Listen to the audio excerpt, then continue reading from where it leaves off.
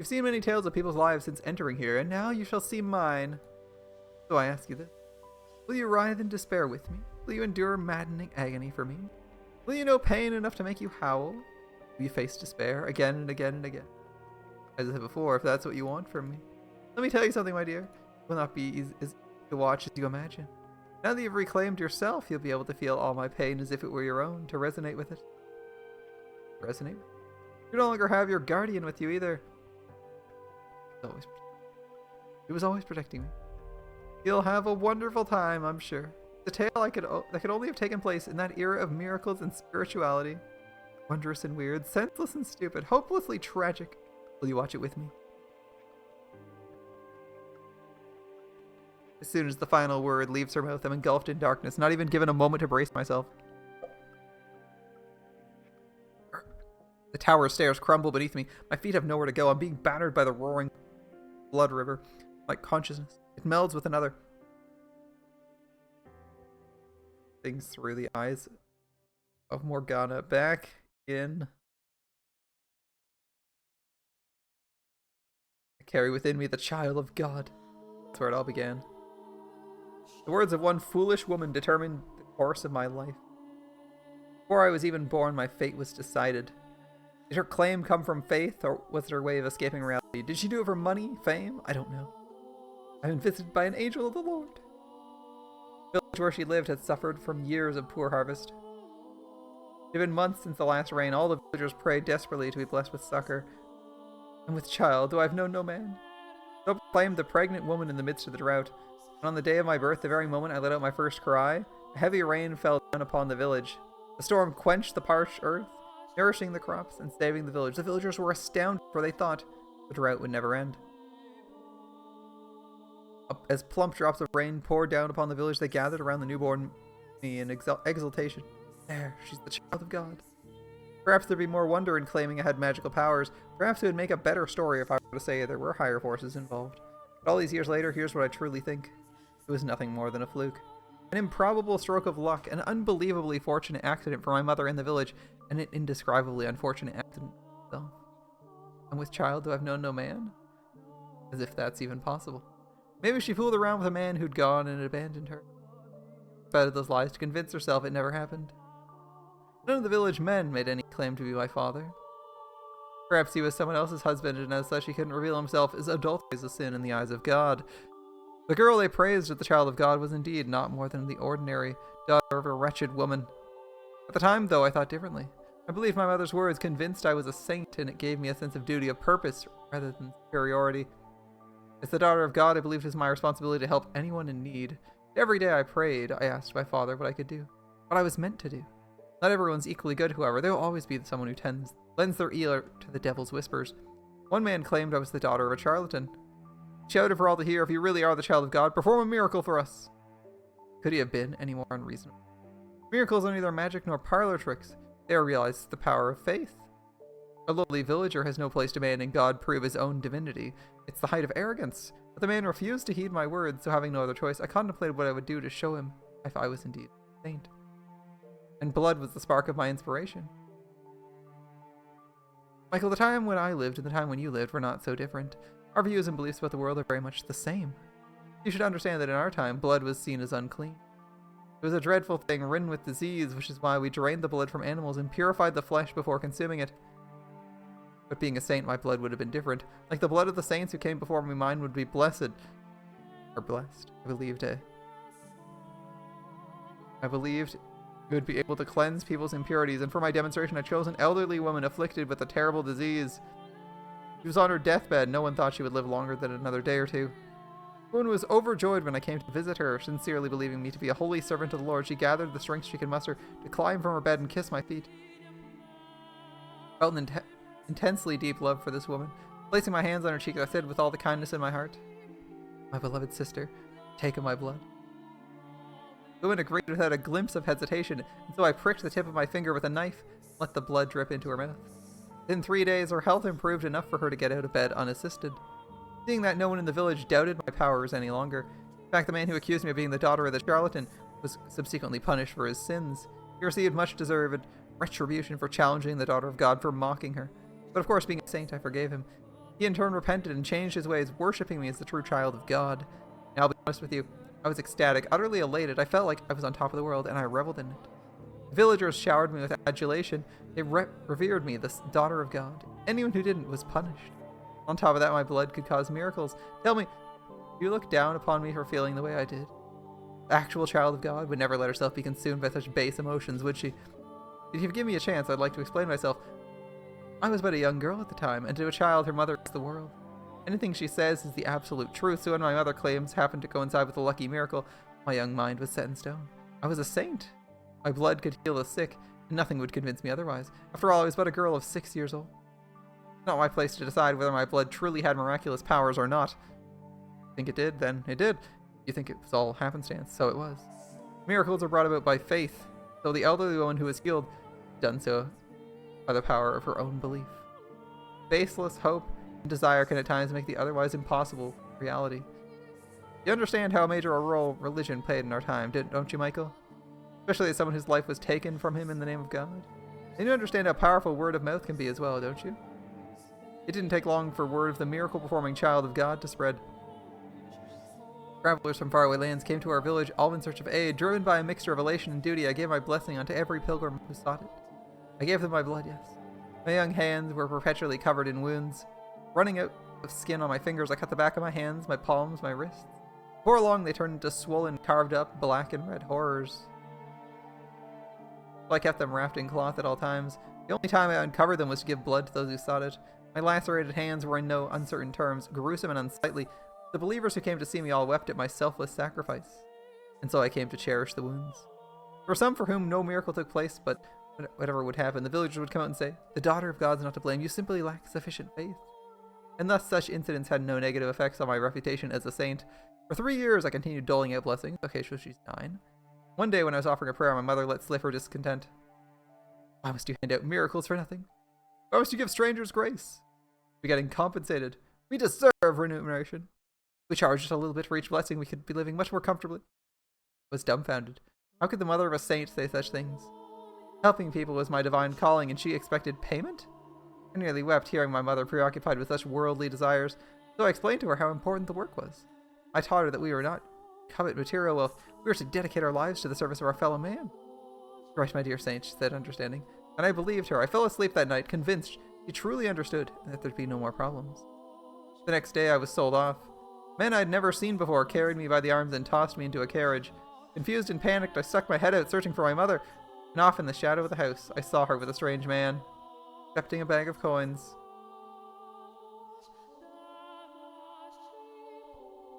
I hope she got paid in more than 30 pieces of silver. The carriage rocked back and forth as it rolled along a dirt road. Shaking and bouncing within, I struggled with overwhelming grief and despair.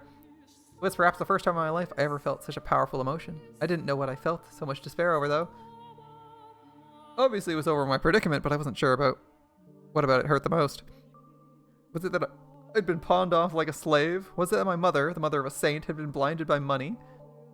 Was it that the villagers had watched in silence as the disciple of the Lord was thrown into a carriage? Or was it that I, daughter of God, lamented my misfortune like a mortal? I decided it was a trial. My father, the Lord God, was testing my worthiness of being his daughter, so I choked back my urge to cry and sat there in silent contemplation. For almost 3 weeks I was rocked about the carriage. The coachman treated me well enough, but I'm certain it was only because he didn't want his precious cargo dying before he could deliver it. He did not by any means think of me as the child of God. The 3rd week the carriage arrived at the city. It was much larger than the village I had grown up in, with many, many more people crowding the streets. Something about them felt different, too. They all spoke in a tongue foreign to me. When I realized I was far, far away from home, I was delivered to a lavishly decorated mansion of the region's lord. Brightly colored flowers bloomed wildly in the garden as guests laughed and ate extravagant meals. And in addition to them, there were probably 4 times as many slaves moving about the grounds. Getting a range of looks from everyone as we passed, from smartly dressed men to the scrawny, emaciated servants, I was led to the lord's chambers. The lord was surrounded by beautiful women. Perhaps they were slaves, or perhaps they were prostitutes. I couldn't tell. Among them were some girls hardly older than me. They all wore thin swaths of cloth, barely covering themselves at all. The lord looked me up and down, and with a laugh he said, "Welcome, daughter of God. You'll be performing miracles for me now." Miracles are not something to be performed for one person's benefit. I replied, shocked and furious he'd said something so utterly blasphemous. In response, he said, I bought you. You're my property. You have no right to an opinion. But I did not have any of it. I entreated him to give up his indulgent lifestyle and devote himself to the service of the Lord. But the more I pleaded, the deeper the creases on his face grew. Thinking back on it now, it was hardly surprising. A 9-year-old girl was scolding the most powerful man in the region. I believed it was my duty, and I was only doing what was right, but he surely saw it as incredible arrogance. So the Lord forced his will upon me. He bound my hands and feet and cut me without my permission, filling a goblet with my blood, passing it around to his guests. A saint's blood and good fortune to all. That's when I realized the Lord was only interested in the approval of others. He reveled in their envy as he pranced about, showing off his curious new toy. Me. He didn't need my miracles. Neither he nor our guests were afflicted with disease or misfortune. They were all richly blessed. Every time he threw a banquet, he drained me of my blood. It became nearly impossible to find a spot on either of my arms that wasn't a swollen reddish black gash. And soon, because my arms weren't providing enough blood for him, the cutting spread to my legs. I lived in a haze of half-consciousness. Honestly, I'm amazed it didn't kill me, but perhaps the Lord was simply taking care not to take more than my body could spare. Watching the wealthy partygoers laugh and sip my blood through bleary eyes, another wave of despair came over me. My miracles, my blood, were not meant to be an appetizer at a feast. They were meant for the sick and the poor. Despite my wishes, the Lord persisted to squeeze me dry day in, day out for his enjoyment. For a while, I was convinced it was all God's test. It was part of his plan for me, his daughter. That if I could make it through this trial, I'd be allowed to go back to helping people. That man would celebrate my success, envy me, worship me. That sinners would face punishment. The divine retribution would be delivered unto all who'd wronged me. Saint. With each passing day, my spirit grew more twisted. Would anyone have believed that scarred and bloodied girl tied up on the floor of the banquet hall was a saint? Unlikely. It was no charitable gathering, but an unholy sabbat. Perhaps it was caused by my corrupted spirit. Perhaps it was my heart's way of crying for help, or perhaps it was the devil giving me my witch's mark. But no matter what the cause, during one of the bloody banquets, I underwent a transformation. I was half conscious as usual when one of the guests pointed at me and shouted something. His face went pale as if he were afraid, which I found quite curious. The Lord then approached me, grabbing me by the hair and lifting my head. He yelled something, but I was too far gone to be able to make out what he was saying. Suddenly, I found myself released from my bonds. My body had grown so weak from being tied up for so long I didn't have the strength to hold myself up, so I collapsed to the floor. I was still trying to figure out what was happening when the Lord drew a sword, raising it high above his head. His words in that moment reached me with perfect clarity. You're a damned witch wearing a saint's skin. A witch? Why was he calling me a witch? I was the holy daughter of God. I had certainly never made a pact with the devil. What could have given him that idea? What was in store for me now? Had God performed some kind of miracle for him? Dozens of thoughts and questions floated through my mind as death came over me. I couldn't comprehend anything, so I didn't feel any fear or anger at my impending death. I was curious. And also probably delirious from blood loss, but moving on. Happened to me. Barely conscious, right? I mean, usually, like, even if you just get your blood drawn, right? You don't go to donate blood, you're like faint for like a few hours.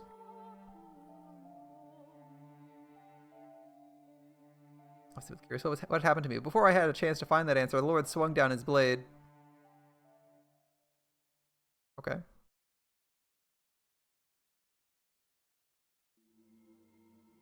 Without warning. Without any time to prepare, the darkness drains away, and a second later I crash into the stairs. Hard. Right in my ear, I hear the of the water. The river of blood. The world fades in and out of view, giving way to the very real images of a past I never lived. I can practically feel the fire in the eyes of the mad blood banquet's guests. My vision distorts. I can't regain my focus. Whose blood is this streaming down the stairs? Is it hers? Is it mine? Who am I? A saint? A witch?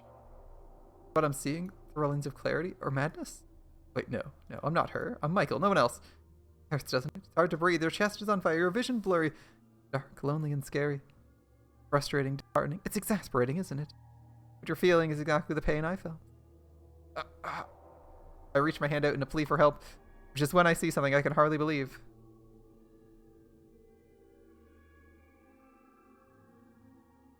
Both my arms are covered in gashes, blood flowing from them without end. Raw flesh beneath my skin has been exposed to the open air. All I can do is scream. The pain, her horrible past, is doing everything in its power to break me. The 9-year-old girl's sickening experiences are twisting and constricting and crushing me. Why is this happening to you? Are you really that slow, my dear? You're empathizing with my pain. You're just that kind-hearted, Michael. You said you wouldn't give up, didn't you? You would make your way to me? And surely this won't be enough to do you in? Of course it won't. Mustering up every last bit of strength I can, I begin crawling up the stairs. The red river beats against my open mouth, stinging painfully. The simple act of lifting an arm or leg is almost unbearably agonizing. The blood dripping from my lacerated arms mixed with the blood already soaking the tower. This is the pain Morgana suffered. Do you despise everyone, Morgana? Is your resentment at your mother's betrayal, at the people who came seeking your blood, at the Lord who took your life, turned into a hatred for all mankind? Your perception is still incorrect, Michael. My grudge is only against a select few. And so far we've only seen 3 people she hates. Maybe the Lord. Maybe that Lord.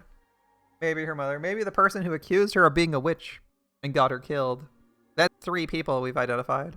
In fact, it's the only 3 people we've identified in her story. The only people who exist are nameless people she helped, which seems strange to held a grudge against. The person who sold her out, that's one person. The person who accused her of being a witch and got her immediately killed, presumably some priest that just said, this isn't holy, that's a witch telling you to slice her open for power or some shit.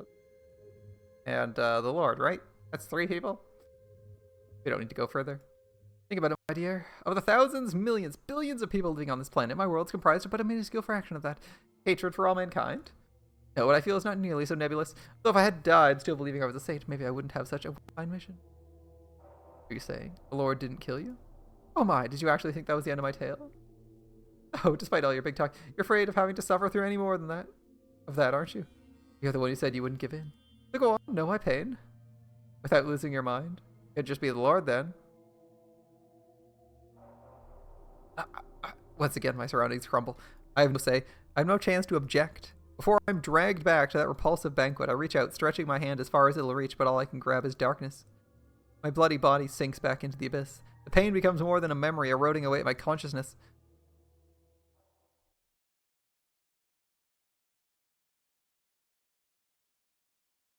Damn witch wanger, wait, saint skin. Maybe if I died then, I wouldn't have become the witch you know now, but that's all conjecture. Theorizing about what could have happened is an exercise in futility. But no, I did not die that day. Brought together by the constant mistreatment, the Lord's slaves chose that moment to start the revolt. When he swung down his blade, someone bumped into him and it was knocked off its course. I didn't have the strength to get to my feet, so I simply watched the chaos unfold before my hazy eyes. It never even occurred to me that I should try to escape. At some point during the riot, a young man, one of the slaves, grabbed me by my bloody limp arm and led me out of the Lord's manor. The young man brought me to a slum, a place where people banded together in their hardship, barely scraping together enough to eat every day, let alone pay the taxes demanded of them. By the time we arrived at a small brothel located a ways into the slum, the fog was starting to clear from my mind. I knew where we were, and feeling the gazes of those scantily clothed women, I trembled. In a sense, that was possibly the most frightened I'd ever been in my life, despite everything else I'd been through. The idea that I had fallen so far I'd become a prostitute scared me to death. After all, I was a saint. Saints were supposed to retain their purity. Spreading my legs for any man who gave me enough coin would shatter my very identity. All that was going through my mind, I probably shouted no in protest, probably because the slave gave an exasperated look and told me he hadn't brought me here to become a prostitute. He said he knew someone here, someone I could trust, that she'd give me a room. I had trouble believing him, though. I couldn't trust the word of a prostitute, someone who valued money more than their own body. It was all a trap, I'm sure. I was sure. One day, they'd tell me I had to work. Nothing, he said, would convince me otherwise. Apparently, sensing my mistrust, the slave gave me an apologetic frown and handed me a mirror, saying, even if I did, you wouldn't get any work looking like that. I couldn't believe what I saw. I couldn't be my face. It had to be an illusion. There was no way. It wasn't the face of a saint. It couldn't be. It wasn't possible. Patches of skin had fallen off my face, exposing the raw red flesh beneath. It looked quite similar to what had been done to my arms and legs, except my face had never been cut before. I hated myself. Even I doubted my own sainthood. The thing in my reflection was a hellish abomination. It was the twisted face of a witch, and though I was shocked by what I saw, at the same time, it answered several lingering questions. It explained why the Lord and his guests panicked at the sight of me. It also explained why he said I was a witch wearing a saint's skin. Over the course of dozens of banquets I had participated in, my face must have mutated, twisted into this ugly, sickening, monstrous thing. Thought of what I become, the last willpower for me. You know what? I don't actually know enough about medicine to know what would have caused that off the top of my head. We could assume she caught a disease. I mean, that's not completely unreasonable, considering she has... people are actively slicing her open all the time and not bandaging it, so she presumably caught something.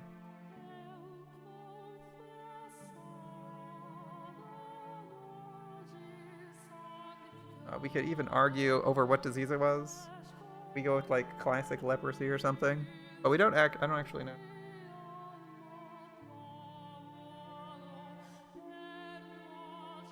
As I was also thinking, I wonder what if you don't have enough nourishment to maintain your skin, I wonder what happens. She's probably not being nourished appropriately for the amount of blood she's losing, right? And all the injuries she's suffering, if they're not healing. Because her wounds aren't healing over. So she's probably got several infections. I wonder if a doctor could tell us. I'd be like, is this a new disease, or is this a symptom of what would likely happen to a person that's treated like this? That I wanted to become staff the life deliver. Not because I was particularly fond of my face or thought myself especially beautiful, because it crushed me to see everything saintly about me crumble away. Test from God or otherwise, I didn't have the strength left to attempt to overcome it. Deciding I'd rather be dead than struggle any longer, begged him to kill me. Taking one's own life was a sin. If I did that, I'd not be able to return to my father's side, and I wanted to ask him why I'd been put through such tribulation. The young man refused, he said, completely missing my intention, that if I persevered, good fortune would eventually find me. That if I lived on, I'd eventually have my chance to get my payback. I had no such worldly concerns, though. If no one would take my life, I had no choice but to live. I despised life at the brothel. The men who came to buy their services were disgusting buffoons, the kind of people who would think they could deceive God, and the women fawning over them were just as repulsive. That said, I had nowhere else to go, which meant I was forced to suffer that sickening place. By the time a year or so passed, my feelings about it had changed. The women of the brothel took good care of me, treating me like a sister. First it was irritating. I was a saint. How could a saint have prostitutes for sisters? But over time I got to know them better, grew to appreciate their circumstances and hardships. Jesus doesn't have a problem associating with people. You know, I know she didn't actually read the Bible, but I will point that out. I will point that out. He didn't have a problem associating with such people. And if Jesus didn't, why would you? But we also have to point out that I think this happens before 1099, so there's like a 99% chance she cannot read. And more importantly, the Bible was not available for reading for people in general. It's only for priests. That's why we have a good old Martin Luther, right? Laity couldn't read the Bible before. This was 1492? Shit.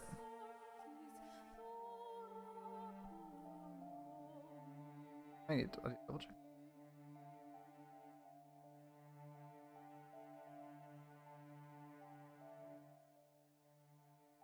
No, it's after 1490. Reformation.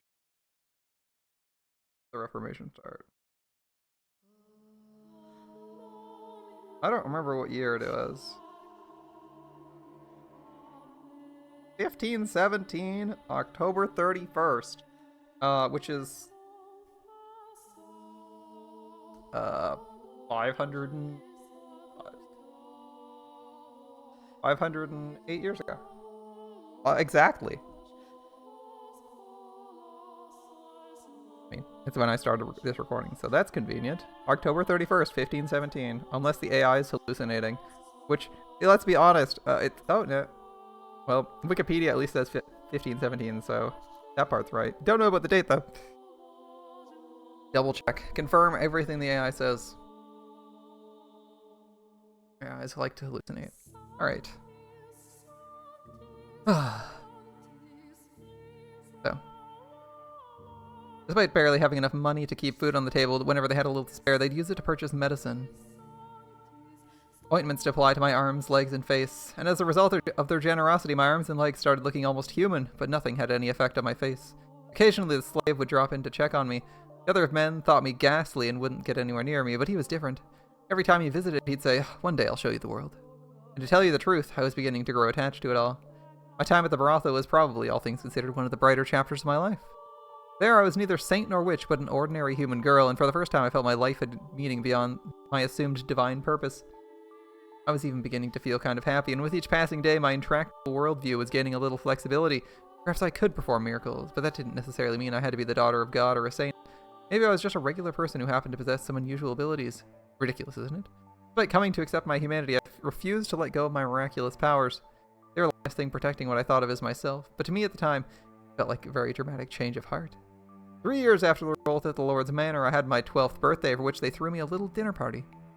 The women all pitched in to bake treats, and the young slave man was there too. I was happy. I thought if life could continue like this, I was fine not going back to being a saint. For some reason, happiness always seems to slip away as soon as you've got your hands around it.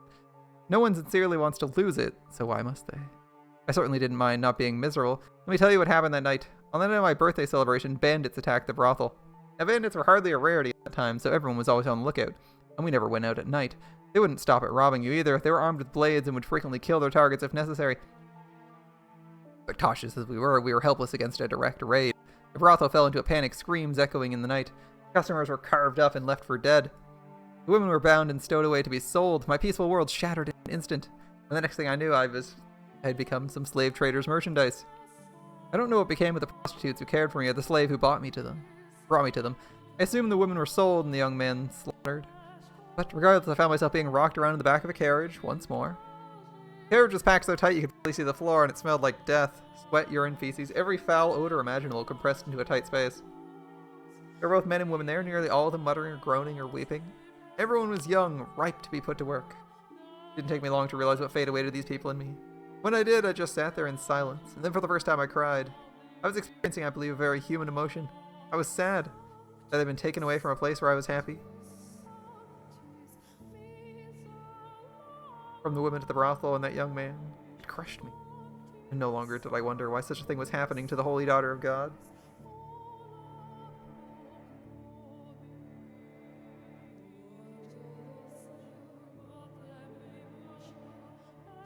Something about my tears must have seemed strange to him, because one man saw me and said, "Why are you crying?"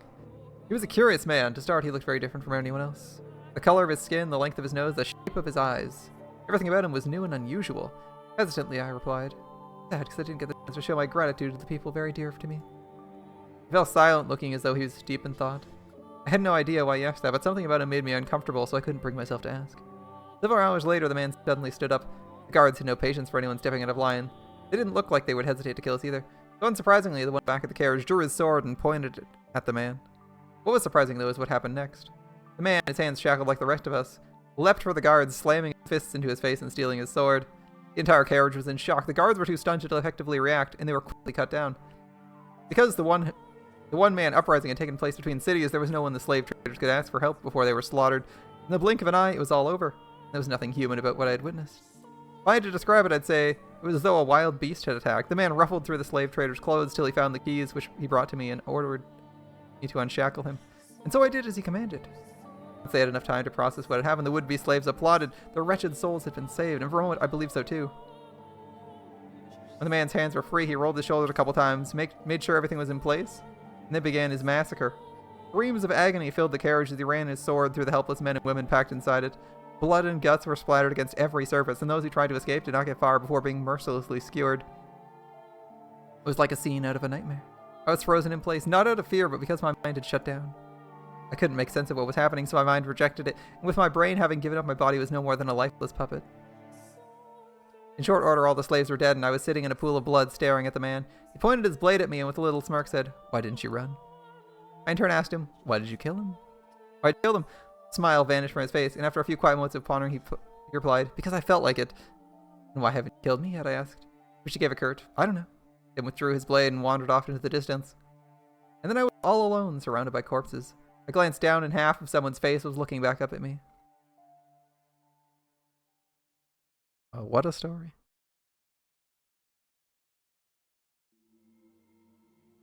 Wrapped in absolute darkness, warm blood spills onto my cheeks, my hair, my skin. Chunks of human flesh rain down on me. Make it stop. Pitter patter, pitter patter. There's no end to the deluge. The smell of death fills the air.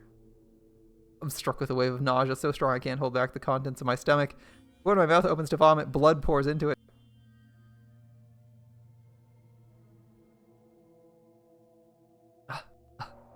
Let go of me. Dead bodies grab at my ankles, dragging me down. Hell or to the mountain of corpses. Now do you understand? There was a time, but briefly, when I was happy, when I felt human emotion. but I wish I never had. If I'd remained confined to my Daughter of God shell, then I doubt I would have felt such terror at the sight of death.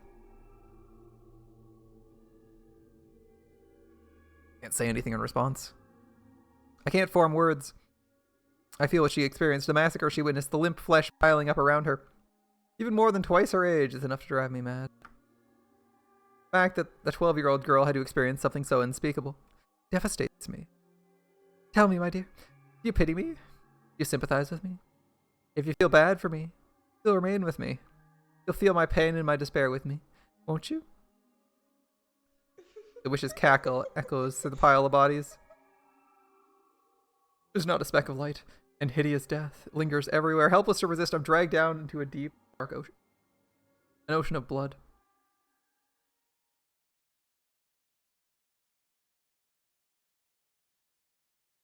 Our tale doesn't end here. She's not dead. Yet. Now, on with the story. I was at a complete loss for some time after that. I didn't want to return to the city because I knew there was no one left who would take me in. There was only the Lord who had bound me and drained me of my blood. So, I wandered the roads, no destination in mind, nothing to defend myself but the clothes on my back. I wasn't attacked by bandits. Frankly, I'm rather surprised. After walking for days without food or water, my mind was hazy and my exhaustion at a peak. In the distance, I saw a lake. So driven by thirst, I turned my unsteady feet towards the water, not caring that it took me off the main road. It turned out that was the correct choice, because there was a small cottage beside the lake. Smoke rising from the chimney, telling me it wasn't abandoned. Out of sheer desperation, I knocked on the door. No one answered. The door wasn't locked, so I slowly, hesitantly pushed it open, and beyond it I found an old woman sitting dead in a chair. The woman was a witch.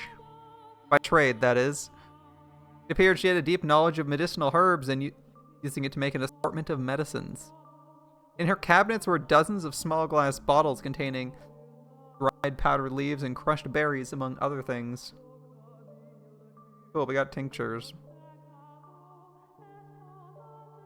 On the fire was a cauldron, liquid bubbling inside. Wait, she died like 2 seconds before you arrived? The woman looked as though she was asleep. Presumably she passed away of old age, for there were no sign of bandits rooting through the cottage, and she had a look of absolute serenity on her face. Looking over at her dead body, I didn't cross myself. How can you be certain she's dead if the cauldron is on the fire? So, like, she died 2 minutes before you arrived? That's so dubious. I envied her. I didn't cross myself. Ah, I see. You were envious that she's already gone. Dragging the woman's dead body by her feet, I dumped her into the lake. Not the best way to dispose of a body, but alright. You think doing so makes me a bad person? Make me unsaintly? No, I actually just think disposing bodies by throwing them into the lake contaminates your drinking water. That's the main reason. Well, I didn't have anywhere else to go, and the owner of the cozy cottage was no longer of this world. There was no reason I couldn't fill the home in her stead, was there? I deserved to have somewhere I felt comfortable after everything I'd been through, didn't I? And so I took up residence in the old witch's cottage, and remained there until my 16th year, so a couple years living alone after some seriously traumatizing events. Being enslaved, not once, but twice. Yeah. By 16, a terrible cynicism had taken root in my heart. I had no trust for people. I shut them out, building high walls around myself. You also lived in the middle of nowhere in a cottage. You actually had no one to talk to. After such a tumultuous, bloody childhood, it was all I could do to protect myself, to keep my young spirit from cracking. Nevertheless, travelers would on occasion pay the old witch's cottage a visit, seeking her medicines. Whenever someone arrived, I'd cautiously crack the door open, telling them they could trade for whatever they wanted with food, never showing my face.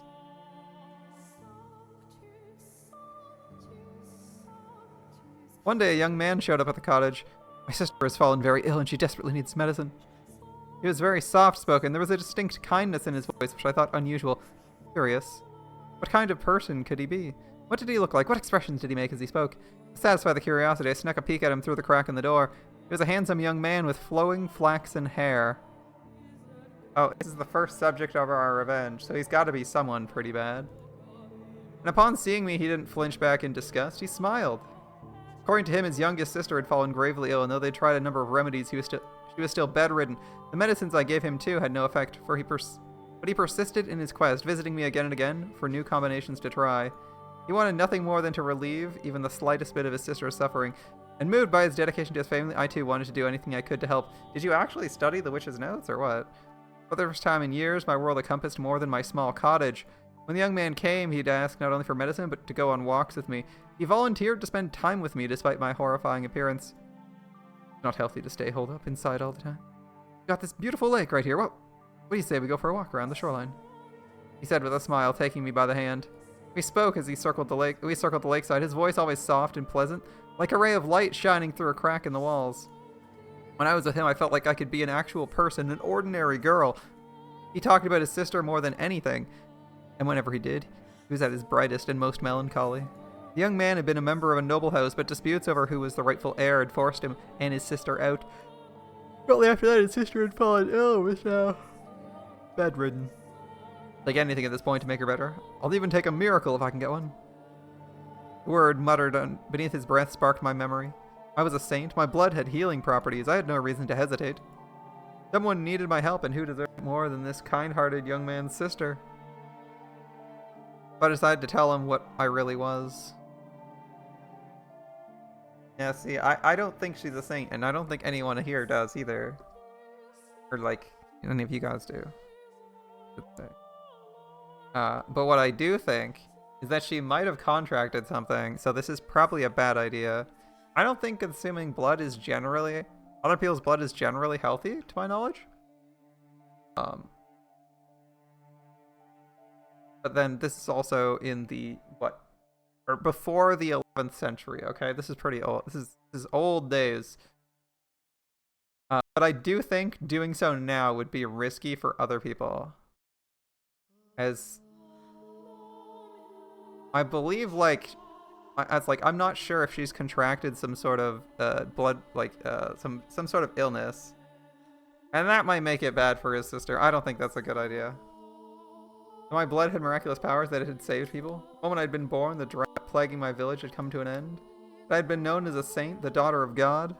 I told him everything, and he believed it all. He led me to his house where a pale, sickly young girl lay in bed. She was a sweet little girl, with the same flaxen hair as her brother, who looked like she would have been quite spirited, if not for her ailment. It was touching to see two siblings sitting there together, quietly holding each other. I'd gladly give my blood for the two of them, and so I made a new cut on my arm, which had healed considerably thanks to the slave and the women of the brothel, and let the girl drink of my blood. Neither of them had any doubts about my sainthood, and because they believed a miracle occurred, the flaxen-haired girl recovered enough to get out of her bed. I was extremely proud of myself. I felt like for once I'd actually saved someone's life. The only issue is, she didn't make a complete recovery. For a few days after drinking my blood, she was in good health, but her condition quickly regressed. I was deeply perplexed by this. A miracle had undoubtedly taken place, but it was only temporarily. Now, though, I can believe I can explain what happened. Her recovery was nothing more than a placebo effect caused by her faith. But that's something I couldn't have known at the time. See? Placebo. We were all three perplexed, and all three disheartened. Nevertheless, I was prepared to give my blood as many times as needed. Whenever her condition worsened, the young man came to request more, and never once did I turn him away. On the contrary, I enthusiastically offered her my services. For a time, though, the hope in his eyes began to fade. He asked me on fewer walks, and he seemed hesitant to look me in the eye. I assume it was out of discomfort or guilt. Out of shame about asking for blood, but I don't think his concerns were for me, rather for himself and his sister. It wasn't that effective. As I mentioned earlier, blood was considered unclean in our time, and not only was I giving mine away, I was having his sister imbibe it. Looking at it that way, it would hardly be a surprise for him or anyone else to think what I was doing was depraved. But as time passed, the flaxen-haired young man seemed to grow more and more disturbed by me. That was what I got for opening up. That's what I got for letting his kind, warm light shine in on me. The moment things went bad, he pulled away. There were times when I thought I shouldn't have done anything in the first place, but regardless, I held fast to my original decision. I put myself on the line for them. No one else, just them. Even if he was afraid of me or had no interest in seeing me, I'd continue offering her my blood, and I was firm in my resolve. One day, though, I received a new visitor. The young man was still the only one I'd show my face to, the only guest I'd let into my walls, so as usual I took the man's request from behind the cottage door. But I could hardly believe my ears when he began speaking. Are you the witch with the miracle blood? First, how did he know my blood had powers? Second, why had he called me a witch and not a saint? Third, Why did he sound like the man who slaughtered the slave carriage? I told the man he had to leave, that I wouldn't be opening the door for any reason, and in response he said, I'm in need of your blood, could you not spare a little? My blood was for the sick and needy, I'd never spare a drop for a murderer like him. I told the man exactly that, demanding he leave. All I could think about was the pile of bodies, the fountain of blood. The man drenched in crimson wearing a ghastly smirk. I trembled behind the door, fearing he may go on another such rampage. But instead he gave a simple, as you say, and went on his way. I let out a deep sigh of relief, which is when I realized tears were rolling down both my cheeks, like an ordinary girl. 3 days later, the flaxen-haired boy showed up at my cottage. I'm sorry for being so distant lately. I want to talk things over. The 2 sentences were like a light shining from above. I wanted to talk to him too. I wanted to take a walk around the lake and listen to him talk about nothing. I wanted to experience the warmth of his world once more. And I wanted to tell him about the terrible man who'd been here a few days earlier. About how scared I'd been. I wanted to tell him to tell me it would be alright. I want to talk to you too. I said, opening the door without a second thought. The light of the sun was so bright all I could make out was his silhouette. I couldn't see the look on his face or the look in his eyes. A gentle breeze blew past and my mind froze. How could this be happening? What did it mean? Why? How? What was that man doing standing behind him? Why was he carrying a sword? Why was he coming into my house? And why did he swing it down, severing my arm? I was in a daze. I couldn't make sense of anything. I didn't want to. My left arm fell to the floor before I even knew what was happening. Then my legs gave out. The pain, searing and unbearable, came a few moments later as I was lying in an ever-expanding pool of my own blood. I did something that I hadn't done before, that I had resisted doing no matter how much blood the Lord had stolen from me. I screamed. It was a hideous, visceral noise, a sound I never thought a saint could make.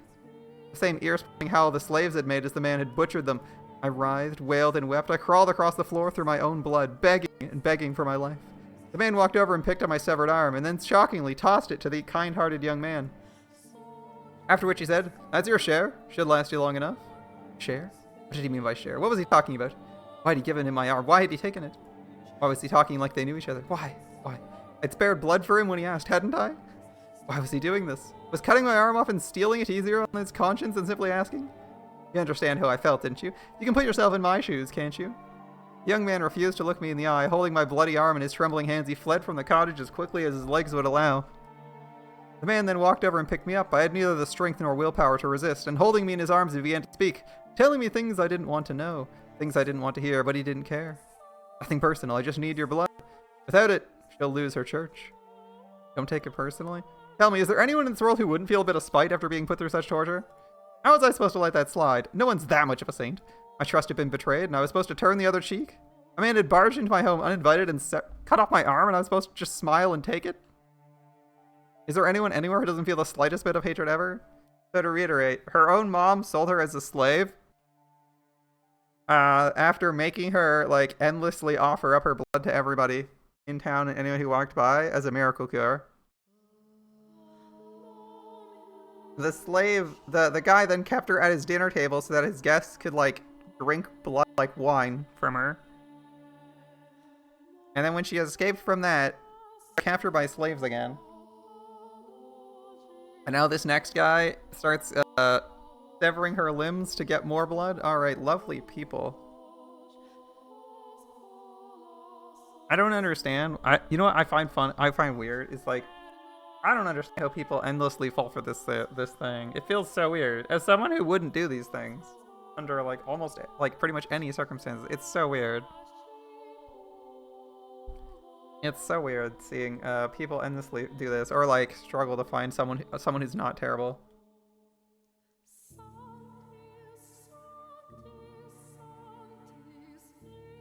Whatever. All right. At least she has the excuse of like being in the middle of nowhere, so you know people are like emboldened by the fact that there's no police around or whatever, right? It's like it's before 1099 because 1099 was the Maid's Tale. Alright. So tell me, is there? How could I not hold a grudge? How could I not despise them? How could I possibly forgive them? Tell me, please. Tell me how I could forgive them. How could I? She needs the money. Well, I needed some way of getting money to... I needed some way of getting enough money to keep her church running. So the Lord made me an offer. If I brought him this witch with a miracle blood, he'd finance a whole new church for her.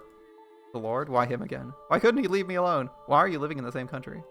After trying to kill me during one of his blood sabbats, why was he after my blood once more? Had he learned it really did have miraculous powers and decided he wanted me back? You get to be the sacrifice. Keep her church from collapsing and keep her world from collapsing. Oh, we gotta be sacrificed for the glory of some lady. Awesome. Excuse me, what? What's this all about, keeping our church from collapsing? You murdered a carriage full of innocent people, and you're trying to protect a church? Are you out of your mind? Churches where people would go to commune with God, to speak with my Father?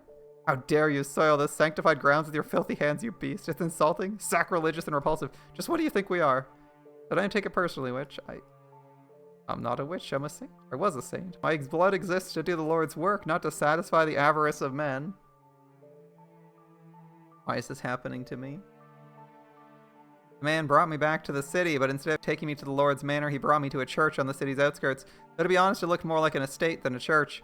The church also served as a hospital, offering free care to less fortunate children, the poor and the infirm. That was when I learned why he said they needed money.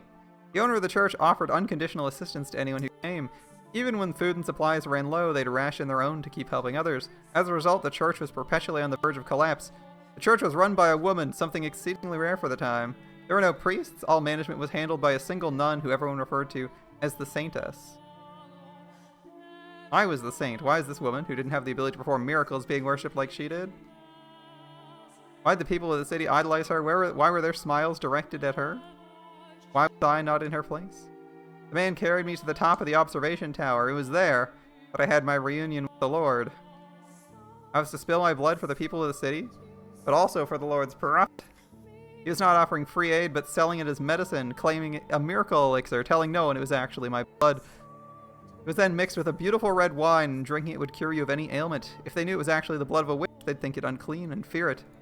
Ah, of course, of course.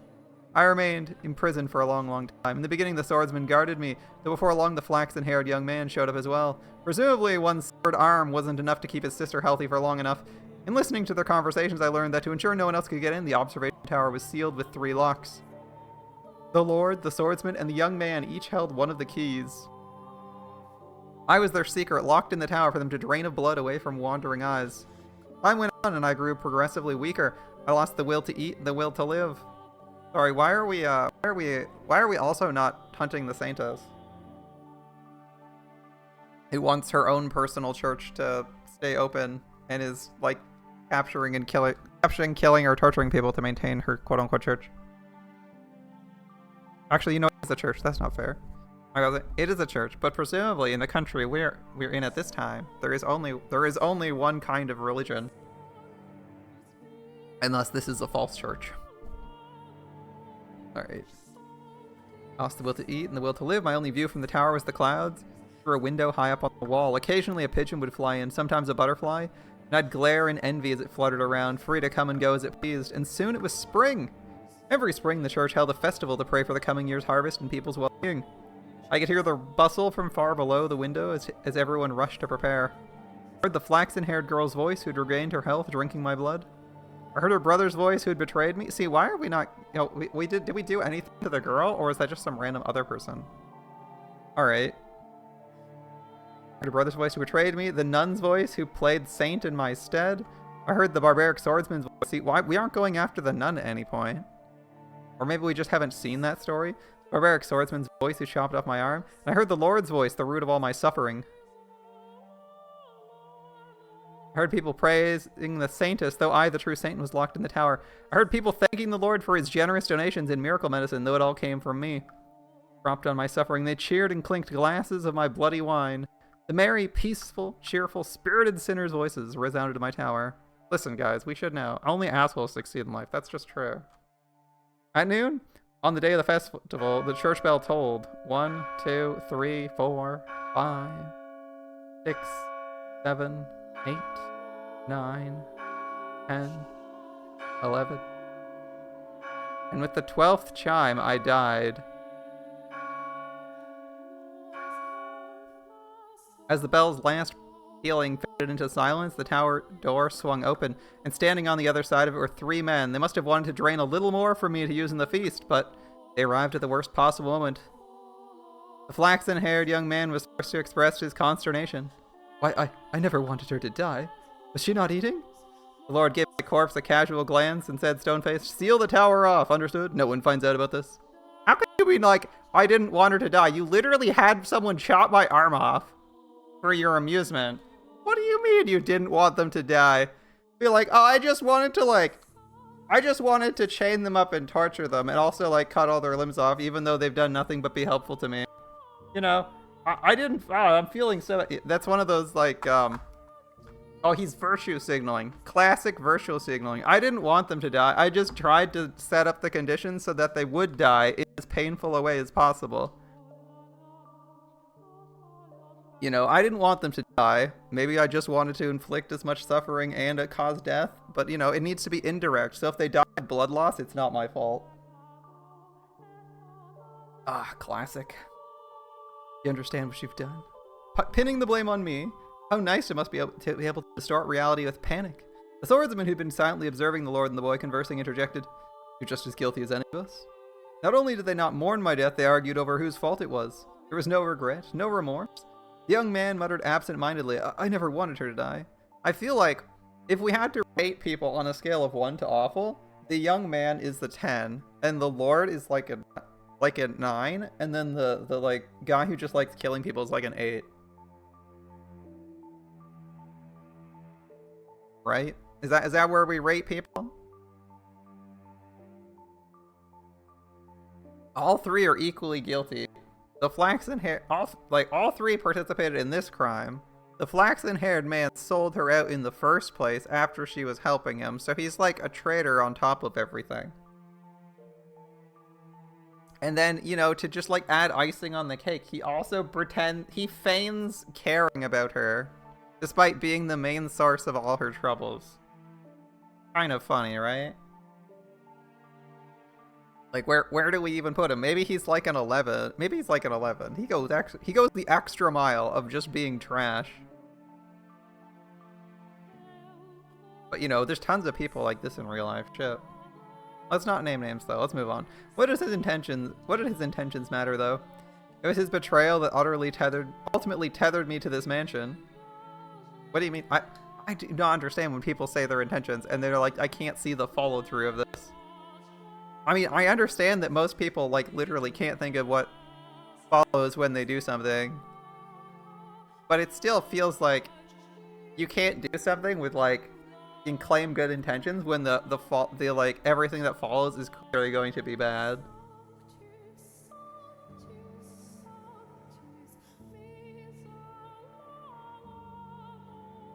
Oh, well. I wanted to give an example, but I feel like tethering things to the current time. Current morality is not the right thought. I'm sure you can think of an example where someone was like, oh, I didn't intend for that to happen, and you're like, well, how could you not have?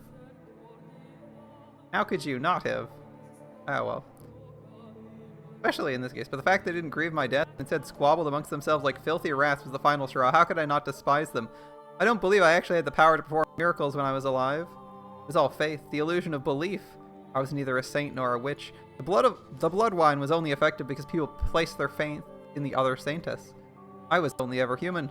But then, in that moment, an actual miracle occurred. My father bestowed upon me his power, or perhaps it was the devil who lent me his strength. I was looking down on my own dead body, my own wretched self. There was nothing beautiful about the pile of bones I had become. I could almost smell the rotting flesh. I said, that was once a saint. I laughed at the thought. It's absurd, ridiculous, and infuriating. They'd pay. Those who cast me into this hell, those who mocked me, who'd done this to me, who'd made a witch out of me.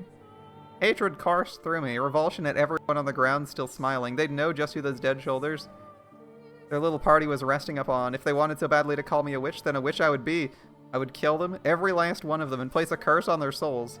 And so I made my wish. Most people might consider it a curse, but to me it was most certainly a wish. My father, or perhaps the devil, granted it. From the garden, there rose a scream. The flaxen-haired young man knew that voice better than anyone. He went deathly pale, darting down the spiral staircase till he reached a window. A young girl was on her knees, vomiting blood in the grass. He let out a yelp as he descended the remainder of the staircase. I would like to point out that his sister commissioning him to go cut off someone's arm and imprison her in a tower to drain their blood is not a good just for her convenience is not a good person either. As soon as he reached the garden, he lifted the girl in his arms, but she had already perished. Damn cookies. Realizing this, he cried to the heavens, saying the one thing he should have kept to himself. The witch killed her. The blood of the witch killed my sister. The wine you're drinking is no medicine. It's the blood of the witch. You're all drinking witch blood. Crushed by the loss of his only family, the young man picked up a silver fork and plunged it into his own throat. Oh, he gets the easy way out. Yeah, he just gets to die in like 2 seconds because he's sad. Wow. Alright, well, it is what it is. Ending his life. Naturally, there was an uproar. Goblets of wine crashed against the earth in rapid succession as the people holding them fell to the ground, vomiting or convulsing. The nun was the first target of their outrage. What she claimed to be medicine had turned out to be blood, an unclean substance. The blood of a witch, no less. A servant of the church, a servant of the Lord had given her followers blood to drink. And at this, their indignation surged uncontrollably. The people surrounded her, tying her up and throwing her to the ground. As they prepared to inflict righteous justice on her, the swordsman soared down the stairs, into the garden, plunging his blade into anyone standing near the nun. The cries of agony ringing through the church grounds were ear-splitting. The swordsman's having a good time. It was no longer a place of God, but hell on earth.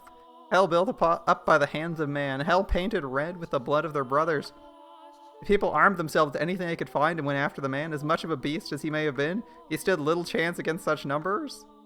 It's the fate of a beast to be exterminated by those he terrorizes. And once he was gone, the nun had no one left to protect her. She too was consumed by their frenzy, and all that remained was an inextinguishable inferno. Hysteria and despair. Madness and outrage, and no outlet for it. It was a revolt that made the slaves uprising at the Lord's manor look like a game. Eventually, their rage found a new target, the Lord. It was only natural, for he was the true villain. He was the one who had given money and the witch's blood to the church. He was the one who profited off of it, and above all, people often resented those who stood above them, particularly in times of unrest. The city resounded with cries for the Lord's head, and he looked down upon it all from the safety of the observation tower. He could do naught but watch as his domain burned, and I can only imagine how painful that must have been. You say painful, but I'm sitting here thinking, damn, losing, what, like, your, like, 50th vacation home is, it's a rough one, buddy. Before long, having seemingly made his peace, he began descending the spiral staircase, opening up the door at the bottom, revealing himself to his people. But before the door had swung all the way open, before he had his chance to say his final words, someone ran a blade through his chest, and with that, the raging furor mostly settled down, but it was hardly the end of the destruction. Mere days later, a plague befell the city. Dreadful black spots covered the flesh of the infected. They writhed in pain, screaming and vomiting blood. Ghastly howls echoed through the streets as though the whole city had been possessed. It became a cursed land. In their diseased haze, people muttered again and again, "We've been cursed by the witch." In less than a week, the entire city was dead. My body left abandoned at the top of the observation tower. As if to seal the curse away in their final days, the people shuttered all the windows, wrapping the house in darkness. It's possible that that was no miracle either. You can easily explain what happened to them. Locked away for so long in that dirty tower, I caught some kind of disease, maybe. And when people drank my blood, they too were infected. Hardly anything out of the ordinary about that. The first to die, the girl had already been ill. Her body merely chose the worst possible time to yield to her ailment. That was all that had happened. Indeed, it was nothing more than a fluke, an improbable stroke of luck, an unbelievably unfortunate accident for the city and those 3 men, and an indescribably fortunate accident for myself, but I believe, or I wish to believe, it was a miracle. And even if my blood didn't have healing properties, and even if I wasn't a saint, my wish, my curse, was what caused that uprising. That was my miracle, granted to me by God or the devil. I chose to believe that, and that my miracle took on its true form thereafter.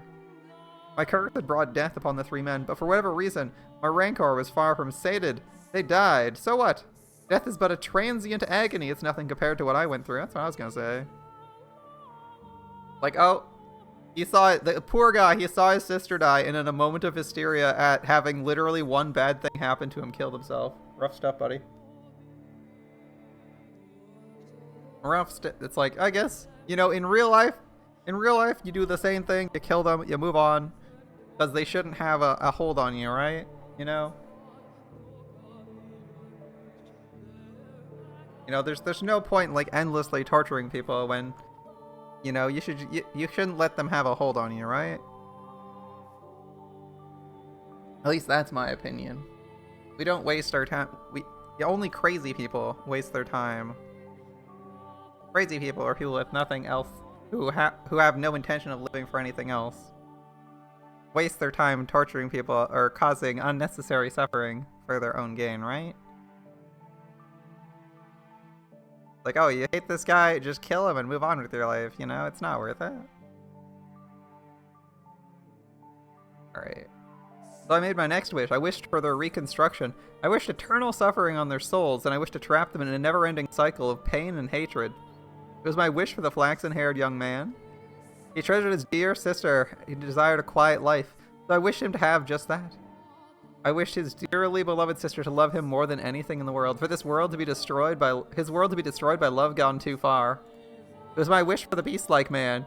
He was conscious of his tendency for violence and he yearned to be more human, so I had his inner beast toned up just a little bit. I saw to it that he would never be human, so he would never have the peace he desired. My wish for the Lord was more straightforward. He seemed to have great affection for wealth and authority, so I ensured those were the only things he would ever have. Who needs love or friendship when you could be drowning in power? Once he lost everything, his solitude would be his only companion? Wishes can come true as long as you always hold fast, never stop wishing, and never surrender. It can come true. Eternal suffering on all their souls, an endless cycle of reconstruction and unavoidable tragedy. Tell me, dear, do you sympathize with me? Sure. You can sympathize with anything. Sure. Will you curse them with me? They seem like pretty terrible people. Sure. I think they sound like pretty terrible people. I think they sound like pretty terrible people. I don't know if I will curse them with you. I don't know if I would actively try to curse them with you into this endless cycle. Mostly because I feel like that would also chain me to this. And that seems like a bad idea. Will you take my hand and revile them with me? See, my opinion is that just let them go to hell, alright? This time when my body crashes into the tower stairs, I'm unable to make a noise. The obstruction is less mental and more physical, the excruciating pain. It's so intense, I can't even eke out a scream. My vision is distorted, my mind thick with fog, and I feel like I'll fall into a bottomless pit if I loosen my grip on my consciousness even slightly. Through the haze, I see my own severed left arm, reflected in a pool of blood. I see my face, large chunks of flesh peeled off. Oh, look at you, trying to crawl up those stairs like a worm. How pathetic. Like I'm looking at my old self. I can barely form a coherent thought. I can't lament her inhuman fate. I can't mourn for her. Or be shocked by the revelation about the three men and her history with them. Pain. It fills every corner of my mind, every nook and cranny of my body. You figured it out by now, haven't you, my dear? You'll never make it to me. Not possible. It's not your fault. Not because you're weak. There's simply no one who can bear this pain. You're allowed to give up and rest. There's nothing wrong with that. The pain, the crushing weight, it's miserable, isn't it? All you have to do is turn back. It'll all go away. The witch whispered her sweet temptations. You put in a fine effort. There's no shame at all in throwing in the towel. Her voice is soft, gentle, pleasant, saccharine. Concede defeat. And if I do it, it'll all go away. The searing pain spreading from the stump of my left arm. The sensation of being perpetually drained of my blood. The miserable solitude of staring at a door that never opens. The laughter I can hear through the window. My miserable wailing and this maddening hatred. I can end it all. That's right, it'll all be over. You have the power to make it stop. Make it all stop. That wouldn't be too bad. No, I can't let that happen. No, I have to get her back at my side. I'll do anything to take her back. Even if it means I end up 1,000 tiny scraps of meat. I won't give up on her for any reason. 1,000 tiny scraps of meat? More like a jigsaw? More like a puzzle? It'll be a human puzzle. I won't give up on her for any reason. You won't, will you? Such beautiful resolve, willing to sacrifice yourself to save the girl? Like a hero of legend? Or maybe a fairy tale prince? No. I'm no hero and I'm no prince. I'm human, an ordinary man. I don't have any extraordinary potential. I'm not a courageous leader or a charismatic general. I'm just a regular man in love with a regular woman who refuses to lose her. I don't need any of their accomplishments, only that. That's all I need, because I'm just a regular man. My one act of resistance, doesn't matter what you say. Doesn't matter how much you cut me up. Nothing changes what I have to do. I have to take her back and set her free from this mansion, nothing else. Never will I back down on that. Arms or no, as long as I can move, I must push forward. I must make my way to the woman who waited for me for so long. Up, to the top of the tower. Forward, ever onward.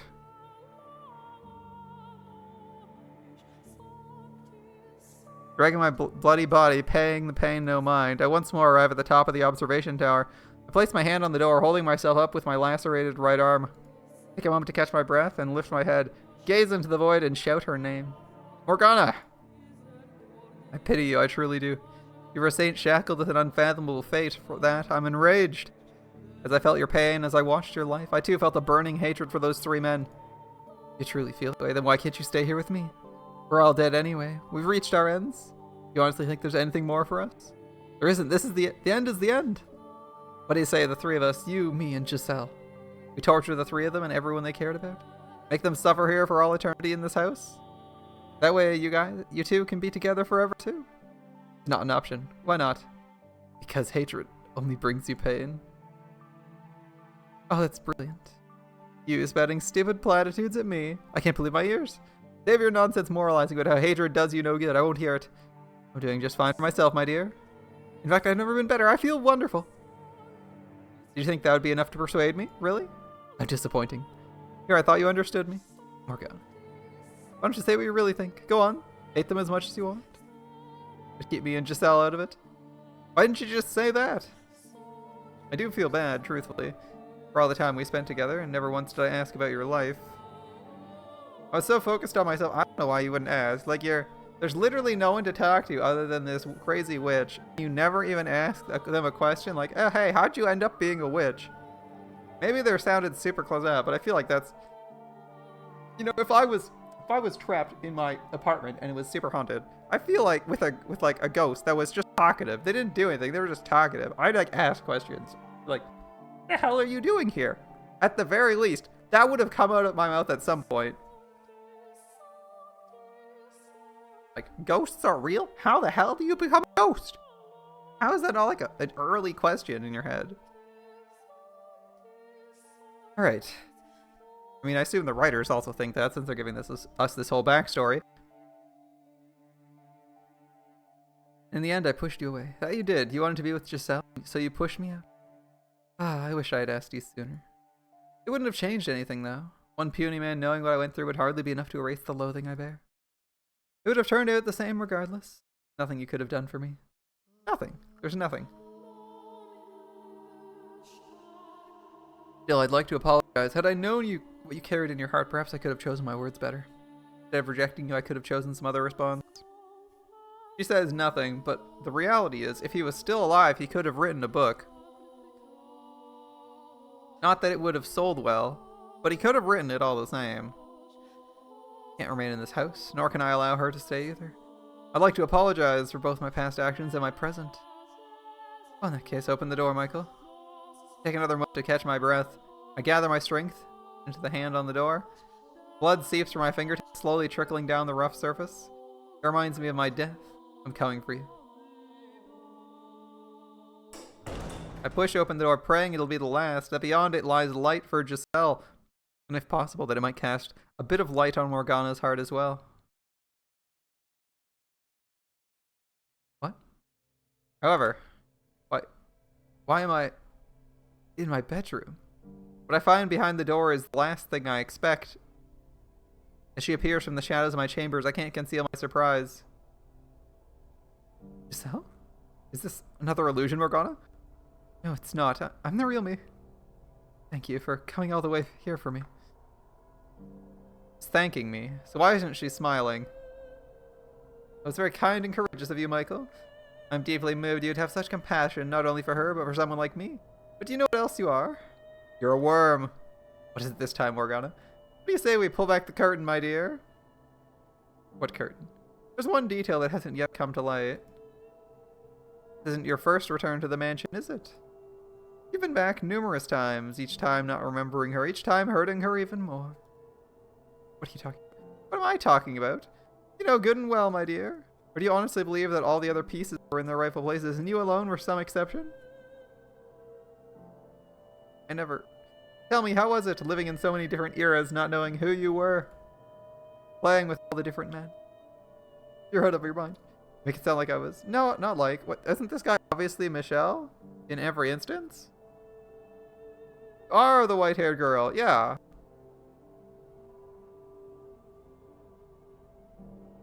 We were the white-haired girl. We just didn't remember that, right? I guess.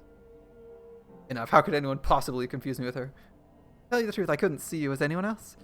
Your white hair, red eyes, porcelain skin, and your name. Tell me, what about you isn't the same? We're not the same person. I saw the letter. What? The one you'd hidden. No. And you didn't think that was worth mentioning?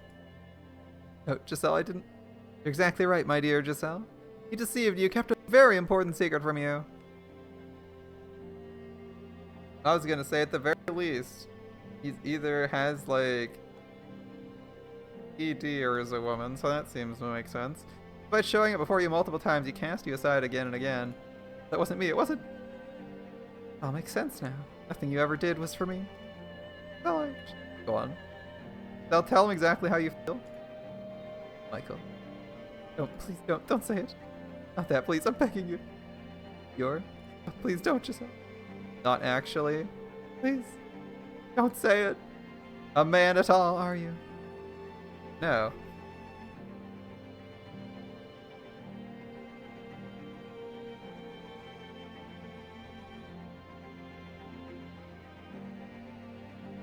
Bear in mind, we had the suggestion of this, where when Giselle wanted to be with him, and he was like, actually, and then cut it off, you know, like, it trailed off.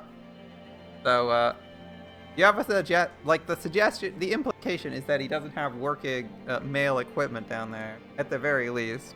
That would be, like, the lowest, suggestion. That would be, like, the lowest implication. I'd be like, okay, that. And then everything else reasonably stems from that. A person reincarnating as a woman 3 times is also a strong implication of that. But it's not clear if everyone has the same form. It seems like the flaxen-haired young boy did. The crazy foreigner may have changed, though it's not clear if that person's appearance was the same.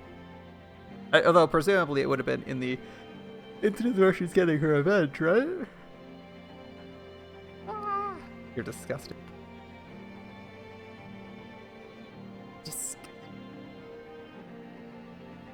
You're the only one it could have been, my dear. The only one who could have been the white-haired girl. The next moment, my whole world comes tumbling down. I could have borne anything, losing my arm, having my face torn off. Any amount of pain, I could have handled it.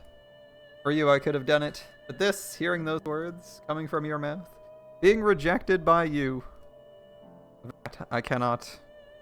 Those words bury me alive, and you're the one person I never wanted to hear them from.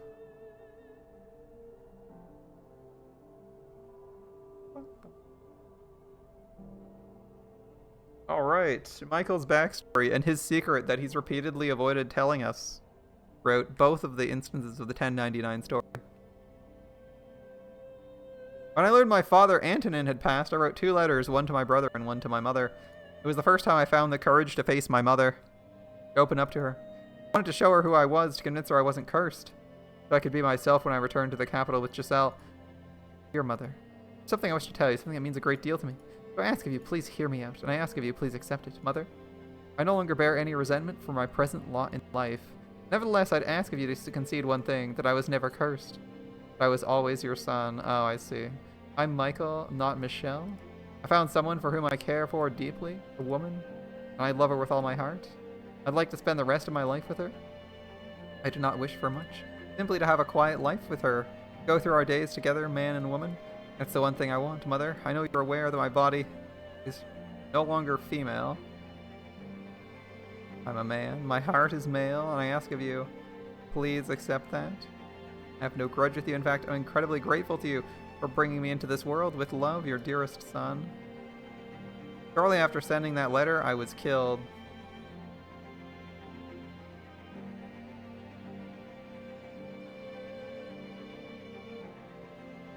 Dragged down against my will into the darkness beneath me spreads my own past. My door, the door I swore never to open, but despite all my efforts to resist, the door sucks me into a world I never want to see again. I swear I never want revealed. Well. Alright. I'm gonna say it's 1099. Killing people who are exceptionally weird including gay people, it would be completely reasonable there. So yes, killing trans people in 1099 is probably a thing that you would just tacitly accept. Alright, fair enough. Especially if they did transition via magic. Okay. Alright.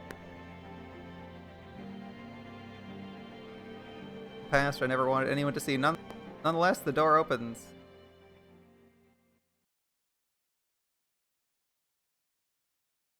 Nevertheless, the door opens and my frames keep dropping. The 7th door. Here we go. 1086. The 7th door. 1086. Okay. There were two things out of the ordinary about that baby. The first, its parents embraced. The second, they wholly rejected. Although it was some time before the baby's second peculiarity emerged. And until it finally did, no one was any the wiser. Not even the child itself. Its mother surely enjoyed that brief period of happiness before her child finally realized the truth. Blind to the fact that the moment it had let out its first cry, everything came crashing down. To this day, she still doesn't know the child she gave birth to, but she let loose a curse upon the world, a curse that turns angels into demons, humans into witches. Okay. My god, look at that. She's beautiful, isn't she? Seen her laugh? Not yet, I haven't. At any rate, that color is certainly something else. God's gift to us now. An angel sent from heaven. Angel, yes, I can see it now, lady. Her white hair and almost translucent skin, it's beautiful. Why she opened her eyes? Maybe she felt you nearby? You like your father more than me? Is that it, sweet? Gorgeous, aren't they? Such deep, enchanting color, it's like two little jewels. That they are. A magnificent shade of red. I've never seen anything like it. And this is our child. She's special, I can feel it. We have to take good care of her. She needs a name, one that's just as special as her. Have you already chosen Antonine? You're the one begging for a girl. You do it. Besides, I already had to rack my brain for the boys' names. Now it's your turn. Oh, you're really gonna let me? Oh, that's quite a lot of pressure. Name her after an angel, then. Oh, I like that. Alright, then. We'll call her Michelle after the Archangel Michael. You'll grow up beautiful as an angel, my Michelle. I always wanted a little girl. With her snowy white hair, skin so pale you could see the veins beneath it, and her ruby red eyes. She was a very peculiar looking little girl, and her mother showered her with love. She truly believed her daughter was an angel sent from above. Born as a human child. Okay. The blessed babe, born a girl, was given an angel's name, Michelle. Me.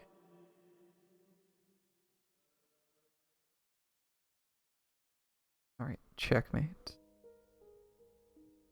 Man's name is Didier. Yeah. Ah, I see that's what you did. Curses, I completely overlooked that. Thought you were advancing with your pawns, but that was all a diversion. You're too short-sighted, Didier. You need to look at the bigger picture. Sometimes it's the tactician and not the soldier holding the sword. Ah, you got me. You're quite good at this, Michelle.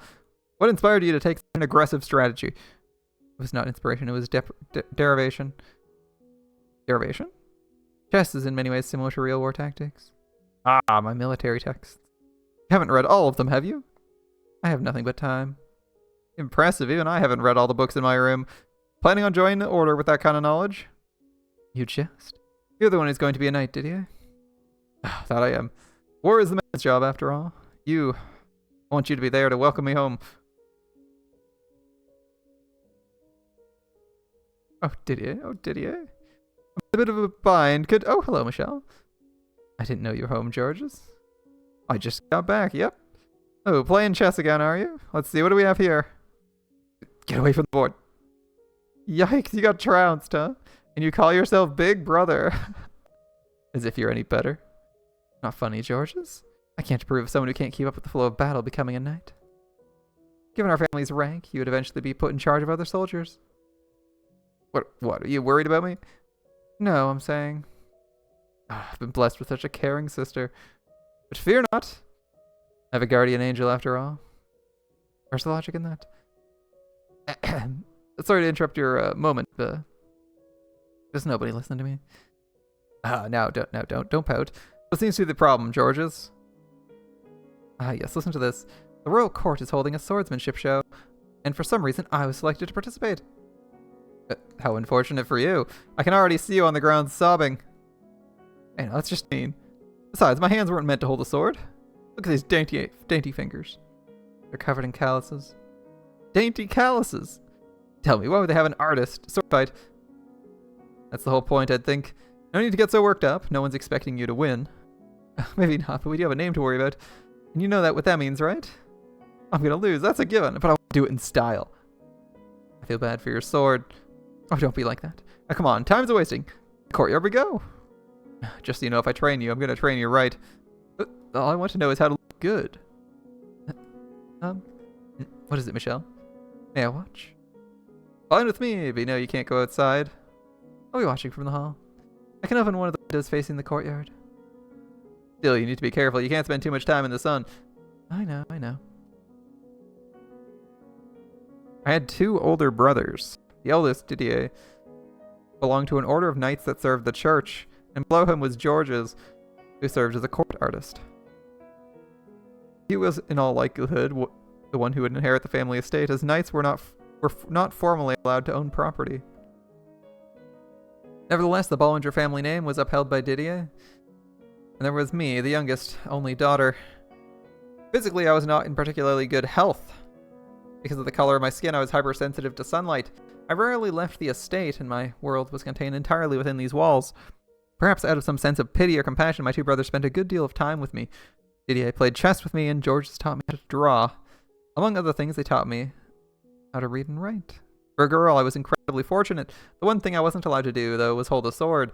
While hardly unusual, it bothered me deeply, and had for as long as I could remember. If I'd been told I couldn't do it because I lacked the strength, I would have accepted it. But the reason given was not that I was weak, but that I was a girl. And with each passing year, that smoldering frustration in the back of my heart grew larger. Come on, push her back into it. Like I said, all I want to do is put on a good show. Well, you'll put on quite a show unless you learn how to swing that sword properly. Give me a break. Out in the garden, my 2 brothers traded swings bare-chested. All I could do, though, was observe from afar, and every time I found myself forced to watch, I felt a sharp pain like a needle piercing my chest. A needle that seemed to be growing even ever thicker. My mother and brothers loved me dearly, but that didn't change the fact that the outside world lay beyond my reach. I was trapped in the estate by my own body. At first, I thought that was the root of my pain. But that answer seemed to contradict something inside me, something I couldn't explain, something I couldn't ignore even as a child. So I searched within myself, trying to find an explanation for the constantly swelling sensation of wrongness inside of me. And day after day, I gazed into the cavern of my own heart. Now, what are the 2 of them doing out there? Georges was asked to do his swords in the ship show at the Royal Court. So Didier is helping him. Swordsmanship, oh, I can't stand those things. Blades are so dangerous, I can't watch people swinging them at each other.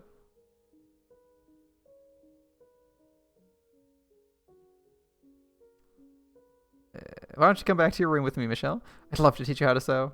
Sounds boring. Come home, I want to watch the practice. Michelle. First of all, you need to watch how you speak, young lady. You do not call me mom, you call me mother. This is what happens when you spend so much time around boys. These are a lesser nobility. Actually, learning etiquette does matter. As your mother, I don't approve of you playing chess or making art. A woman has no need for such skills. They only make you look insolent. Now see, I don't particularly like this arc. If we want to say, so we haven't seen where it's going, but if we want to say that Michelle is trans and wants to be a man, I feel like saying she wants to be a man because she likes doing male things, i.e. like she wants to hold a sword, or she wants to, wait, what was it? Let me read this. Make art, hold a sword, and play chess as things she might like doing. That seems like a terrible reason to say you're not a woman, other than for practical purposes. But I guess in the sense of, if you live in 1099 and it is universally agreed that only, I would say that if it is universally agreed that only men can like doing these things, then you would say, perhaps. I think if you said that was universally that only men like doing these things, and thus if you like those things, you're a man, that would actually be a stronger argument. That'd be a fairly strong argument, I think.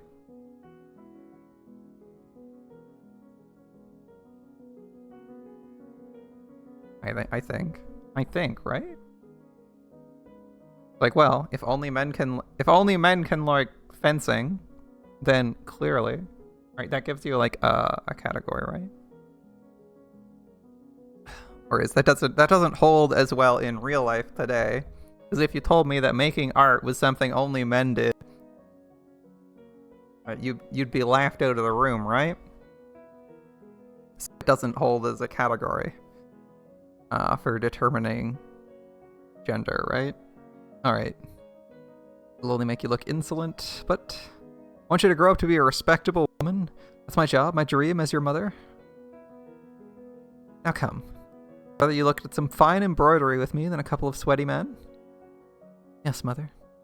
You're my little girl, after all. Spending time with my mother was agonizing. Was it because her world was so isolated? That wasn't it. Her gentle voice, the sweet scent of her perfume, the way she constantly told me how much she loved me and her diatribes about how wonderful it was to be a girl. Everything she did put so much pressure on me. But above all, she loved to say, "You're my little girl, after all." And there was nothing strange about that at all. Every time I looked up in the mirror, I saw the daughter of a noble. That was who I was. So the only thing wrong was how I felt. But every time I was faced with the reality of who I was, my heart wavered. I had no interest in learning how to embroider. I didn't understand why that was necessary. I knew what purpose it served. Actually, I think it's less useful for her. Because she's, like, not able to actually go to, like, dinner parties and stuff, right? Like, a lot of the quote-unquote hobbies women have as an ability are there because other women have them, and that's how you that's like one of the ways you get into like social circles is like that. So that's like relevant, right? It's like you understand etiquette for tea party. You need to understand proper etiquette for tea parties because that's where you're going to get information and to socialize with other people because you need an excuse to get together with other people. Same with embroidery. Because you're trying to like foster connections. So I understand the purpose and why you need to learn it, right? Everything you just taught me I'd need when I was to be wed off to some noble boy. See, I don't know if that's relevant, right? Like, is the etiquette necessary if you're married off to someone? I'm not sure about that. I'm not sure that's the reason. See, she's in like a weird spot where she's not actually socializing with any people her age, right? Like she only has her mother and presumably the servants around. So the utility of the things she's learning is lower. It's like, I mean, we would also argue these days that embroidery is art, as there's no practical use for embroidery. Never really has been. It's not like she's sewing clothes together, right? Which I would argue is a useful trait. Like if you're a woman in the Middle Ages, and you're like married off to someone, that's probably a useful trait because one of you should know how to do that to maintain your clothes because you can't just buy stuff. So it's like useful in a practical sense. And like, if we go back to like some classic fantasy about even like the 1700s, 1600s, like 1800s, like people still need to know how to maintain their own clothes, right?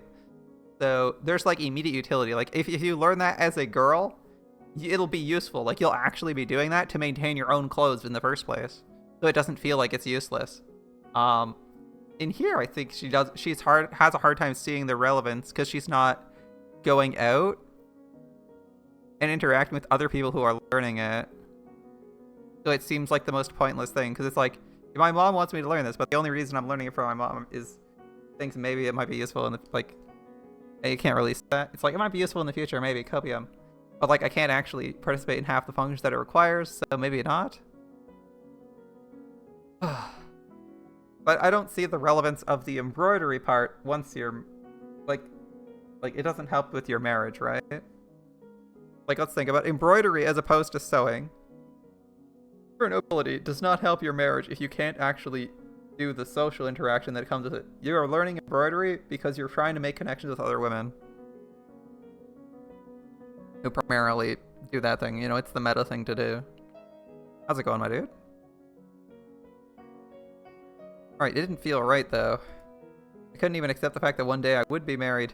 It was but an ominous shadow lurking in my future. I'd have preferred ravaging the books in Didier's room than having a conversation with my mother. I'm doing well. Tales of heroes of old and dauntless soldiers, military texts written by tacticians in the midst of war. Thinking about them set my heart aflutter and made me think about my brother. He was training to be a knight. I envisioned armor flecked with rust, a long sword glittering with the blood of savages, and soon I found myself in my fantasies imagining how the sword would feel in my hands, the sensation of hilt beneath my fingers, swinging it gallantly like my brother. How heavy was it? How much muscle would I need to carry it? A lot. How heavy? What are they, like a couple pounds? They're not that heavy. Iron swords aren't that heavy, right? It depends on how big the sword is, really. How much impact would I feel in my hand when I struck something? How restricted would my vision be wearing a helmet? How much did it weigh? How hot was it inside? I had no way of answering any of those questions, though. Because you literally can't wander around outside for more than like 2 minutes. Yeah. Kill me now. I have some cloth if you'd like to wipe yourself off. Oh yeah, thanks. Oh, I'm so dead. You're trying it for a long time. I've never known D to half-ass something once he gets started, which is, I guess, what makes him knight material, but... Are you opposed to him becoming a knight? Well, you know, I kind of assumed he'd inherit the estate and handle taking care of everything. I'm like, why's he gotta go and be some priest's whipping boy? Don't tell him I said that, though. He wants to fight for the greater good. I don't know, despite the name, he wouldn't be doing much fighting himself. Anywho, someone as passionate as him might be able to make changes for the better. Changes? He knows what condition the Order's in. That's why he's joining. Figure he wants to whip him into shape, melt him down, and reforge the whole thing. Huh, so we might be able to change things. Muttering about Michelle. Hey, wait, hold it. Pain I felt in my chest when I smelled the sweat emanating from George's body. When I looked at his slender but distinctively male build, I was convinced he was admiration. Did I want to become a knight too? Maybe the discomfort I felt was because I wanted to be like him. Would it all go away if he were able to change the rules and I could rejoin the Order as well? I was positive it would.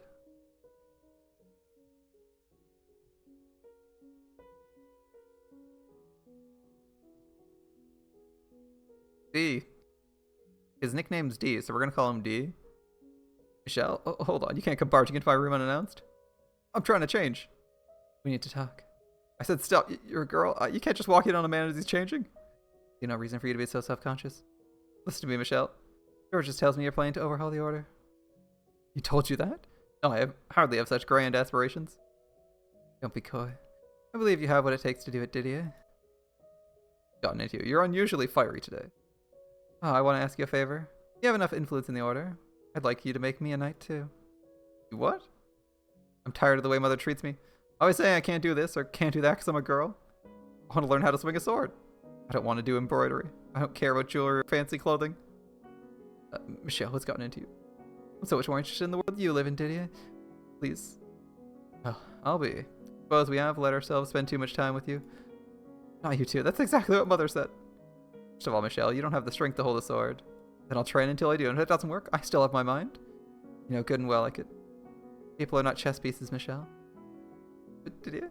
D? Above all, you're missing the most important point. I will not for any reason become the kind of man who makes a woman take up a sword. D? This may seem normal to you growing up with two brothers, but I want you to listen to me, Michelle. Men and women walk different paths. Men wield swords and fight dangerous enemies. They do so to protect the weak, women and children. I'm here to protect you and your mother. You're no different than her. You don't treat me any different than her. Honestly, what's gotten into you, Michelle? Why wouldn't I treat you like a daughter of the Bollinger estate? Your brother and I, we never meant to make you think. Forget it. Sorry, I knew what I was asking was foolish. Oh? I thought you'd understand how I feel. Even just a little bit. What was I expecting him to understand? Even I didn't understand the things I felt. I wanted to know what had gotten into me far more than he did. What I had done was no better than throw a temper tantrum. Was I that desperate to become a knight? No. I had just thought that the key to the chains in my heart lay down that road, but ultimately there was nothing. Assuming D had agreed, and assuming I did become a knight, it wouldn't do anything for the core problem. As I dashed from my brother's room, I snuck a peek at him. His face was filled with an intense perplexity, and how could I blame him? I just tried to push a dozen different ideals onto him at once. Filled myself with the vain hope that he'd somehow be able to make sense of me when I couldn't even make sense of myself, and now, bubbling with unwarranted anger at being let down, I fled to my own bedchambers. I can only imagine how frustrating that must have been for him.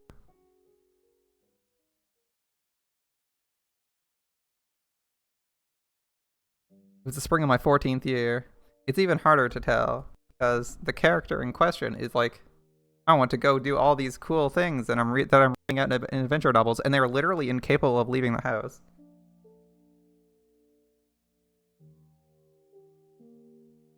Or even going to, like, the practice yard to pick up the sword in the first place. So it's like really hard to tell. But I guess, moving on. Heavy clouds filled the sky, blocking out the sun. The spring of her 14th year. Alright, heavy clouds filled the sky, blocking out the sun and giving the impression of late evening all throughout the day. I, for one, preferred it when the sun wasn't out. Not that the sunlight would kill me, but if it was bright enough. The whole world was so white I could hardly see a thing. Which meant I could only go outside on days when the weather made most everyone else gloomy. I mean, I like overcast days. Those are my favorite. Unless it's like freezing cold. As I was meandering through the courtyard, I spotted someone I had never seen before. A warm breeze blew past, sending up a swirl of flower petals. The girl's dress hung slightly over her frame, tracing her gentle curves. Who are you? I asked bluntly, and the girl twirled around, smiling. Oh, my apologies. You have such a beautiful courtyard here. I let myself in for a little walk. Long chestnut hair flowed over round feminine shoulders. It swayed slightly in the wind.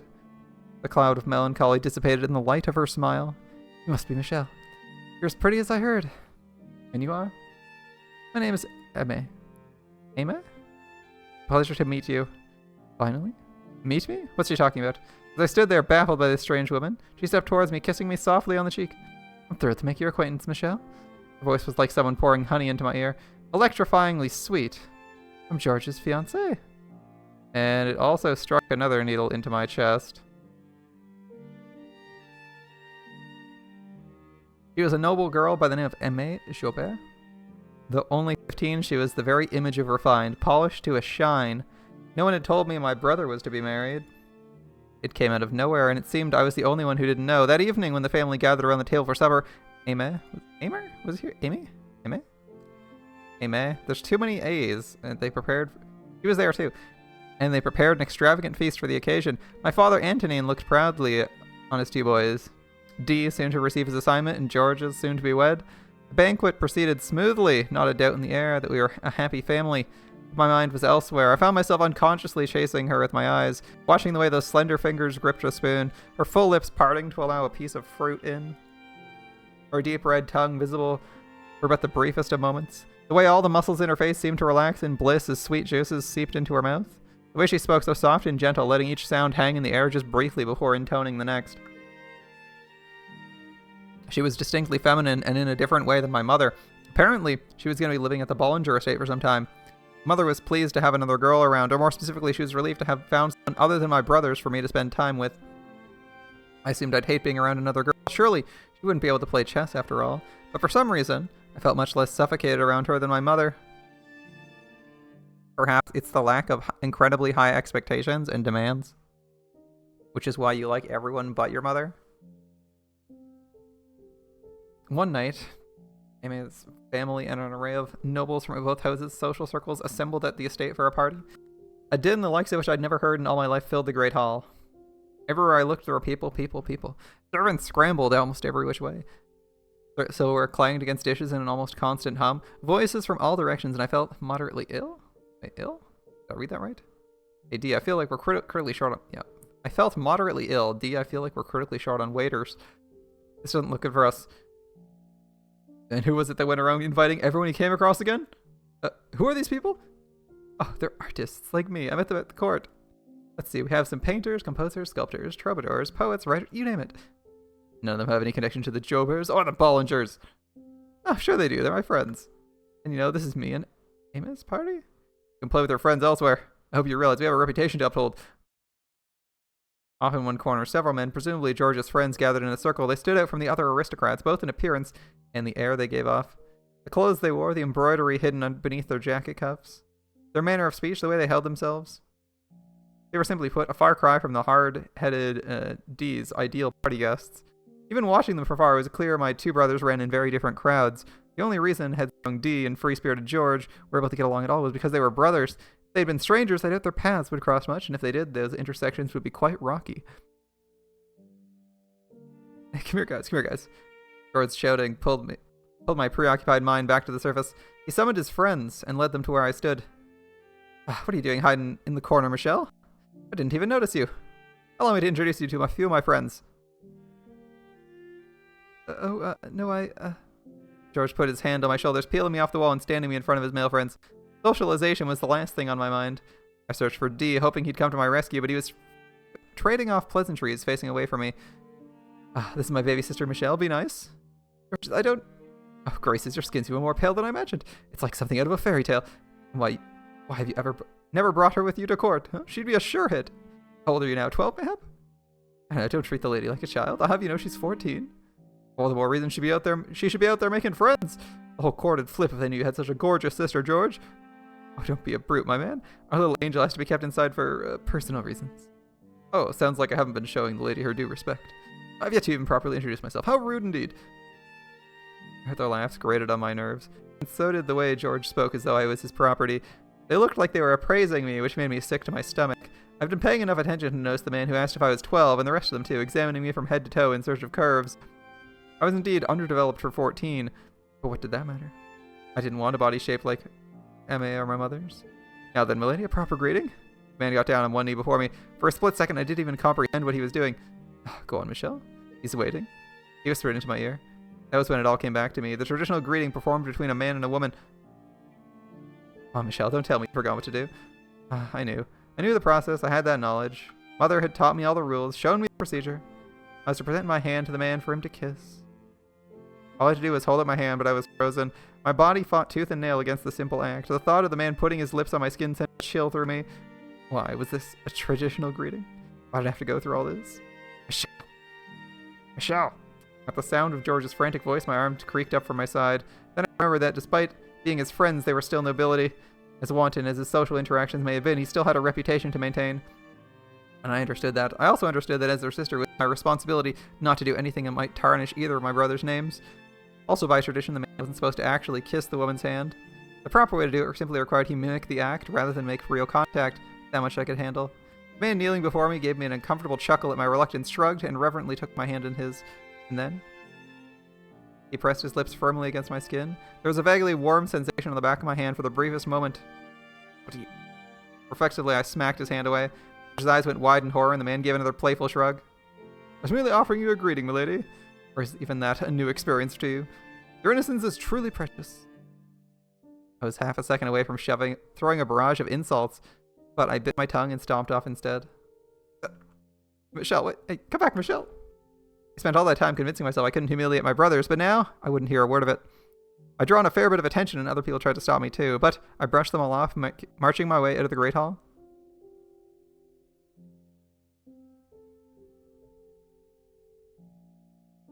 Feels so dirty. You call that a greeting? It was no greeting, that was. I'll be taking that.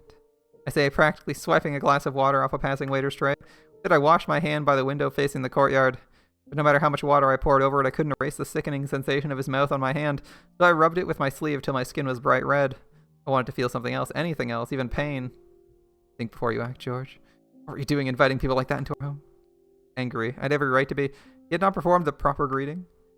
Even in jest, he had no business actually putting his lips on my hand. It was not acceptable behavior for an aristocrat. He was a guest. He should have been ashamed. Was I angry he'd been disrespectful? No, that wasn't the reason. It wasn't very nice of you running off like that. The sound of his voice, I couldn't turn back. Felt a sickening warmth almost discreetly against my back.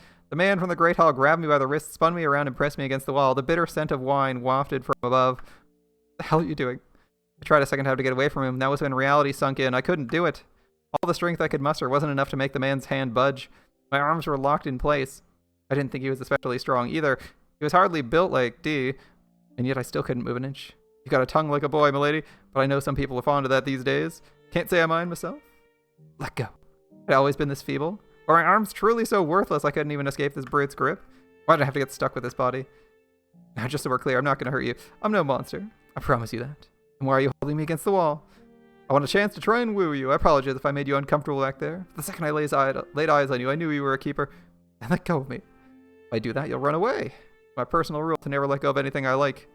Your brother says you can't go outside, so I'll let you loose now. I might never get the chance to catch you again. I wanted to vomit. Apparently, taking my silence for approval, the man perked up and kept going. You're not accustomed to being around men. Well, why don't you listen as an opportunity to get familiar? Not a half-bad idea, if I say so myself. I think we'd get along quite well. Besides, I'm a minstrel. Spend some time with me, I'll write you all the songs you could possibly want. Get away from me. Ah, you really do have the most striking eyes. Makes me want to keep them all for myself. With a muse like that, I could write the most incredible songs you've ever heard. So get back, you creep. Ah, that's odd. That one's never failed me. Man brought his face just inches from mine and peered into my eyes. I could feel his hot, wine-stench breath against my cheeks. It gave me the chills. I couldn't understand why this was happening to me. Panic and confusion had my heart racing. Go try your luck with someone else. I'm not interested. You'll be soon enough, darling. You've simply never known a man's touch. He drew closer. He was practically on top of me, but still he closed in, closer and closer. The world faded out. I couldn't see anything.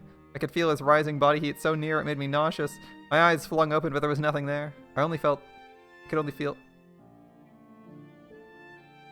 I couldn't move, my body wouldn't budge. In my mind, I kicked the man away, pulled my fist back and slammed it into his jaw again and again and again till his face was unrecognizable. Again and again and again I beat him. But reality would have none of that. Michelle, what do you think you're doing? 3 seconds? 10 seconds longer? I had no idea how much time I'd lost. The next thing I knew, George had the man by the collar, back against the wall, staring absent-mindedly as the two struggled. They traded blows and insults. Before long, they'd drawn a crowd. While they went at it, I distractedly drifted away. I only had one place to go. I didn't even bother to light a candle. I just stared into the darkness. My heartbeat was maddeningly loud in my otherwise silent chambers. What had happened? What had he done to me? Why couldn't I do anything? The last thing I wanted to do was cry. Tears would only serve to worsen my humiliation. Only magnify how wretched I was. Only make me more effete. I bit down on my lip hard. I had no need for that trash on my body. I dug my nails into my arms. I had no need for the trash on my body. All of this, every last bit of it. That was why I was the way I was. I didn't know how to put it into words. I didn't know how to express this boundless frustration within me. But after enough wordless groaning, a single word slipped from my lips. I felt incredibly right. God damn it. God damn it. I knew good and well a girl should not be using such words. Even Dee and George's would have gotten an earful from mother or father if they were caught saying that. Regardless. God damn it. It was the most fitting word I could come up with to represent even the smallest bit of my anger and loathing. I knew all I was doing was shifting the blame. All it would accomplish was make me look pitiful, but I'd take that over crying like a girl any day. I let loose a sigh that was halfway being a scream and then started clawing wildly at my hair. I wanted to yank out every last damn strand of it. I didn't want it. I didn't want any of it. Any of this body. But in this case, what did I want for my body? Michelle? May I come in, Michelle? It was George's voice, slightly muffled through the door. The man who invited those people into this house. I'd be lying if I said I didn't hold that against him. But at the same time, he'd also come to my rescue. Besides, I hated myself the most. I despised myself for being so helpless. Sorry, Michelle. I didn't mean to hurt you. It's not locked. After a few moments of silence, George stepped into my room. Hair's a mess, Michelle. My God, you're bleeding. That was when I first noticed a stinging sensation in my lower lip. Metallic taste spread through my mouth. I've been biting it much harder than I realized, and there was a lot more blood than expected. A trail of it was running down my chin, seconds from spilling onto my clothes when George wiped it away. I'm really sorry, Michelle. Can be relaxed when he drinks. He's a bit of a womanizer at that. I never expected he'd try to go after you, though. I'm really sorry. I didn't mean for this to happen. But you know, there's a chance he may have genuinely taken a liking to you. It just makes it worse. Sorry. Right, you want to be with a man you like. I understand. He ran his hands through my hair, as if trying to calm me down, at the same time cleaning up the mess I'd made of it. Made me feel like I was some kind of plaything. A joke of a doll. Yeah. I don't want to be with anyone. I'd never, ever be comfortable with a man putting his hands on me like that. However, try to find someone eventually, Michelle. Someone that feels right for you. I feel kind of awful for introducing you to him, but, you know, there's plenty of people in the world. May not be interested now, but that'll change soon. It's part of growing up. You'd be best off forgetting today ever happened. I was dead certain, but apparently that wasn't enough to convince him. The very idea I might one day meet a man who I wanted to touch me made my skin crawl. Why? Why did I feel like this? Well, was I just not interested in men? No, if that were the case, I wouldn't admire my brother's bodies. I didn't have an aversion to men. In fact, I enjoyed spending time with my brothers far more than indulging my mother in her woman's world.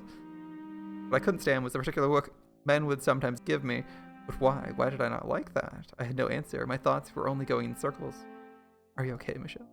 He peered down at me, his face twisted in concern, but I couldn't answer him. How was I to articulate this? My anger, frustration, irritation, and fear? I had no confidence he'd understand. George, how's Michelle?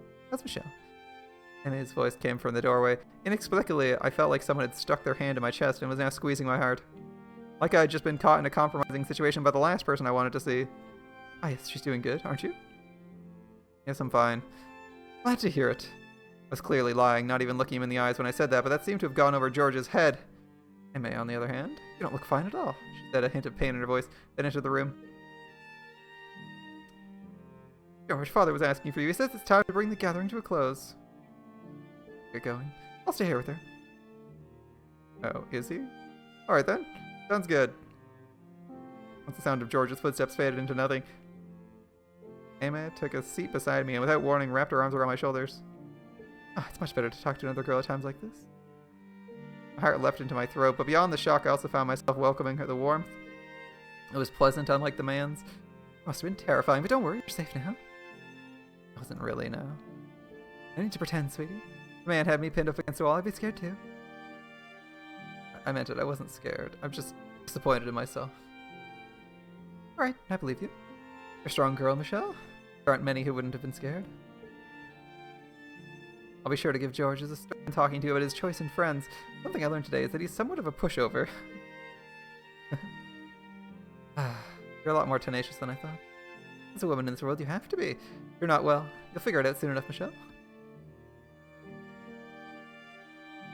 Of course, even as strong as you are, I'm sure it'll be difficult to forget what happened to you today. George told me to forget it as soon as possible, and I mean that I wouldn't be able to. Was that it the difference in their individual perspectives, or was it the difference between the way men and women thought? I wasn't sure. My head rested against her breast, a bit of my frustration slipped out. Arms at all. You didn't even seem all that strong. Couldn't believe that I was really so weak. Oh, it's just the way of the world, Michelle. Men are physically stronger than women, so you'll almost never overpower one. You're not weaker than a normal girl. Don't blame yourself. That wasn't the consolation I hoped for. Her words still filled me with warmth. I'd exploited my own weakness to hear more of that soothing voice. I alone knew how foolish I was in doing so.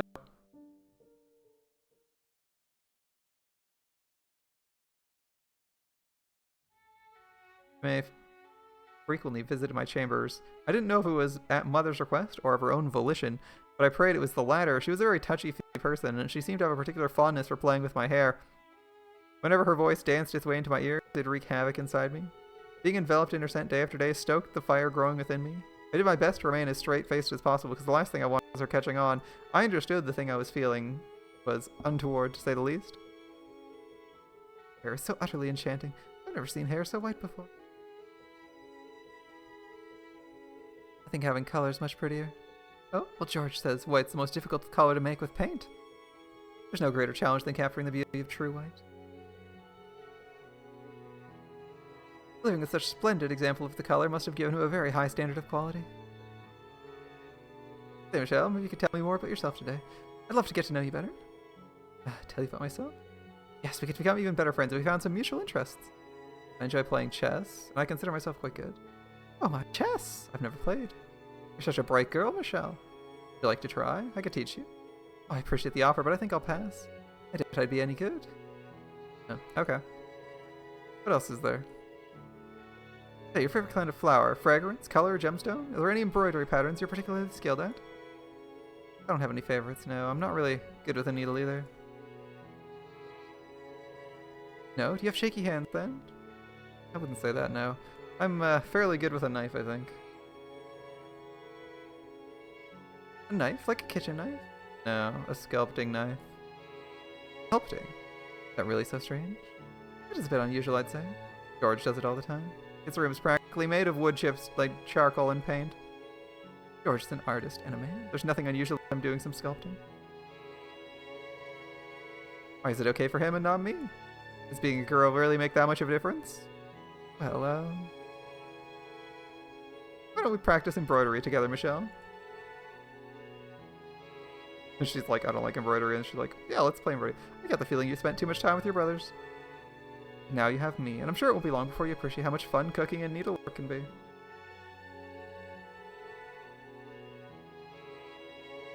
Better because you have someone to do it with? Yeah, maybe. Sounds just like Mother. And she gives the same reason too, because I'm a girl. But it's not an explanation, it's a vague generalization. Me sitting here just trying to figure out what practical use embroidery has for nobility.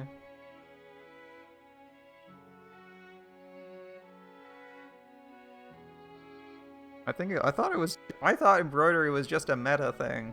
Like it was popular because it's popular, and to get into the popular social circles, you wanted to learn embroidery, right? Because realistically, any functional sewing does not get done by you, right? Unless you're like broke. Unless you're broke, I guess. At that point, it just sounds like traditional. So, that said, if I agree, I can spend more time with her. Okay. Wonderful. We'll come up with beautiful designs together. And when you've made something you're proud of, you can give it to a boy who catches your eye. Or if you prefer, you can give it to your father or brother. I'd like George's to have what I make, though. I've been wondering, did you and George meet at the royal court? Oh, heavens no. I've never been to court. One day my father told me I was getting married, and the next day is when we first met. Happened that quickly? What are you worried about, Michelle? Don't worry, I'm not displeased with the arrangement. In fact, I'm quite happy with it. Aristocratic marriages are almost always sudden. And as a woman, you get used to being a piece in their games.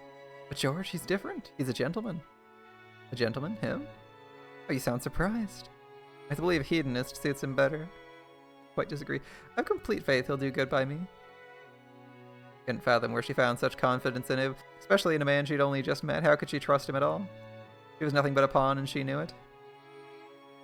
To be fair to George, he also doesn't get a choice.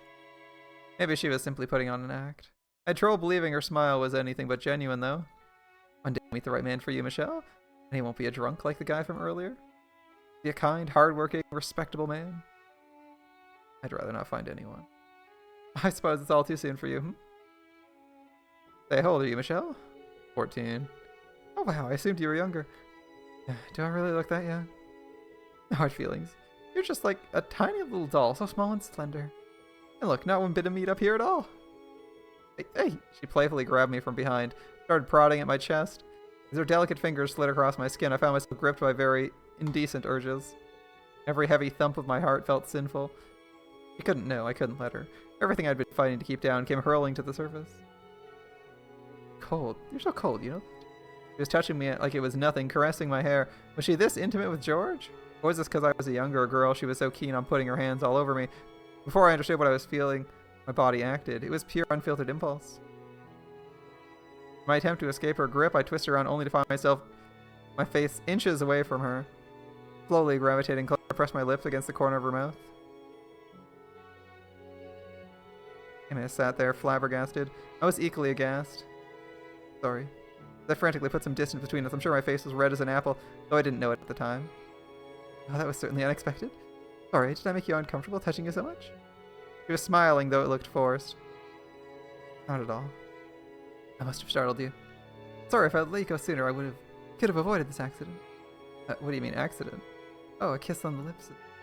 Oh, it wasn't an accident. Yeah, I wasn't sorry, I seem to have confused you somewhat, Michelle. What? I know I can be very touchy-feely with you. You took that to mean you should do the same. No. Can't do all that, okay? You can't do that again, alright? If you want to kiss your friends, you do it on the cheek. Save the lips for the man you love. Get going, then. George starts getting cranky if I don't give him enough attention. Hold on, Emmy. So long, Michelle.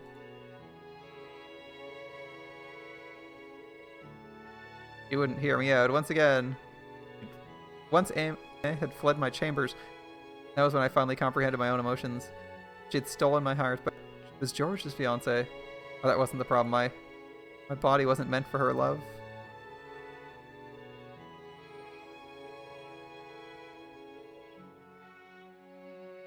I woke in the middle of the night to pain in my joints. Not enough exercise, I guess. I tried bending and stretching my arms and legs, but it did nothing. After pondering on it for a bit, I decided to go for a late night walk to distract myself.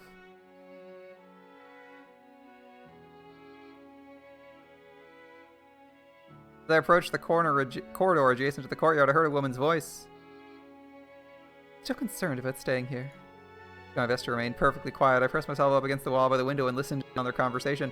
I knew it was improper to eavesdrop, but the sound of her voice had me frozen in place. Michelle, I'm afraid I've confused her. A tiny jolt ran down my spine, my muscles tensing up all at once. The sound of my name rising to her lips, but not in a way I would have liked. Kissed me? Well, almost, but how could I have guessed she thought of me that way? Mother told me she didn't have any female friends. and asked me to be one for her, which is why she'd only been coming to see me because Mother asked her to. Of course. Been afraid of that. Afraid she wasn't there to be with me. She had no fondness for me. My yearning for her was one-sided. She kind of scares me the way she looks at me. Always watching every move I make. I'm sensitive to that sort of thing. I can tell what's going through her mind. I managed to deflect it this time, but I should never have gotten friendly with her. She'd seen through me from day one, understood what I was feeling before even I had. It's disgusting. Homosexuality. Did I hear her right? Something inside me crumbled, and with it came an intense sense of wrongness. There it was again. The overpowering discomfort, the fear coursing through my veins, the repulsion, the irritation, the apprehension. What on earth was I? Did I view Emma as a member of the same sex? Were the things I felt homosexual? Heard her sigh from beyond the window. The man beside her, who was she confiding all this in, replied, "She's still just a child," that voice. One with underdeveloped social skills besides. Understand that she's going to do and say some inappropriate things. It's not uncommon for a child to mistake admiration for love, and I didn't know this until recently, but when she gets something into her head, she has a tendency to run with it without thinking. It's not the man's I assumed it was. It was D. The other day she asked me to let her be a knight. Can't imagine how she thought that would end any other way. Not very often there's women other than Mother at the estate. I imagine she simply got nervous about being around you and something got mixed up in her head. Why was D out there with her? I hope that's all it was. Hey man, you hadn't told me you thought George was a... Hadn't you told me you thought George was a gentleman? What were you doing getting so friendly with D? And D, weren't you my ally, or was that all an act like her? You're going to be a knight, so why are you out here with your brother's fiancé? Glad to have you here, so I hope you can figure something out to make it work. I'll do what I can. I'm kind of reluctant to say this to you, but something has to change. As it is, she kind of grosses me out. She grosses me out, so what? I was some kind of sick, disgusting creature? All I'd done was show feelings for her. I couldn't be George or D. The needles piercing me expanded, both in size and number. Soon I was being skewered by a dozen of them. As the heated sighs rising from the courtyard only served to make the pain worse, all I could do was cover my ears and run.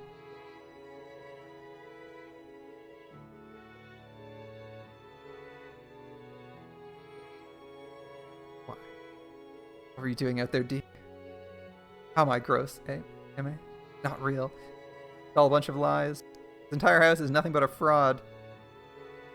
None of it was ever real. The family gatherings, his smiles, Dee's kindness. George, what about George? Did he agree to the marriage knowing about them? What the hell are they thinking? You want to know someone who's really disgusting? God damn. Don't cry. I will not cry. Can't let myself. Girls cry. Tears are for girls, not for me. Tears are for girls, not for me. I bit down hard on my lip, wrapped myself in my sheets, and pressed my hand hard over my ears. Squeezed my eyes shut as tight as I could manage and tried to get away from things I'd seen. Images of them embracing in the night threatened to float back to the surface, but I shook my head, casting them off. Praying I wouldn't have any nightmares, I drifted off to sleep.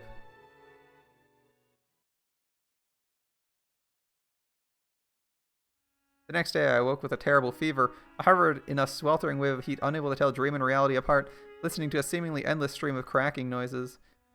Sounds were coming from inside my body. I thought I was falling apart. Mother was horribly worried. I'd never been the most healthy child, but I'd never fallen this ill either. I couldn't get out of bed. My voice was raspy like an old woman's. I was genuinely afraid I'd wither and die. Mother called in doctor after doctor to see me, but they all said it was the flu. That bodily pain was common with a fever. While there was a doctor in the house, Mother was able to remain relatively calm, but once they were gone, the anxiety came back. She stayed with me day and night, even foregoing sleep. Her hands gripped mine, they held me fast. She had her head bowed as if in prayer. Don't worry, you'll be alright, Michelle. God's watching over you. He'll protect you. You're his child. His angel sent to her. He won't forsake you. The doctors say it's just the flu. Though her words seemed to be directed at me, there was a vacantness in her voice as if they were really for herself. For so long she'd wanted a daughter, I couldn't understand her fixation, but seeing her there through my cloudy eyes, I wanted to apologize for ever thinking spending time with her was agonizing. How are you feeling? Mother's here for you, don't worry. The only sound that came from my mouth was a faint gasp. I drifted in and out of sleep, Mother's hand wrapped around my own, and I had numerous dreams. In my dreams I was a man. In my dreams I was Dee, and I was George. In my dreams I fell in love with Emma. In my dreams I loved her. You're disgusting. With one word, the dreams twisted into nightmares. My body was torn into fleshy chunks and I sank into the darkness.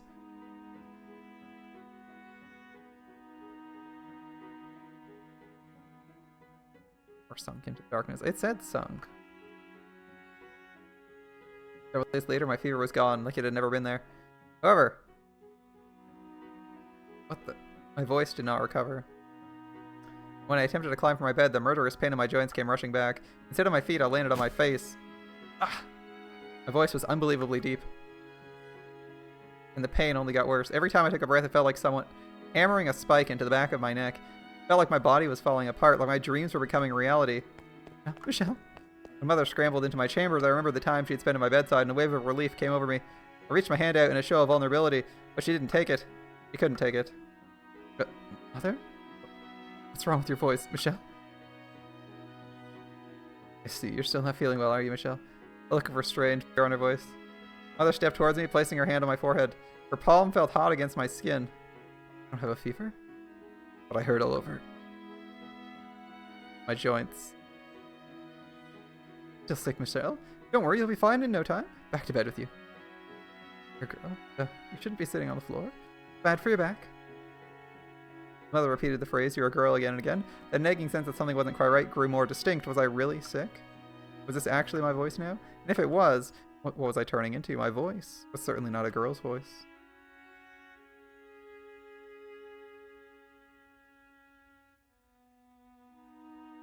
My voice never went back to normal, though, so Mother ordered me to remain in my room. I hadn't recovered yet, as long as I was sick. I mean, I wouldn't be let out. The voice is the concern. I mean, I guess the inability to walk seems like a bigger concern for me, but you know what? Sure, we'll go with that.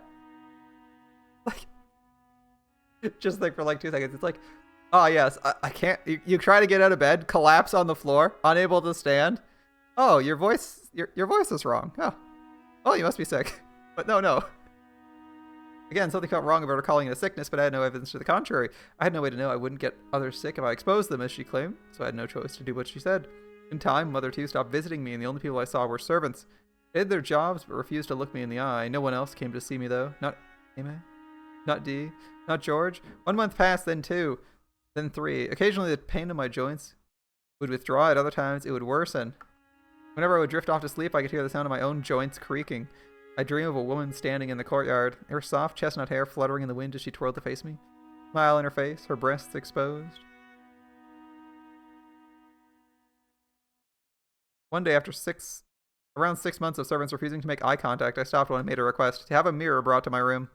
While he didn't acknowledge me, the next day I had my mirror. By that point, I was fairly certain I knew what was happening to my body. I had no clothes to wear because none of the multicolored dresses hanging in my wardrobe fit me anymore.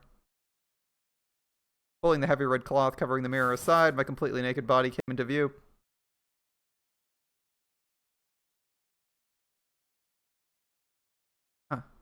Something resembling a mix of a chuckle and sigh of pity spilled from my lips. This is me. 6 months. After only 6 months' time, I could hardly recognize myself. Extending my hand to the mirror, I traced the outline of my bonier reflection. My shoulders lacked Mother's curves, and my skin Emma's sheen. I was pale and haggard, but structurally I looked like my brothers. Obviously, being younger than them and not as active, muscles lacked any kind of strength, but I wouldn't have batted an eye if I saw myself holding a sword. I was a full head taller than I had been 6 months earlier. I felt an odd certainty I wasn't done growing either. Staring at myself in the mirror, I traced my name across the surface. Michelle. Don't need the last two. Oh, that's why it's Mitchell. Just shortened to my. I see. There's no A in Michelle. The first time in my life, I liked my name. I didn't think an angel's name suited me one bit, still, but it was staggering how different it felt now, even if it sounded exactly the same. The last 2 letters changed meaning entirely, turning it from a girl's name to a boy's name. Now this makes sense. Everything was falling into place. My admiration for Dee, the envy I had for my brother's bodies, the feeling I had for Emma, the indecent dreams I was having. I was always man.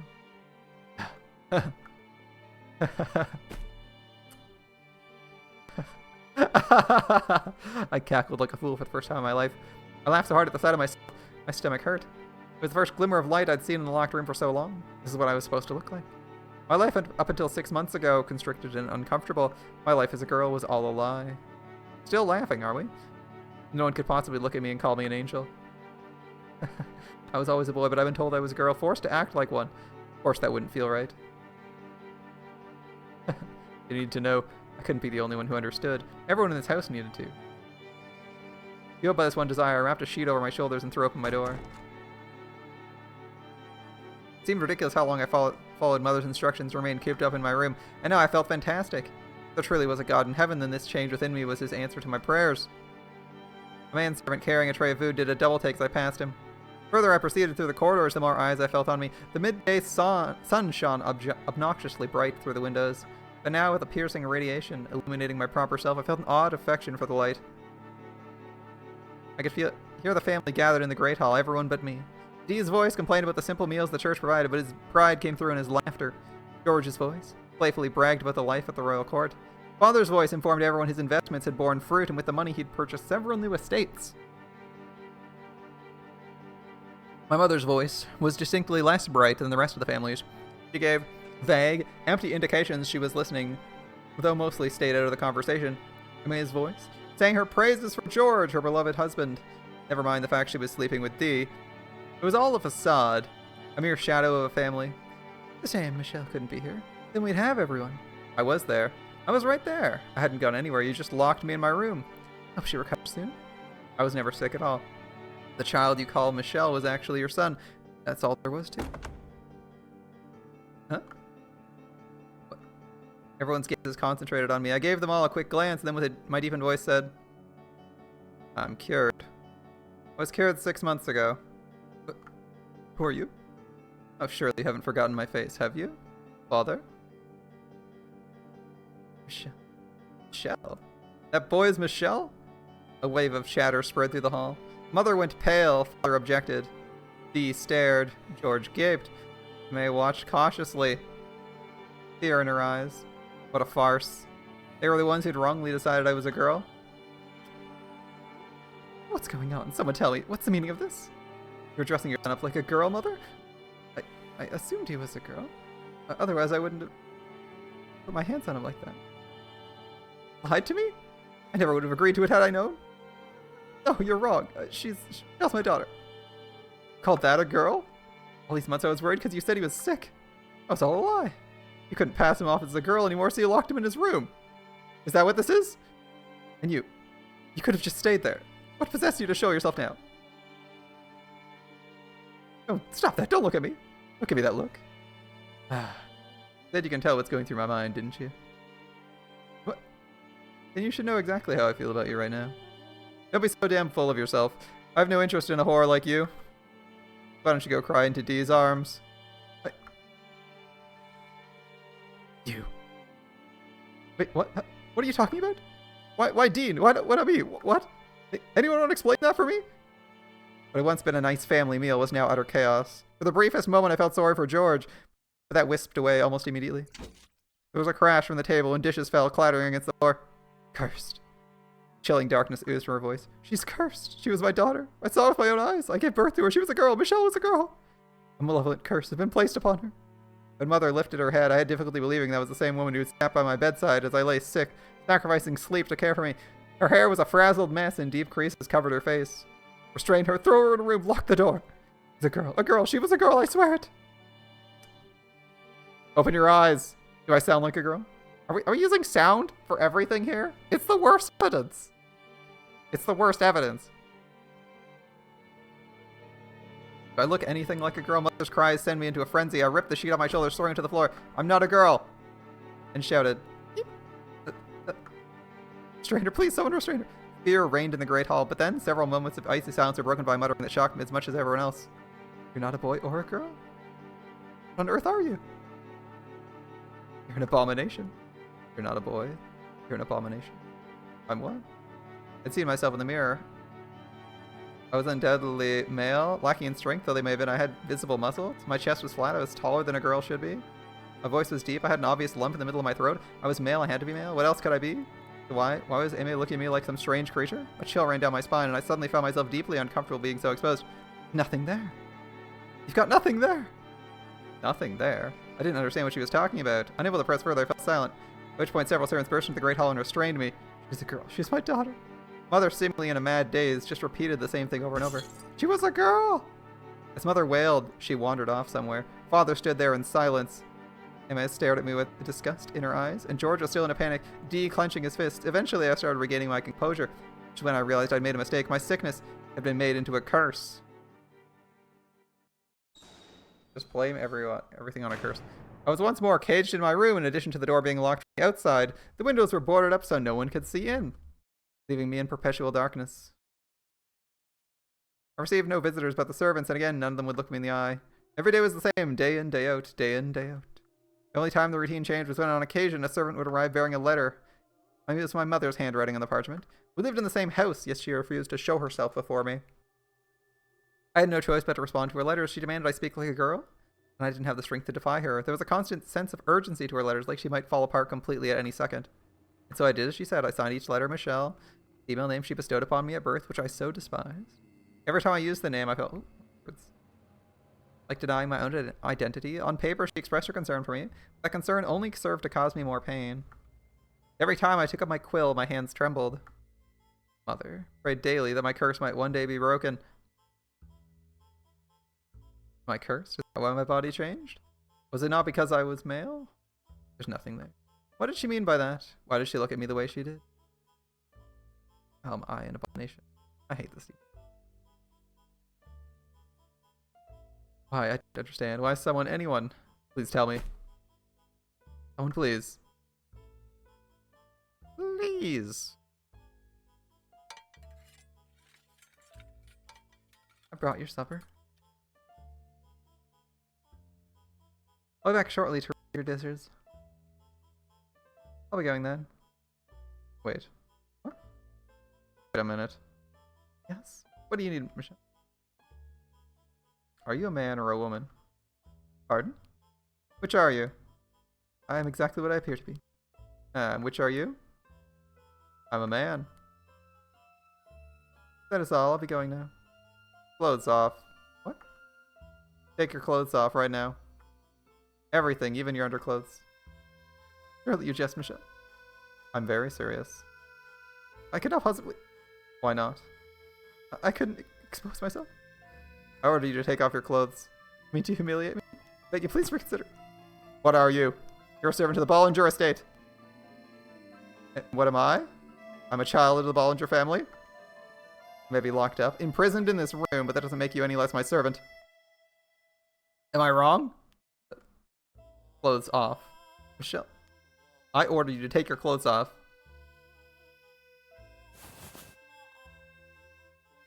Not even the tiniest sliver of guilt arose in my conscience. I felt no shame in what I was doing. All that mattered to me was figuring out what Aimee had meant. I wanted to find out the truth, not knowing I would have been better off in the dark. His face twisted in humiliation. Servant undressed before me. In the dim candlelight, the man's body was shaped almost like a rectangle, and at a glance he didn't appear much different from me. A second later, though, I found my answer. I found the one crucial thing he had that I didn't. Why? My lower body lacked the part that made a man a man. Are you satisfied, Michelle?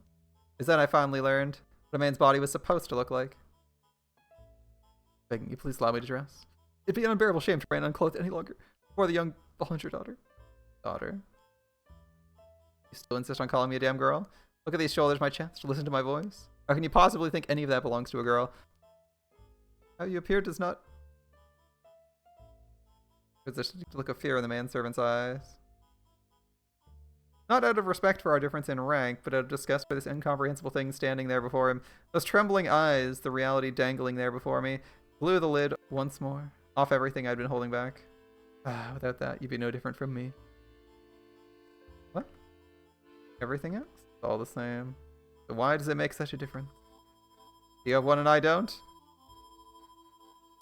I'm a man just like you. I'm no one's daughter. You still insist we're not the same? But I'll make you like me. But without that, you're no different from me. There's a mix of dread and panic that pushed me over the edge. So in order to keep myself afloat, I decided to bring another pain. Don't do this, Michelle. In a blind frenzy, hardly aware of what I was doing, just riding the current of erupting emotions, I swept a knife off the tray the man brought, knocked him down, and climbed onto him.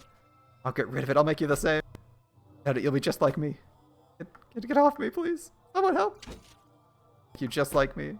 Get here, someone, anyone. Michelle. He's delirious.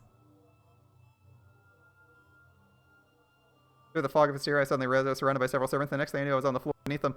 There were as many, if not more, of them than when I had made the scene in the Great Hall. A dozen manservants stared down at me, their eyes filled with fear and revulsion. In the shadows beyond the door, I saw Mother looking in on me with vacant eyes. Mother, why will you only speak to me through letters? Why do you say I'm cursed? Mother, I'm male. I've always been a man. Tell me that I am, Mother. Let me out of here, please. I'm not delirious. My head's perfectly clear. Normal. There's nothing wrong with me. I'm not cursed. Mother, say something. Mother! Alright. Then I was shut in my room again. Even the servants stopped coming. I pushed and shoved. I pulled and pounded with all my strength, but the doors and windows didn't budge. A day passed, and then another. With no food or water, I started fearing death was upon me. I had no idea how miserable it was to go so long without water. My throat was dry and cracked. I felt like it was on fire, making breathing difficult. 2 days, 48 long hours. I felt like I was going to lose my mind. After just 2 days, my skin stretched tight across my bones, looking hard and dry in the soft candlelight. Someone, I want anyone, bring me in. My family had abandoned me and were leaving me to die in this room. When I realized that I broke into uncontrollable shaking, the helplessness threatened to suffocate me. Fear of death turned to panic, which only scrambled my already confused mind further. I grabbed a chair, swinging it at the window at the door. But all my attempts ended in crushing failure. Anyone. Applied at the door frantically. Someone open the door! Anyone! Water, I need water. 1 drop, that's all I need. I'm gonna die in here. Someone. Anyone. Mother, Father, D, George. Someone open the door, please. Help me. Someone. I need water. It burns. I'm so weak. Someone, water. George. Anyone! Not a soul came through the door. With no food or water, the 3rd day came and went. And then the 4th. By that point, I was expectedly devoid of any sense of dignity, and I sat there covered in all manner of human filth. My body quickly wasted away. Still, I clung to the vain hope someone would open the door. It was all I had. Occasionally, I'd hear footsteps, and when I did, I mustered up the meter of strength I had to bang on the door. Who's there? Please open the door. I'm begging you. Someone. My pleas fell on deaf ears. They didn't respond to me. I could hear the Abigails muttering to one another in the corridor. Did you hear that? Or what's gotten into Lady Michelle? Say she was cursed. She sold her soul to the devil. How dreadful. Should stay away from the door. We don't want to be cursed too. Not cursed. I didn't sell my soul to the devil. Kind of scared. Might have to find work elsewhere. Gotta make sure we stay away from that door. Why do you think I'm cursed? I never did anything wrong. Lady Michelle's lost her. Deranged. Scared even thinking about her. I'm not deranged. My mind is fine. Right, crazy. She's right there. No, I'm not. I'm normal.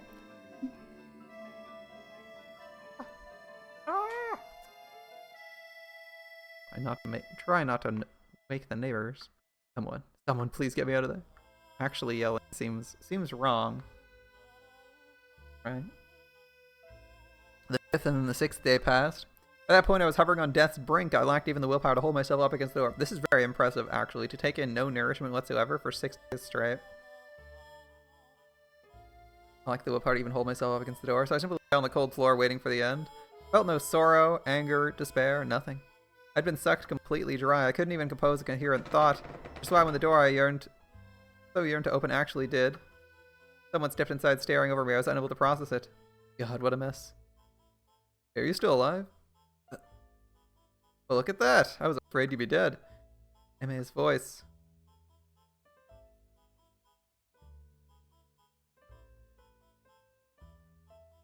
Sorry, really? I didn't mean you much harm. After what you said in front of the whole family, I was a little upset. I couldn't tell what she was saying. All I could hear were garbled sounds. All I could do was moan at her. Servants are afraid of you now after your little episode. So I volunteered to bring you food in their place. Everyone was so grateful. I didn't think anyone likes you anymore.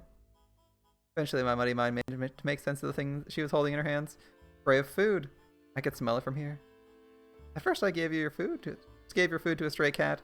I wish you could have seen it devouring every last bit. What I didn't know is that people can die in just a few days without water. I never intended to kill you. I just didn't know. So I'm really sorry about that. You're alive. For someone so physically weak, you sure are tenacious. Isn't that nice? You have one thing you can be proud of. What is that? Water? You want water? Hold on, I got some right here. Picked up a goblet with her delicate fingers. My hands swiped weakly at the air, trying to grab it. A grin spread across her lips. Then she let go. Go on, drink. You'd better hurry or the rug will absorb it all. You wanted water, didn't you? Then drink. That moment, I could hear the sound of the last of my dignity crumbling away. Driven solely by my survival instinct, I bent towards the rug, pressing my lips against the spreading puddle.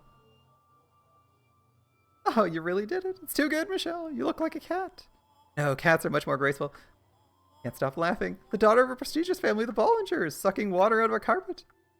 I wish I had a painter here to capture this image on canvas. You know, I accept I made a mistake, Michelle.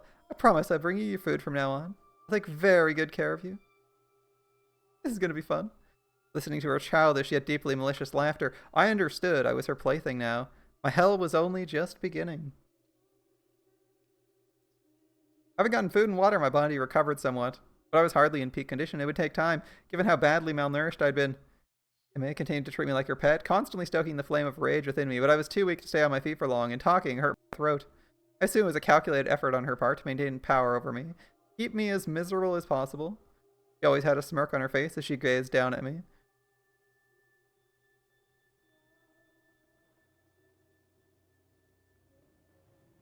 Come on, open up. Today I'm gonna feed you myself. What's the matter? I can't put anything in with your mouth closed. Or do you want to starve to death? It's fun, why else? You married into this family, you sick wench. What gives you the idea you can treat me like this? Are you saying because I married in, I'm of lesser stature than you? That's true, I am. But what's your point? You think you can intimidate me with formalities? Damn it. Ew, I'd rather you not speak my name. You wouldn't mind? That doesn't excuse your treatment of me. Someone, dear George, will make you pay for this. You don't have a single friend here, Michelle. No one to take your side, and no one to say a thing about me playing with you. Assuming you were, however, somehow able to tell someone, no one would believe you. That's a lie. You have any idea what people say about you? They say you've gone mad, that you've sold your soul to the devil. Do you honestly believe anyone would trust you? I'm not mad. You look plenty mad to me. Fine, I'll run away. I'll escape from this estate and from you. You think you could survive out in the world with that body? A stray cat could live more than you. You never find work. I'll give you a week at best. Can't be so sure of that. Maybe I could make it on my own. Maybe, but either way, there's no way you're getting out. You try to run, someone might just cut your legs off. How is that at all necessary? Don't ask me, maybe because your curse hasn't broken. You're lucky you're even allowed to live. You should be grateful to me for volunteering to take care of you. Nobody else wanted to have anything to do with it, so if you want to keep living, you have to show me some respect. Do everything I tell you to. Understood? This is the real you. You're just pretending to be respectable. In reality, not only are you sleeping with Dee, you're a downright vile woman. I mean, most people are terrible people, let's be real. You've been putting on an act since you got here? Oh, you make it sound like I'm somehow worse than anyone else. I'm quite normal, thank you. Normal. Listen to me, Michelle. That me you see right now isn't necessarily the whole thing. The sweet girl I am for the families is me. When I held you in my arms, that too was me. I'm not putting on an act. Liar. But to tell you the truth, I never actually liked you, so that part was a lie, yes. If Mother hadn't asked, I would never even consider getting friendly with you. Damn it. You know, life as a noble woman is so dull. It's so restrictive. No room for love at all. Can you really blame me? It just happened to be this most wonderful night right there for the taking. Why wouldn't I have gone after him? Still young, let me have some fun, you know. Not like women have much else in the way of recreation. So it wasn't Dee, but you who seduced him. And it all would have worked out beautifully too if you only kept your mouth shut. You ruined our family gathering and damaged my reputation. And you called me a whore. That wasn't very nice now, was it? Is it any surprise I'm a little sore? Brought this upon yourself, Michelle. I brought this on myself. Don't you dare.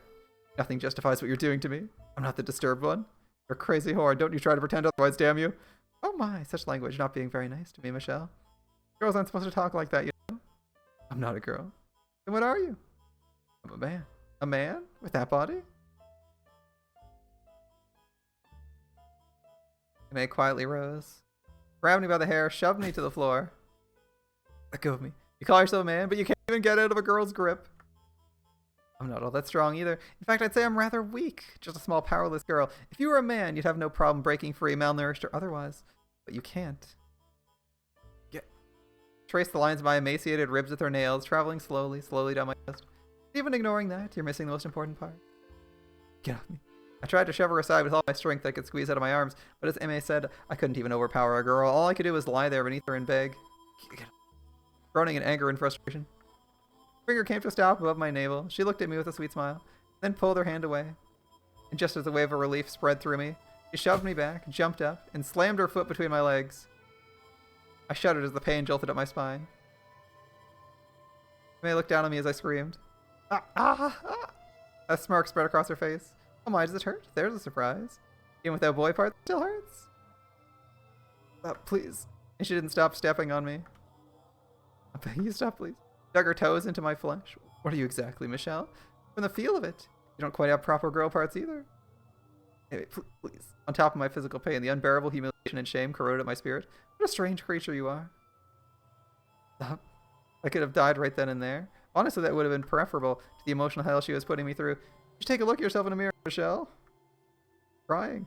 Sobbing like a sad little girl. Oh, not much of a boy, are you? And you lusted after me with this body? Oh, seriously? You're disgusting. I can't believe you actually had the gall to fall for me. May's abuse was not a one-time occurrence. As she promised, she came to feed me every day, but her arrival brought nothing but anguish and torture. Every day she chipped away at more of my spirit, but I hadn't succumbed to her yet. My anger still overpowered any fear I felt. About a week after she started caring for me. Oh, have you been a good girl, Michelle? I brought you your supper. I'll set it right here for you. What's the matter, Michelle? Your food's right there. It's gonna get cold. Go on, eat. But no using your hands. Crawl over and use your mouth. Come on, eat. Would you rather I fed you? What was that? You have something to say? I can't understand a word you're saying, Michelle. If you'd eat, you would have gotten enough strength to talk. I'm gonna kill you, Emma. That was, I believe, the first time in my life I'd felt a sincere, overpowering desire to end someone's life. I wanted to see her dead, and with my hands and legs tied up, I lurched for her. And like the dog she wanted me to be, I chomped down on her wrist. The taste of someone else's blood was far more unpleasant than I expected. I felt like I was gonna vomit. But I was determined not to let go of her wrist for any reason. I would gnaw through it to the bone and rip her entire hand off. She could beat me unconscious and I still wouldn't let go. She'd have to kill me to get me off her. I wanted her to feel the same pain I felt when she trampled on me. It'd be really funny if he. We'll go with he. We'll go with he. It would be really funny if he bit through her vein and she actually died from blood loss. That would be so funny. Like just biting someone's wrist so hard. I thought you like actually tear into the flesh. Like tear into it and just like actually cause her to bleed out. So funny. My body never did what I wanted to though. They're super weak, so like I don't expect to have him, but it'd be just so funny. That was like how someone died. They died. Oh my goodness. That'd be so funny. I could swear on my life I wouldn't release her arm, but I could never seem to make good on my determination. His foot flew up into my emaciated gut. The pointed tip of her shoe dug into my flesh like a knife. When I collapsed to the floor in a fit of convulsions, and just as I was about to cough up a mouthful of stomach acid, she rammed her foot into my abdomen a second time. Didn't even give me enough time to get to my feet, let alone fight back, before she kicked me again. Again and again and again. Stop. My gut, my chest, my legs, my face. What's wrong with you? Don't you get it? Not the one in control here. You should be thanking me. What did you do? What you did to me that day was incredibly hurtful. Yet here I am bringing you food. Can you not see how kind-hearted I am? Why would you go and bite me? What would possess you to do such a thing? He asked me for breath, my consciousness slipping away from me. I caught a glimpse of Emma's eyes as she swung her leg back for another kick. And when they did, a single word rose to my mind. Demon. Isn't that something? You can't even stand up to a girl? I'm not that strong. I'm weak and frail. This is the first time I've ever kicked someone. I have absolute control over you, Michelle. You understand that now, right? You learned your lesson, didn't you? Not an ounce of strength remained within me. My tongue and cheeks were torn up. My mouth tasted of blood. Thinking herself weak and having no experience in the ways of physical violence, she knew no restraint. The ignorant can be so much more brutal and viciously relentless than the seasoned. My vision had gone red. I could hardly feel my own face. There was a strange gurgling sound with every breath I took. Oh, what am I going to do about this hand? It hurt like crazy. Oh, I know. I'll tell everyone you finally lost it and tried to bite my hand off. They'll all feel so bad for me. I can just see the sad looks on Dee and George's faces. They won't. You know, your brothers have completely given up on you. A deranged sister is nothing but trouble. You know what you are, Michelle? You're a demon child. Why was I the demon and not her? Why did no one come to my aid? Because most people are terrible. Several times I considered ending my life, but every time I did, memories of better days would come back to me. Of the time before my body had transformed.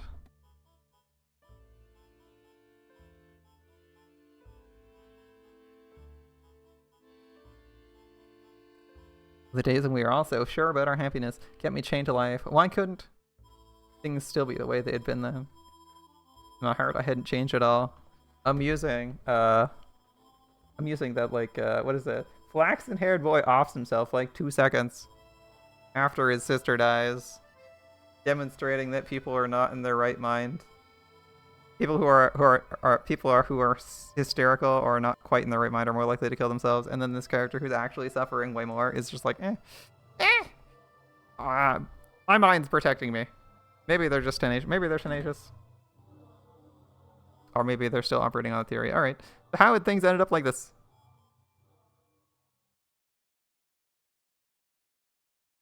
Michelle. Oh, Michelle, are you there? You need something, George? Come on, don't be like that. Do I have to need something to talk to you?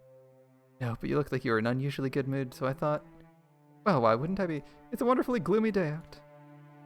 I don't understand if it would clear out, but can you really say it's wonderfully gloomy? Well, you can't be outside for very long when it's not cloudy, so in our case, it's perfect weather.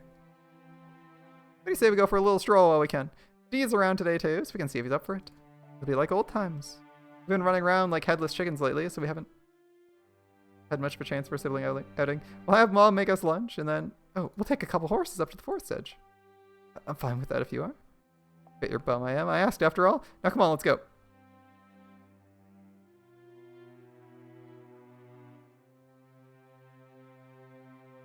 An outing, you say?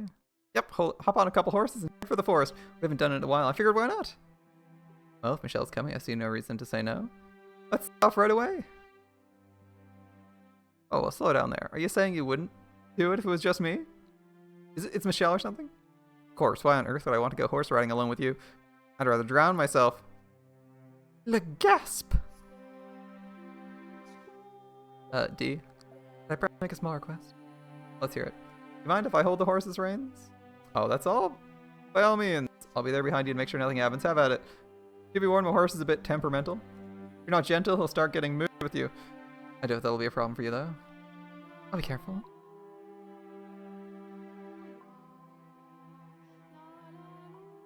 Hey, well, slow down, guys. Look at that, Michelle. George is still fumbling around all the way back there. Are we going too fast? Nah, you're fine. Being able to get past that so quickly is proof of your talent. Ah, you finally caught up. This isn't a race, you know. Why can't we enjoy the scenery? Indulge in some nice pathos. A warrior and his horse need not pathos. Isn't that right, Michelle? It certainly is, D. Oh, come on, guys. Just be nice. This is my idea. You're after D, haven't you, Michelle? I, for one, would rather see you admiring flowers or dancing with butterflies or gazing at the beautiful sunset or enjoying poetry. More pathos, my dear sister, and less barbarism. Long swords, suits of armor, and tales of heroic knights are so much more appealing, though. Let him get his claws in deep, Michelle. Oh dear, I'm gonna have to do meathead siblings before I know it. Call me. Now, you two. Why don't we stop here for a picnic? Seconded. My stomach's rumbling. A storm. Took a few bites earlier because I was about to die back there. Hope your horse throws you into a river.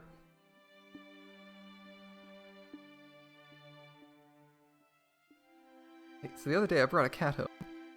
Yeah, speckled from head to tail and ugly as a witch's ass. I was gonna keep it in my room, but Mom flipped when she saw it. Keep that filthy thing out of my house. Wish there was something we could do about how much of a clean freak she is. George, try not to stress Mother too much. You're unpredictable enough as is. It'd be nice, though, to have a cat, I mean. Yeah, think about this. We'll keep it in the courtyard. I'll feed it on days when it's clear and can't do it when it's cloudy, Michelle. I don't know what cats eat, though. Oh, I bet it'd like pastries. You want to kill the cursed thing? Can't approve anyone taking care of an animal who thinks that's a good idea. Sorry. I'll pull the stick out of your ass, D. Life's all about experimentation. Live and learn. Don't experiment on animals. Well, if you're gonna be like that, how about you help out too? You can keep an eye on us and make sure we don't do anything stupid. Trying to drag me into this? Already done. You're in. It's settled. Damn it, George. Now we need to come up with a name. Any ideas, Michelle? What? Want me to name it? Not very often you get to give another living thing a name. Well, I guess you might have a few more chances down the road. Consider this a practice. Run. Something elegant and beautiful. You got this. Now, George, don't put too much pressure on her. Have a point, though. It is a good opportunity. Don't stress too much about it, Michelle. Choose something you like. The cat was speckled and ugly. One look and you'll be laughing so hard you can't breathe. Alright then. Ugly speckles. That's a name? That's its name? It seems you do not have a future in the arts, Michelle. That it was ugly and speckled, George? I did. You could have tried a little harder than that, though. You know, why not? Ugly speckles it is. Actually kind of charming when you say it out loud. Ugly speckles. Not that funny. Oh, it is quite something indeed. The more I think about it, the more... Not you two, D. Oh, we should bring ugly speckles on our next outing. Sitting together underneath the clouds, having lunch. That we should. When Michelle's gotten bigger, let's do this again, the three of us, and our ugly speckled cat. He said it. We're all good friends here after all. I've never been your friend, though. Oh, God, must you always be such a jerk?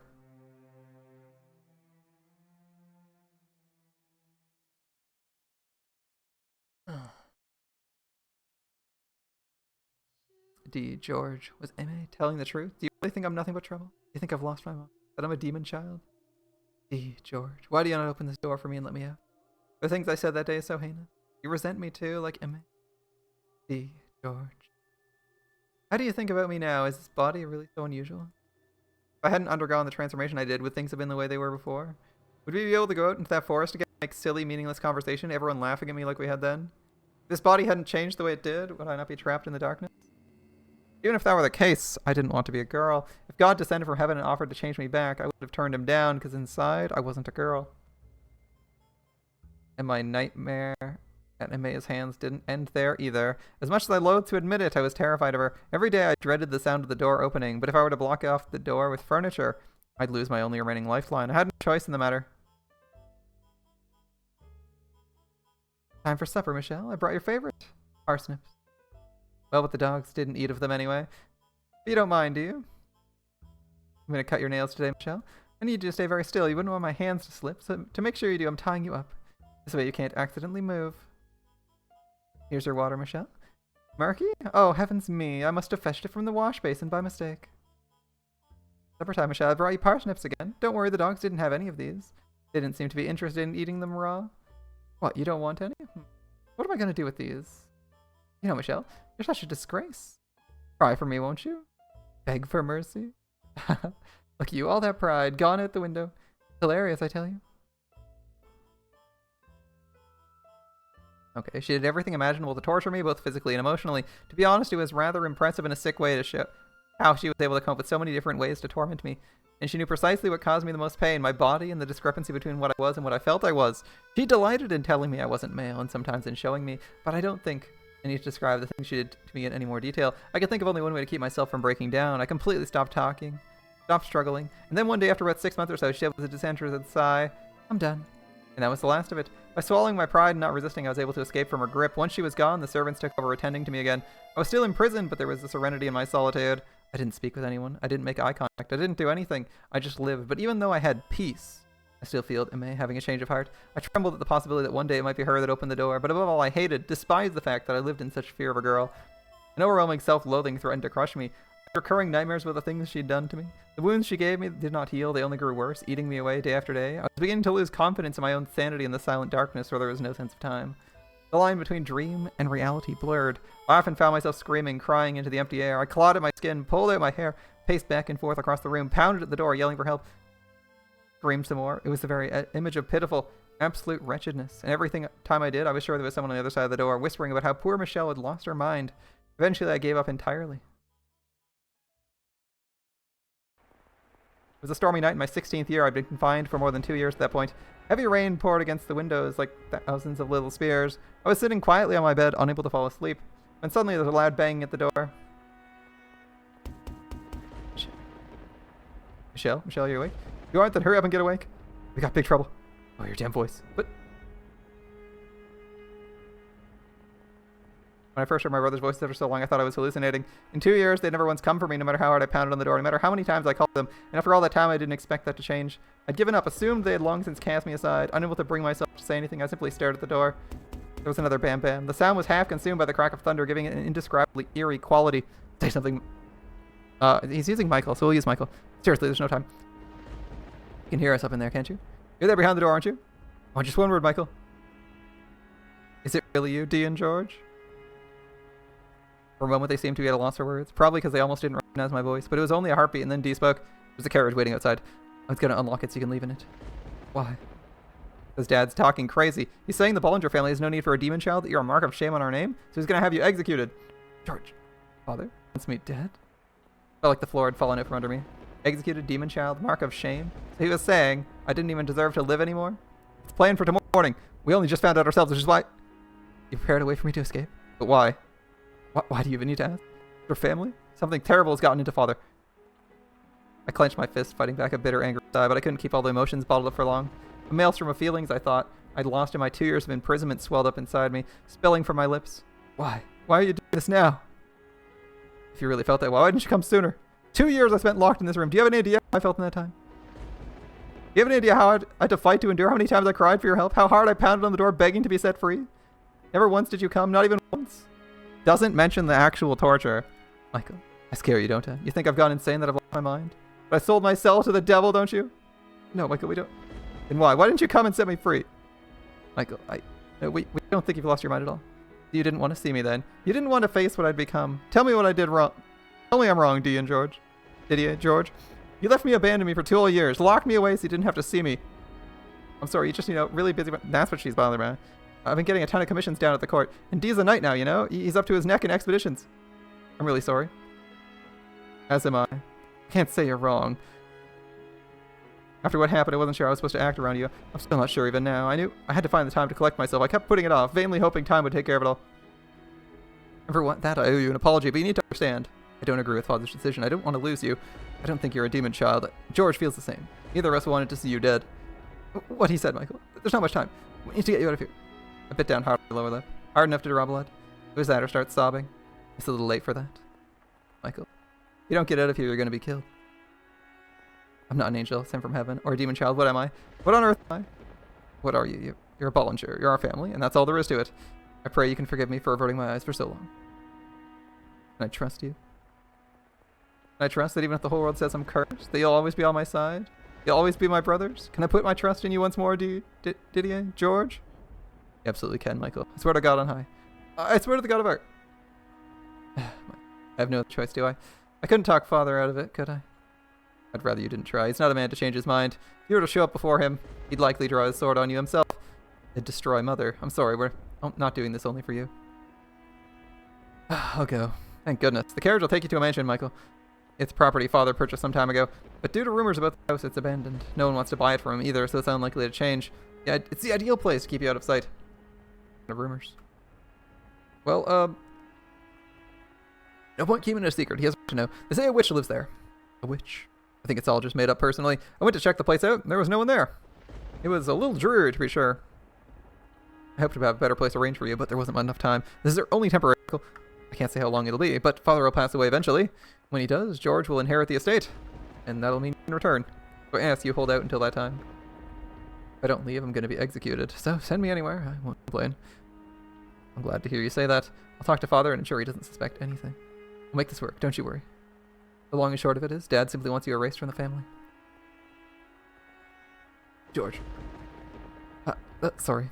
I wasn't trying to be mean. But anyone who, once I take over, we're in the clear. You acknowledge as the Bollinger? I see. Okay, then. Can I open the door now? Just a minute. You're still not ready? I don't have any clothing. Right, you wouldn't, huh? Wait, how tall are you now, Michael? Around the same height as you, I think. You're taller than me? Damn! Alright, I'll bring you some of my clothes. Thank you. I didn't think I ever heard you say thank you without putting up a fight, Michael. That's not true, I don't think. I'll be back soon. Get what you need together. Alright?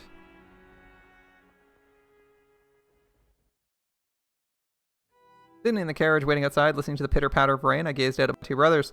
I hadn't seen them in 2 years, but they hardly looked different from how I remembered them. I was the only one who changed, and dramatically at that. Looking at them, I couldn't help but remember the old days.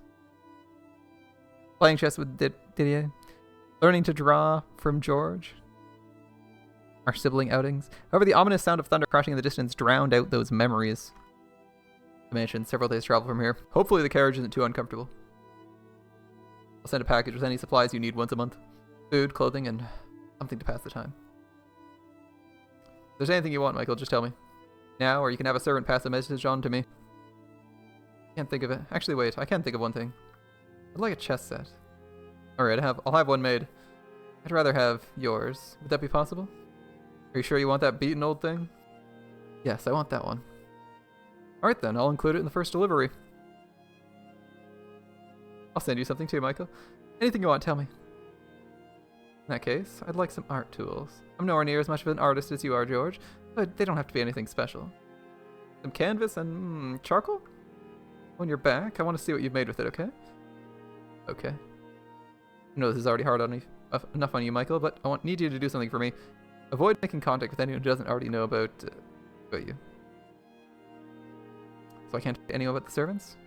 But simply, yes. Tomorrow the world will consider you dead. So we can't have people finding out you're actually alive. Especially Father. Please do this for me. I've been doing that for 2 years already. I've long since lost interest in interacting with anyone. You don't need to ask me to keep to myself. Right. Does anyone else know I'm alive? Mother knows. In fact, this was her idea. It was. She loves you, Michael. She really does. Mom just, is having a little trouble facing the truth. Even though she's not here to see you off, I guarantee you she doesn't want to see you dead. She wants to have you in her life again. I expect Mother will be writing you. Please take the time to write her back. She's a troubled woman, but her love for you is true and unwavering. Will you do that now? Will you do that? Just a little. Hey, got our letter. Doing great will suffice. Alright. Just so you know, it kills me, indeed, that we can't stand up to Dad. As long as he lives, his word is God in this house. I understand that, yes. Oh, you never know, he could be gone quicker than you expect. A week from now, and BAM! Is Dee's social life. It's Diddy? Is it Diddy? I think it's Diddy, right? There's not an ounce of respect in your body. Oh, give me a break, I'm upset. He's gone way too far. Once he's dragged his ass off into the great beyond, anything goes. Surprise! Michael is alive! Yeah, I suppose. So then we'll take care of things here. Tomorrow is going to be the performance of our lives. Crying like a couple big old babies, laughing our tails off inside. You'll forgive me if I have trouble trusting that loose tongue of yours. I'm not stupid, I know this is important. I'm gonna crush her, I'm sure. But the less people I know, the better. Aimee. It's important. Not even Aimee will expect to think. Aimee. Yeah, not even she can know. I mean, it's gonna crush her, I'm sure, but the less people know, the better. When George said her name, my whole body went shamefully cold. It's been a year and a half since the hell she'd put me through, but every last detail that remained carved into my mind and body. There's no way she'd even be slightly sad about my death. She might act it, but she'd certainly be elated by the news. It seemed George had yet to see what lay beneath the woman's mask. I knew you two were close. Huh? Aren't you worried about how that might affect her? What? She cared for you about 6 months, didn't she? When you wouldn't let the servants in? What? What I hear, you got real close to dying in there. You wouldn't even eat unless she was there? Who the hell told you that? What? Is that how it happened? Did something happen between you two, Michael? Aimee didn't do a damn... Never mind. Can't tell them. I can't put what I went through into words. It'll only worsen my shame. Especially not in front of my brothers. George, how are things between you and Aimee? Oh, you still letting what happened 2 years ago get to you? I mean, at that time, things were a total disaster. I'm all excited about getting myself a pretty little wife, only to find out she's rocking the boat with someone else. I cried for weeks. Yeah, I'm sorry. Deep down, though, she ain't actually a bad girl. She's young, and kids make mistakes. After it all came out, she turned over a new leaf. She started doting on me something serious, and well, it's not hard to let one little mistake like that go when she's trying so hard to make it up with me. Age excuse doesn't work for Dee, though. For about a year, things were really rough between us. I didn't even want to look at him. But at the end of the day, we're family. We can get it past anything. Besides, once you let that cat out of the bag, give me something to hold over Dee. All things considered, I'm not complaining. So, say you're happy then, George? Sure would, yeah. Believe it or not, I'm kind of head over heels for her. Hard not to like her like Aimee. I see. Do you really feel that bad about 2 years ago? You're still keeping up the good girl facade around George and Dee. No one else knows. She's actually a sadistic, cackling demon. There's nothing less trustworthy in the world than a woman who's always smiling. But if George thinks he's happy, I can't take that away from him. Michael? Alright, yes. I do feel guilty about the way I lost control of my emotions and took it out on you guys. It happens to everyone. In fact, you could stand to do a little more shouting and fussing. Then you could... I have underdeveloped social skills. You heard that? You got one hell of a nasty streak, huh, Dee? I'm glad to hear. Still on good terms. It wasn't my intention to pit the two of you against each other. We know. The blame falls on my shoulders. I want you to know something, Michael. Though your transformation was too much for Mother and Father to accept, with enough time, everything will go back to the way it was before, just like it did for myself and George. None of this is your fault. It was all unfortunate timing. Yeah, God's a bit of a jerk, too. Try not to forget I'm a knight, George. In time? Time. Speaking of which, we don't have much left. I'm going to tell the coachman to set off, okay? Do you? Yes? Tell me the truth. Will the three of us ever meet again? Why would you ask that? Of course we will. Not a chance I'm letting this be our last family get-together. One last question, then. Am I your brother? Well, I mean, look at you. Don't look like much of a sister to me. So yeah, good enough. I'd say you are. I see. So long, then. Farewell. And may good health bless you until we meet again. Until then, Michael. Farewell. Before seeing me off for good, they both gave me a strong, firm hug. Dee first, and George. The warmth I felt in their arms and my family's arms slowly spread through my chilled body, which made it that much more difficult to part ways. The wheels of the carriage rattled against the wet, stone-paved road. I stuck my head out the window watching as they shrunk into the distance. staring there in the rain until they were completely out of view. So the first brother answers yes. So I guess his definition of man is outward presenting appearance, right? Since he has a, since, well, we could say that based on his explanation. We could say that based on his explanation. He might be thinking more, or might not have thought about it much. Right? A tightness filled my brain. Let's see. I stuck my head out the window, watching as they shrunk into the distance, standing there in the rain until they're completely out of view. A tightness filled my breast. Every glimmer of hope I had for my new life was matched by an equal degree of darkness and uncertainty. Would I ever make it back home? And if I did, would people still call me a demon child? Having to write mother was another uncomfortable weight on my soul. The thought of having to play girl for her made me sick. George had acted like it would be nothing, but it wasn't that easy. It was more than mere pretend. It was more than mere... Yeah, I read that correctly. He had said that with time things would change, but how could he be certain that those changes would be for the better? The wooden wheels turned, carrying me away to that cursed mansion.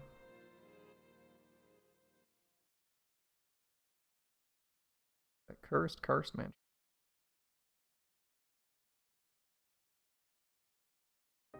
The next thing I know, I'm sinking into a vast void. Darkness cuffs my hands and legs, restricting my movement. Images of the past I kept buried away for so long stream past me. This isn't how I wanted it to happen. Not coming from my own mouth, but being laid bare for all to see without my consent. Well, what was that? What was that quote? It's worse when it's your story. We already had the maid's story. Now we have to have his secret story that we knew he was hiding because it was obvious he was hiding something. After all, we didn't have his backstory of how he got to the mansion, and he was still clearly hiding stuff when in both of the story, or in the second story, right? I want to say it's both, but I think it's just the second one. That wasn't how I wanted to find out my secret about my shameful history. Weren't you, my dear? I told you you didn't want to reclaim your old self. You'd simply let it be, you wouldn't be here now, forced to relive it all.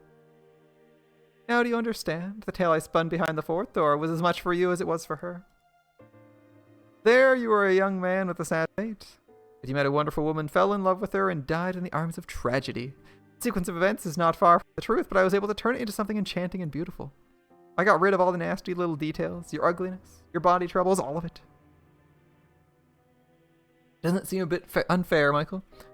You tore down the walls around Giselle's heart, around her past, but you wanted to keep your own nice, safe, and hidden away. She's every right to be upset. You were afraid she wouldn't accept you, were you not?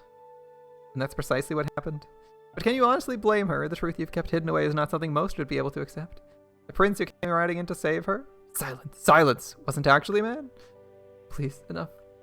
I've seen enough. Let it stay buried, please. Stop this. I don't want to see it. I don't want anything to do with it. What a sad creature you are, my dear. Not a woman in the world would have any interest in you now. Press X it out. You've surrounded yourself with layer upon layer of walls, covered yourself with this patchwork of barely held together quilt of masks. It's the only thing keeping you together. You're the frailest one of all, the weakest, and it's about time you accepted that and stopped trying to fight it. I'm not weak. Oh, is that so? Let's proceed with the tale then, shall we? Face the one you hate most in the world, yourself. Your weakness, your ugliness. Face it and despair. What is left? What's left? I guess letters? No, don't. Once again, my own desires, my own wishes are completely irrelevant. The past sprawls out before me once more, and the witch is exactly right. I despise the man I was then. Teeming with vain hope and foolish dreams, I would rather pretend that part of me never existed, but I have no choice. I'm dragged back into the life I once lived, my pleas for mercy fading into the dark nothingness. Wait, what is left that's new? Or are we saying like door 4 was inaccurate? I feel like it'll just be like AFKing in their room for like a year. Or whatever, like a bunch of years. I don't know, 10 years. It was 10 years in there, right? I couldn't remember how long it had been since the capital had disappeared into the distance, but I'd been on the road for some time now. We'd long since left paved roads behind.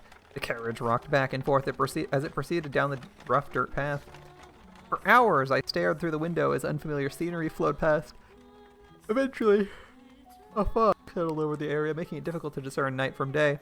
We made our way through dark, dense woods, and beyond them, like the world fading into view after a dream, a mansion appeared before us. Like, my thought is, I think we can piece everything together now. I guess there'd be the painting of Amen, I assume, is the torn up painting. Like, I think we have enough information to put together everything. I'm not sure what the story is going to tell us now. All the windows were either shut or boarded, encasing the house in darkness. This is one of the scenarios. This is the first scenario I think we've had where I think they don't actually need to provide us with more. Usually, I don't know if you guys recall, but like the first 3 stories, I was like, God damn, they keep ending these things so dang early. Like, they need to finish it. Obviously, I think the ending was kind of like slightly spoilers territory, but like I think people suggested, or sorry, obviously people have suggested that the ending was kind of spoilers territory. But for me, it's like, okay, now we've ended the story. We've gone full circle, and unless they reveal that story 4 was partially lies, I don't think anything has realistically changed in this story for me. But okay. Anyway, it felt like all I'd done was move from one prison to a larger one. Briefly, I thought they'd possibly been sealed to keep anyone from seeing me inside, but my coming here was a very recent development.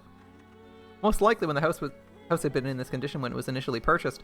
Quite the piece of property my father found himself with. I wondered if it had been swindled by its previous owner. It was a gloomy, uninviting place, but it didn't appear to be in disrepair. The coachman left my luggage outside the door, gave me an empty farewell, and went on his way. I was entirely alone. I spent some time just staring out at the forest, but naturally, there was nothing of interest to be found there. So I quietly turned around and opened the door to the mansion.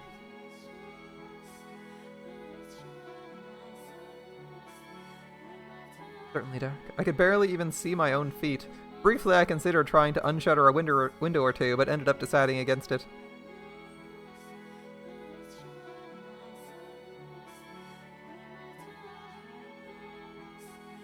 The less inviting the place looked, the easier it would be for me to avoid contact with the outside world, as D had recommended. Did he? Standing there in the darkness for several minutes, my eyes gradually grew accustomed to the lack of light. While it was hardly ideal, it was sufficient to take a look around the house. The inside didn't seem to have received the same level of care as the outside. Everything was dusty. The air was many years stale, but I wasn't in a cleaning mood, so I dug through my luggage for a bundle of candles, lighting one with a flint. A stained glass window.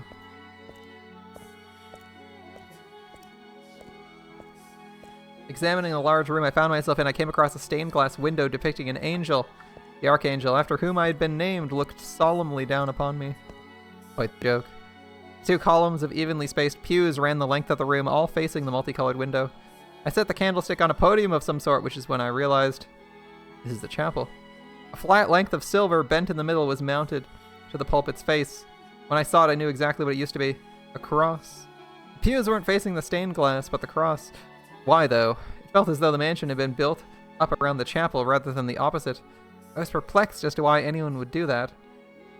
But of course, there was no one around to sate my curiosity. Taking the candlestick back in hand, I made my way beyond the pulpit. There sat a small metal door. I pressed one hand against the cool surface and my heart leapt. It was abnormally cold. Though the door itself seemed perfectly normal, an inexplicable anxiety spread through me. It was a very unusual sensation. My instincts told me I should stay far away, and my heart told me it was my duty to see what lay beyond. What am I going to find back there? After a few moments' hesitation, I decided to act in opposition to my instincts.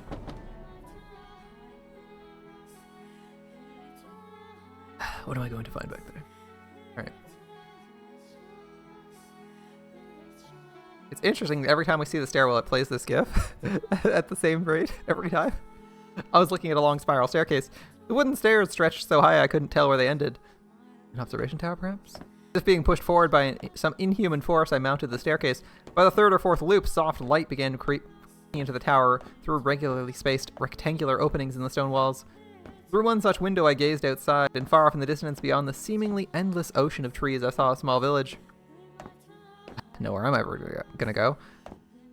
So many stairs. It had been quite some time since I had exerted myself this much. I hardly had any opportunity locked away in my chambers. With every step I took, I could hear my joints creaking and my muscles screaming. I was long since out of breath, only staying upright with the help of the wall. Pitiful, damn it. Turning back never occurred to me. I had to keep climbing, had to make it to the top. And it was that feeling of necessity that pushed my exhausted body upwards. By the time I reached the top, I was practically gasping for air. Sweat streamed down my forehead. I wiped it aside, turning my gaze towards yet another door. But unlike the first, what on earth? A tangle of rope covered the surface, layers upon layers of it, making its intent abundantly clear. Nothing shall come in or out. It didn't look like it had been put there recently either, as much of it was rotted through. Out of curiosity, I grabbed the coil and yanked. The rope snapped in several places, chunks falling limply to the floor. That wasn't enough to allow the door to open, though. People only seal doors like this for a reason, largely because they didn't want or couldn't allow others to see what was behind them, like what they did to me. For a few moments, I felt as though I was looking down at myself from outside my body. If it hadn't been this man, but something else standing there, would they have turned back at the sight of the sealed-off door, acting as though nothing was there? Or would they have done as I did? I ground my teeth, a mix of annoyance and bitterness rushing through me. But I didn't hesitate. I held the flame of the candle up to the wall of rope, careful not to set the whole thing ablaze, slowly, carefully burning through one by one.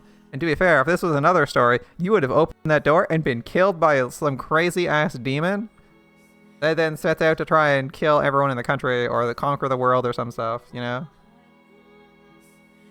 It was repetitive and time-consuming, but I persisted, wiping away sheets of sweat before it streamed into my eyes. The sun was well on its way down before I finally managed to expose the door. I took a deep breath, looking up at it, and gulped. There was something indescribably chilling about this door. It's painted in blue and purple. And then I pushed it open.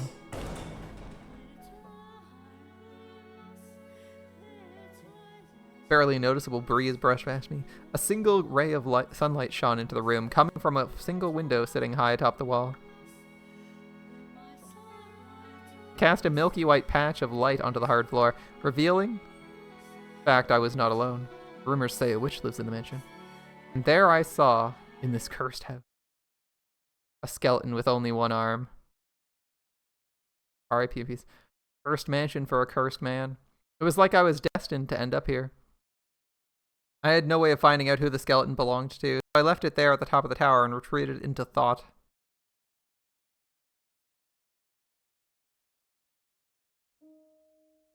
I wondered to myself, how had the one-armed person died? How would they felt locked in that room, staring up at that sole window so far out of reach? But the only thing they would have seen was the sky and the occasional bird.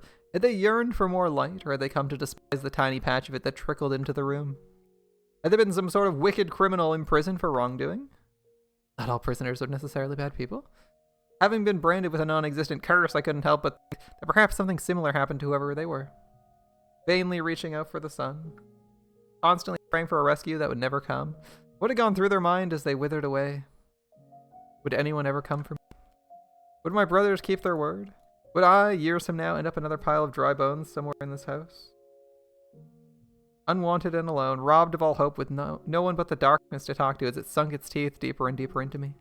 The corpse could be me in the future. Pity. George, did you really send me here to keep me hidden? Or is this to be my grave? Can I put my faith in you? Can I trust you when you say I'll be able to return? Everyone will happily accept me? It will be all together again? We'll play chess, we'll draw pictures, and no one will be left out? All I really wanted was for people to accept me for who I was, to accept I was a man, and that I had grown to resemble a man. I mean, that's fine. That seems even easier. I had the heart of a man. I didn't need anything else. I didn't want to cause anyone anguish. I didn't want to hate anyone. I simply wished to be who I was, or who I wanted to be. I didn't want to be treated like I was strange or different. If that was asking too much, then at the very least I wanted to have one person in my life who truly understood me. Pity, George, I pray you can be that for me. Lurking quietly in the mansion's all-encompassing darkness, I waited and hoped that the day might arrive when I could come out of hiding. However, 1, 2, 3 years later, I still had not been set free. Only my mother wrote me, and in all her letters she said the same thing. When your curse is broken, come back home, sweetheart. When your curse is broken, I want you back in my life. When your curse is broken, everything will be back to normal. I wait expectantly for the day you're free of that terrible curse. The curse would never be broken, though. What I was now was what I was meant to be. All that time I'd spent as a girl, none of that was real. Diddy said he didn't think I was cursed. My brothers didn't seem to think I was some hellish demon child, so no, the curse would never be broken. Because there was no curse to break. I wasn't cursed at all. There was no damned curse. The flow of time eroded away at me, slowly killing any confidence I once had, sucking me dry of all trust for others and myself. With enough time, I started questioning my own beliefs about what I was. Started thinking perhaps I was cursed. much like they had at the Bollinger estate, and the servant who came by every month did his best to avoid making eye contact. But beyond just bringing me food, he was also checking in on me and making sure I didn't attempt to run away. Every month, he probably went back and told Mother the same thing. My curse had not been broken.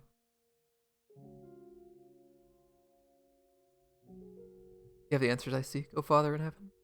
If you do, I ask you to guide me. Please tell me what I am. If I truly am cursed, perhaps you could tell me how much my soul weighs, too. Perhaps, probably not very much. For 3 years, the witch hasn't shown up. I spent enough time alone in the dark mansion to drive anyone mad. The more time that passed, the more I grew to question myself, my worth as a human being. Whenever the self-doubt and loathing became too much to take, I trekked up to the top of the observation tower to see the light. Sitting there on the hard floor, I'd place my hand on the skeleton's leg, its shoulder, its hand. From the size of the bones, whoever it was appeared to have been young when their life withered away. Poor child, even I feel blessed compared to you. Oh, how miserable it must have been locked away up in this tower, to have your arm mercilessly severed. You have my pity, though. I alone shall mourn your death, and I alone shall take comfort in your presence. Poor, poor child. By pretending to pity someone who had it worse than me, I was able to feel somewhat better about myself, because if I was in a position to pity someone else, then conversely I wasn't in a position to be pitied. Vainly, foolish, trying to convince myself of a lie. Spent hours, days alone in that tower, holding the dry bones in my arms. That's probably not what I would have done, honestly. I guess they wanted that, but I probably would have been like, I probably, since we have literally nothing but time on our hands, and no objectives, I'm just gonna say I probably would have brought the bones down and buried them. That was actually my first thought when I saw it. When I saw the bones were still there, I was like, oh, yeah, okay, we'll go bury them, whoever they are, R.I.P. in peace, if we're in that room, right? May as well. No, not only because it's kind of weird holding the bones of dead people in your arms, like you're comforting them. That's just kind of weird, right? But like, there. Give them a proper burial. Send them off. Wherever they are, you don't know enough to know whether they're a good or bad person. Oh, there was a sight. I'll lend credence to my alleged madness. Last. Over time, the air in the mansion seemed to thicken as if the fog were condensing. Water pushed out all the air, swallowing me up, suffocating me. Putrid mire, and I was trapped at the bottom. This thick, black sludge. Soon I lost track of the passage of time, my only landmarks being the dates on Mother's letters. Before I knew it, 8 years had passed. It was like 10 years. It was like 9-10 years before the hell is this? I hadn't heard my own voice in so long I almost forgot what it sounded like. There was a delivery that day, but it wasn't the usual package. The servant was instead carrying a large rectangular object draped in cloth. Shoving it into my hands, she said, "The regular supplies will be here in a couple days," and then ran off. Presumably he was afraid to spend any more time than necessary with the cursed man, but I didn't bother to say anything about it. I knew it was a waste of breath, and I was not inclined to hold it against him, for I didn't want to look. He didn't want to look me in the eye, to exchange words. All I could reasonably do was sit back and bear it. As long as I kept my mouth shut, the man could do his job in peace. By the candlelight, I began unwrapping the package the servant had delivered. From within, a sheet of parchment fell to the floor, and inside the package was a painting. Just looking at it, I couldn't tell what it was, aside from the fact it was a portrait of a woman. I knew those brush strokes, though. They were distinctively George's. The woman depicted had white hair. White hair. There was a flash. A fresh jolt of the pain that had nearly faded away. Half-dozen needles pierced my chest. So much blood had spilled from these gouges I had long since lost any sensation of pain, but now it was back. No, George, you didn't. My whole body froze. The blood in my veins came to a halt. I couldn't breathe. I was drowning in a pool of imaginary water. I crouched down to pick up the sheet of parchment. It was a letter in Mother's handwriting. The first line read, as it did in all her correspondence. My beloved daughter, Michelle, every day I pray your curse might be broken, but lately I've come to think that perhaps the reason you remain cursed is because you've forgotten what you're supposed to be. So long have you spent in that accursed form. It is a little surprised you'd lose sight of yourself. How can you return to your true self if you don't remember what that is? So I asked George to paint you a picture, hoping it might free you of the curse. You're a beautiful young woman, my dear Michelle. I presume you've already seen the painting. It's lovely, wouldn't you agree? That flowing white hair, the skin like glass, the deep enchanting red eyes, the slender fingers and modest feminine frame. Extremely modest, we'll say. Softly. It's not the you when you were younger, though. Instead, I had to imagine what you'd look like now.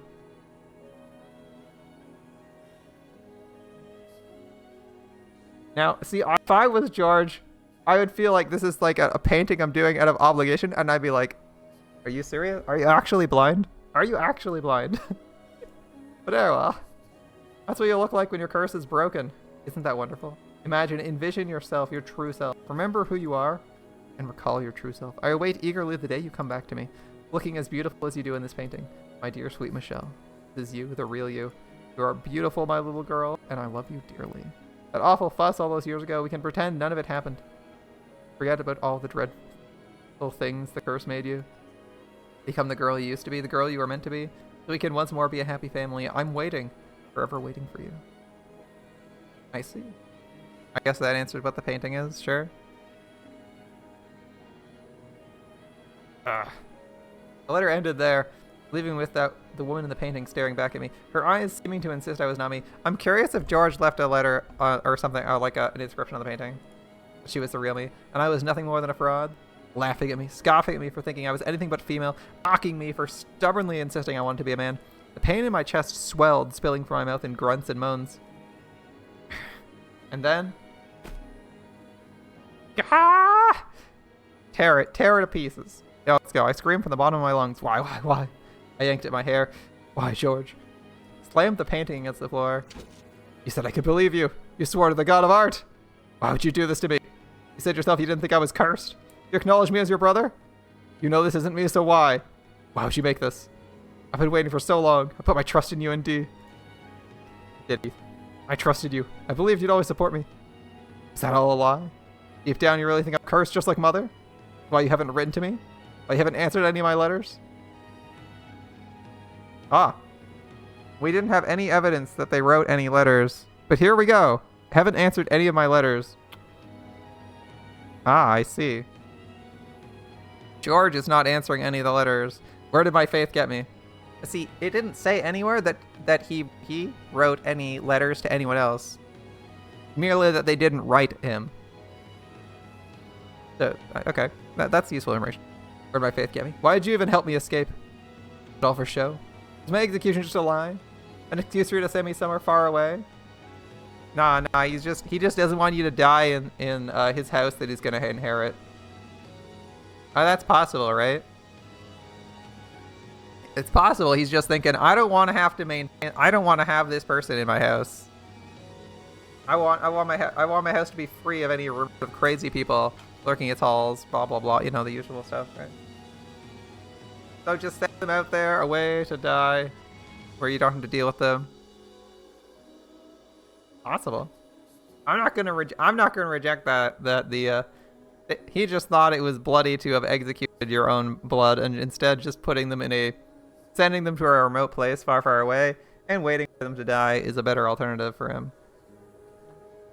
I'm not gonna say that theory doesn't work out. That might work. Just keeps free to send me far away. Was it? Tell me, George. Actually, here's the thing. But here's a more possible alternative that doesn't go. I know Michael's not in the right state of mind to be thinking about this and is pretty negative, but let's think of an alternative that makes sense and doesn't make George to be a liar, because we haven't seen any evidence that's the case. He seems like a bit of an airhead. We'll go with that, because he's not really watching when like his sister, brother, whatever, is getting like molested by some creepy guy that one of his guests. So like, but he does seem to kind of care. So we could also make the assumption that his wife is intercepting all of the letters. I don't think that's unreasonable. Because here's the thing, and this is why I think it's reasonable. Michael was unwilling to tell George that, it wasn't a thing. That, so maybe she was real sad because he didn't have time to tell her. But he told her later. What if because he's a dumbass, he blabs, or she finds out it later and intercepts the letters because she's living at the mansion when George isn't there? She's living at the mansion when George isn't there. So presumably she might have access to the letters and intercept them and throw them out. That seems like something she'd do on purpose. I'm just saying, that's a possibility. She intercepts one or more, it's possible in the several years that she's intercepted one of the letters at some point. it was maybe just not addressed to the right person. And she's like, oh, a letter to George? Huh, okay, well, let's see who it is. Oh! Yeah, fuck that guy. Or fuck that, we'll go with girl, because that's what she would say probably. Yeah, fuck that girl, and throw it into the trash, right? That seems like super straightforward. Assuming any of them actually got to him. But that would assume he wasn't responding in the first place or something. I don't know. Who knows? It's uncertain. Letters are unreliable. Tell me, George. Tell me the truth. What about you? What about you, Diddy? Diddy? Where do you stand? No, this isn't real. My voice was getting hoarse. I didn't have the strength to hold it in, and everything came spilling out of me. Squeezed out, like by the phantom water, and the white-haired girl in the painting just stared back at me, smiling. I bit down on my lip as hard as I could, metallic taste spreading through my mouth, drops of blood trickling to the floor. Pulling the knife I used to open the monthly deliveries from my waistband, I lifted it high into the air, gathering what remained of my strength. This isn't me, and slashed the woman's face with it. It's not me. It's not me. I'm not this woman. I'm a man. Carved into it. This is not how I look. With everything I have. Don't try to erase who I really am. Don't call me repulsive. Don't say I'm an abomination. I tore into that smile, contempt surging from every slash. This woman isn't real. I wanted to curse the whole damn world. Every last thing, this wretched mire that had become my life. My brothers were happily going about their lives as I suffered here in the darkness. So, actually, I have a question. Since we're saying that in the other stories, the woman was also him, I'm curious if, because we've seen her looking at things, but presumably like the story wouldn't write about like presumed body dysmorphia, right? If the person had it, because it would be spoilers for this arc, right? So are we going to go or do a retread of those stories and see that Michelle was also experiencing body dysmorphia in the other three roles, in the other three lives, or was it just this one? I mean, I'd say her life sucks in every single one of them, so it doesn't actually matter. Like, you'd want things to change anyway, right? It would just suck every time. It would just suck every time, right? Yeah, I'm curious about that one. We also didn't get like a 2000s era story, so we won't know if gender equality solves her question, but that's possible it doesn't. I'm just curious if they'll go through that and be like, oh yeah, they also had that feeling here. It'd be interesting. Or if they were like actually changed, like if they had the, we'll say, weird body, I guess we could say that. Like they didn't look particularly masculine, but I don't remember how old Michelle was supposed to be when she was like, when that stuff was happening. I guess we'll see. Brothers were happily going with their lives as they suffered here in the darkness. This wretched, curse the whole world, every last thing, this wretched mire that become my life. My brothers were happily going about their lives while I suffer in the darkness. My delusional mother for refusing to acknowledge who I was. My father for trying to have me killed. Ime for making me realize I was a man, and then torturing me for coming out about it. Everyone. I didn't care anymore. I wanted everyone who had ever wronged me to suffer the same way I had. I can make that happen. A voice rang out. I can curse them for you, my dear. It was a woman's voice, muffled like there were several walls between me and her. Who's there? I swiped up my candlestick, thrusting it forward to the side behind me, but there was no one else around. Give it a little thought. It's not that difficult. I feel a little bit more sympathetic to him not having asked the witch any questions, though, given that it was apparently only... It's like right before or around the time that that Giselle arrives, that she speaks to him first. Not that difficult. When you figure it out, come to me. I've been waiting for so long for someone like you. Someone with such hatred for the world. How am I supposed to know who you are? How could you not, my dear? You visited me so many times. Held me in your arms, whispered poor child into my ear again and again. What? No, that's not possible. Ah, I see. I've finally lost my mind. If that's what you wish to believe, that's your choice. The way I see it, if you truly lost your mind, you wouldn't be in so much pain. The voice, still muffled and unclear, seemed to be coming from somewhere far away and very close at the same time. Find your way to me, and open the door once more. Let me out of my cage. Give me your hand. I knew in the back of my mind it was all absurd, but nonetheless I did as the voice said. I let myself be drawn in by pleasant whispers. The Archangel stood proudly on his glass perch, looking down at me. His gaze almost seemed judgmental, but I marched for the tower unconcerned. No, the stained glass of Michael is ironic. It's not judging. It's just looking. So long I've been waiting for the day I'd be rid of this darkness, for the day someone would truly set me free. When I arrived at this house, I felt the hands of fate at work. You were led here. You were meant to come to this place. You've been through so much to get here. I know your pain. I know how it feels to be locked up, to be tortured and used for others' gain. You are the only one to have pity for me, and I shall be the one to have compassion for you. You are the only one to stay at my side, and I shall do the same for you. You can give me life again. Resurrect me. How so? Now open the door, Michael. I felt like I was no longer in control of my own body. Her voice was tender in a way unlike either mother's or Emma. Enticingly so. Standing at the top of the observation tower, I pushed open the door. The first thing I saw was a ray of light shining through the window. And nothing else. Thank you for opening the door. It was empty. The skeleton, which had been sitting there as long as I had been at the house, had vanished without a trace. I spun around, my gaze darting back and forth across the chamber, but there was no one there. Only her voice whispering in my ear. You made this possible. You gave me the chance to have my revenge. Revenge? Now I can make those men suffer a hell worse than the one they put me through. Constant, everlasting despair. Their flesh may turn to dust. But so long as their souls live on, their torture will know no end. The tenderness in her voice crumbled away, leaving only raw loathing behind. She let out a half-muffled cackle. Who are you? You poor dear, they locked you up in here without telling you whose house it was? You sad, pathetic thing. That's exactly what kind of person I needed. You're not the witch, are you? I am. I'm the cursed witch who loathes this puny, wretched world, curses it. And my name is Morgana. Morgana. I assumed the witch was nothing but a legend, a tale. If you don't believe me, I'll be happy to show you. Let's see, I could place a curse on someone you have a grudge against. Drag them down into the dark abyss. You're the one who granted me freedom, after all. Sympathized with me, pitied me, appreciated me. You happily embraced my filthy corpse. For that, I'll grant you your wish. Wishes can come true, Michael. Much the same way I was able to come back to life. If you remain steadfast in your desires, they will become reality. For devotion and yearning are the fountain from which miracles spring. I cannot leave the mansion's grounds, but that's but a minor inconvenience. Tell me who you wish to curse, and I can lead them here.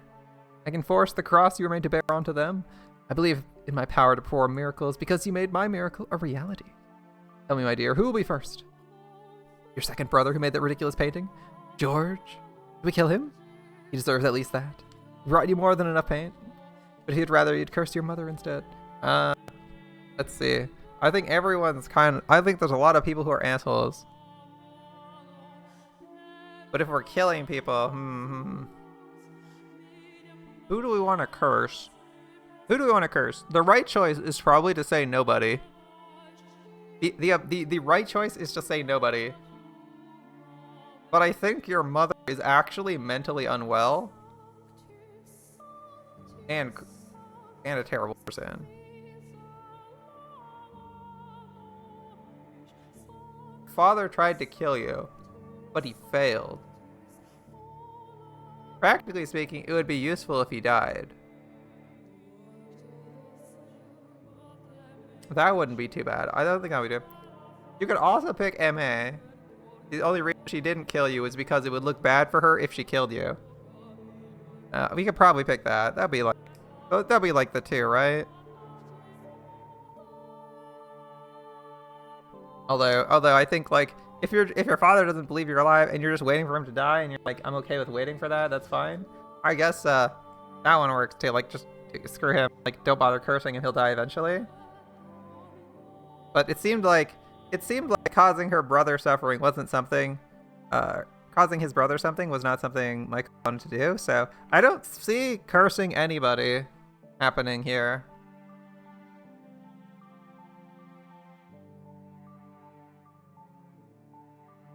What do you say? Perhaps you'd prefer your father. She hasn't mentioned him. Him gone, you could return home.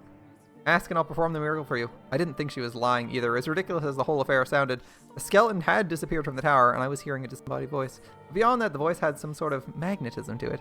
If magic truly did exist, then her words were laced with it. There was a power in her voice, something that repelled any instinct I might have to doubt the things she said. Though I, on the verge of losing my grasp on reason to get altogether, believed every word the witch said. I wanted to curse them, to curse my brother's father, Emma. And the witch was saying I could do precisely that. What will it be, my dear? There's no price. I don't require a sacrifice or a dark ritual to perform any magic. I simply wish to show my gratitude. I want You could have that which you desire. Who do you want to curse? Wish's sweet whispers hung in the air for a brief moment before wisping away. All the muscles in my body tensed up. I felt woozy, like the floor was wobbling beneath me. Took everything I had not to fall over. Who did I want to curse? Oh, and you're welcome to choose more than one. All of them, even. I could curse them, and the witch would kill my family. I could be free. No one would know I'd been born female. Why don't you become the new head of the estate? Who would I curse? Who would I kill? Diddy? George? Mother? Father? M.A.? All of them? They'd exiled me to this place. Have your revenge. A black butterfly fluttered across the room, single shaft of light. As I stared absently up at it, dozens of memories of emotions flashed through my mind. I feel like Diddy's unreliable and did leave you to die and suffer for 2 years, but I don't think he's aware of what was happening.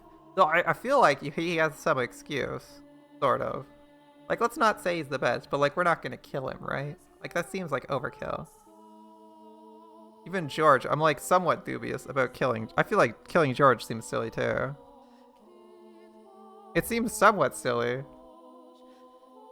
But it said curse to death only. If it was only a death curse, it'd be like, no.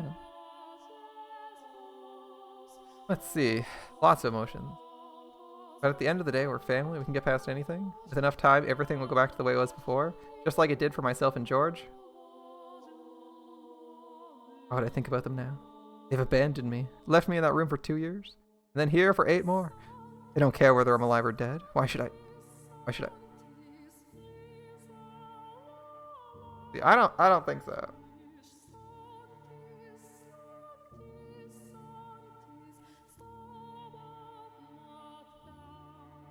Have you made up your mind? I have. Tell me, my dear, who will it be? Who will you curse? No one. No one. I cannot curse anyone, Morgana. Surely you jest. I know just how much you wish to see them dead. I felt all your hatred, your despair. You mean to tell me you can't curse them? It just struck me now.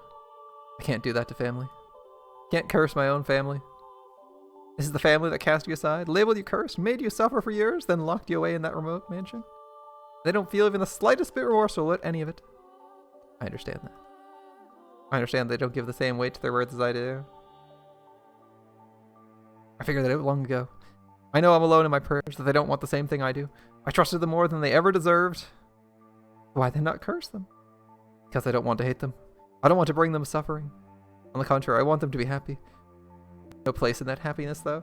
It's a happiness that rests on your misfortune. Why then should you not drag them down so you can find respite for yourself? I'd find no respite by cursing them. How can you be so sure of that, my dear? I've certainly found a great deal of it myself. You're trying to follow your conscience, I can see that. But that good is superficial. All it does is shackle you. Remove the shackles and everything will be so much easier. Nothing you say can convince me to kill my family. Why not someone who isn't family then? Surely you can think of at least one person you'd like to see dead? Oh, I certainly can. I'd kill her a dozen times and it wouldn't be enough. But just because I would be happy with her death doesn't mean there aren't people who'd be sad to lose her. Remove any one person from that group and the whole thing could come crashing down, all because I couldn't restrain my own hatred. Your concern for them will devour you. Don't think I'm not aware of that. You aren't. You don't know that at all. The only reason you give them any consideration is because deep down you still have hope. But hope is a way of forsaking those who give it a home. You have a problem and you need to take care of it before it kills you. You and I are cut from the same cloth. While you may still care for your family now, in time you'll come to curse them. Consider it a warning, Michael. Your hatred, your curse is what brought me back to life. And there's no getting around that. We do have plenty of time, though. No need to rush to a decision. I'll show you what it is you truly desire deep, deep down. And I'll show you again and again until you finally acknowledge it. The black butterfly hovering by the window disappeared, and the witch's voice grew distant. Overwhelmed. I collapsed to the floor unconscious.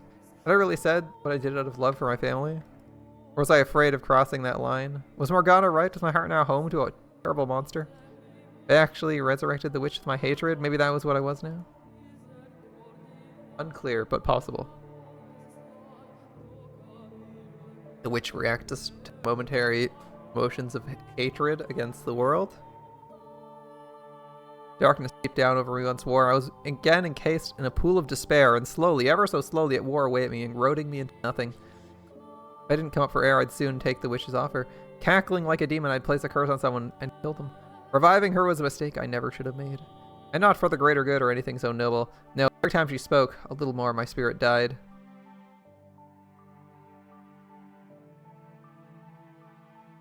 From that day on, Morgana's voice became a constant fixture in my life. Curse them, kill them, curse them, she serenaded directly into my ear. You know what? It sounds, you know what? I can see why he's not asking that question. I know she was a huge bitch in the previous scene where we were talking with her. Like, super annoying. But you know what? I can see why he didn't ask any questions. No matter where I hid or how deep I put my fingers in my ears, her voice resonated directly in my head. Hearing an incessant stream of curses from a disembodied voice was so unreal, so unbelievable, I felt as though I was being dragged away from the realm of humanity. Yeah, I can see why he didn't ask her backstory when she doesn't shut the frick up and just screams at him to curse people. There was an odd, unsettling magnetism in her voice, allowing her malevolence to seep into me. It was downright torturous. Curse them. Revile them. Do you really need to be in your right mind, honestly? Your fixation on holding onto your sanity is what's causing you so much anguish. Admit it. There's more darkness, more seething malice inside you than anyone else. That's why you were the one who resurrected me. Admit it. You want to curse them, don't you? You want to kill them, don't you? No, I don't. I don't want that at all. I've told you it's already. You're so desperate to deny it, Michael. It can only mean that it's true. You wouldn't be able to maintain your calm if you were truly free of guilt. I do not wish to kill Diddy or George or mother or father. I have no desire to see them dead whatsoever.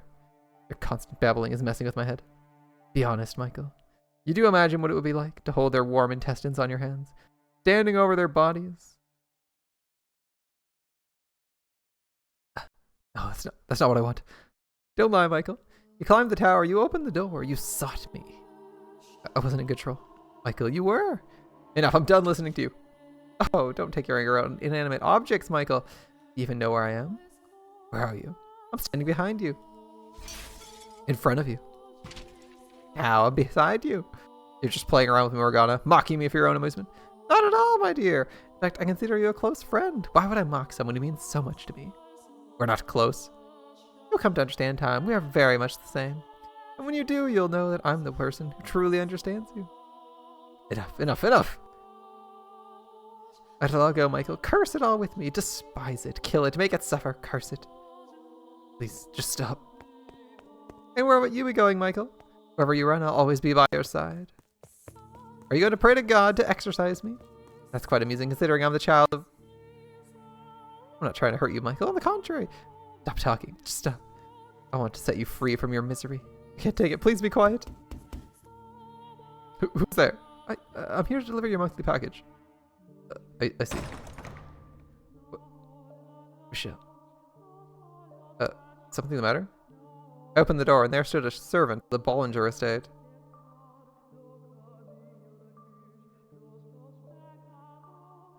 He seemed to be quite perturbed by the sight of me. I must have looked terrible. Morgana's voice, her words, sapped my spirit dry.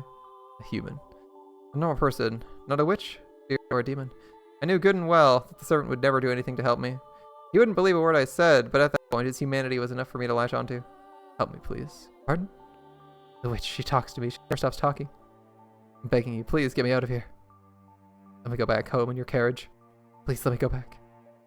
The witch's voice, it's killing me. I won't go away, I can't escape it. Please, I need your help. You've gone mad. You're crazy. See, this is why I didn't want this job. Having to deliver supplies to this damn cursed mansion. Having to get anywhere near the Bollinger's youngest child. I'm perfectly sane. Sold your soul to the devil. Don't you think I'm in the dark about that? Oh, I did no such thing. Completely insane. No. I'm done with this damn job. It's not worth all the riches in the world.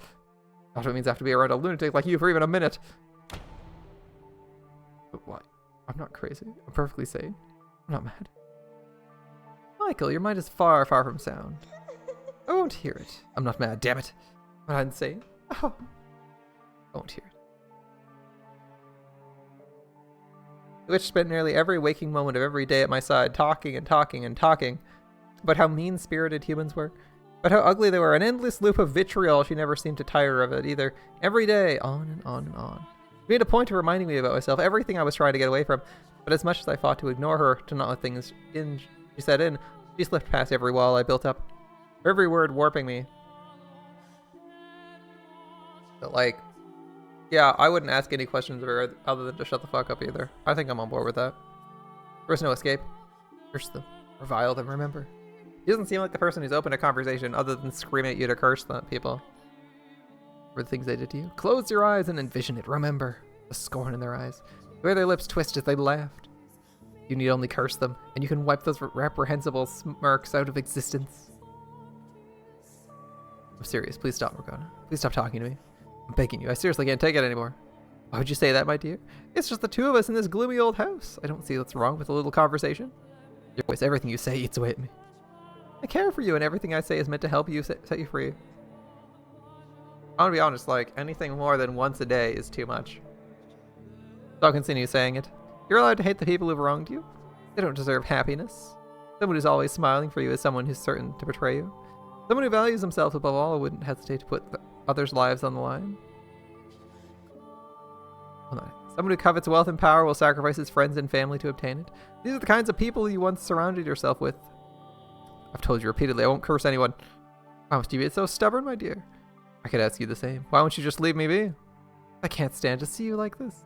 With one word, you could be free of your pain, but because you insist on shackling yourself to the idea of family, you make yourself miserable. You're the same type of person, Michael. The type who has the right to curse others. Regardless of what kind of childhood you had, or how much hatred it instilled in you, Michael. You're a cursed man named after an angel. You need to realize how twisted you are soon. I'm not twisted. You honestly believe you're normal? Tell me what's normal about someone who happily embraces a skeleton. Tell me what's normal about someone who hacks away at a girl's face with a knife. You're not normal, and I'll repeat that as many times as I have to. You need to accept that. Why must you hold so tight to your sanity? You'd just let go, you wouldn't have to suffer. No one's going to come and save you, my dear.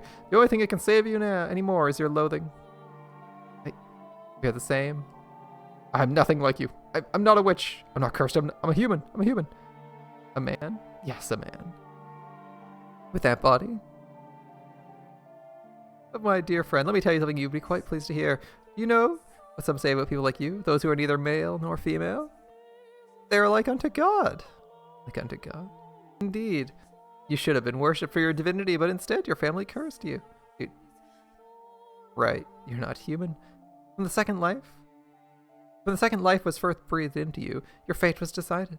You're wrong. Wrong. If I'm really wrong, you wouldn't be here now.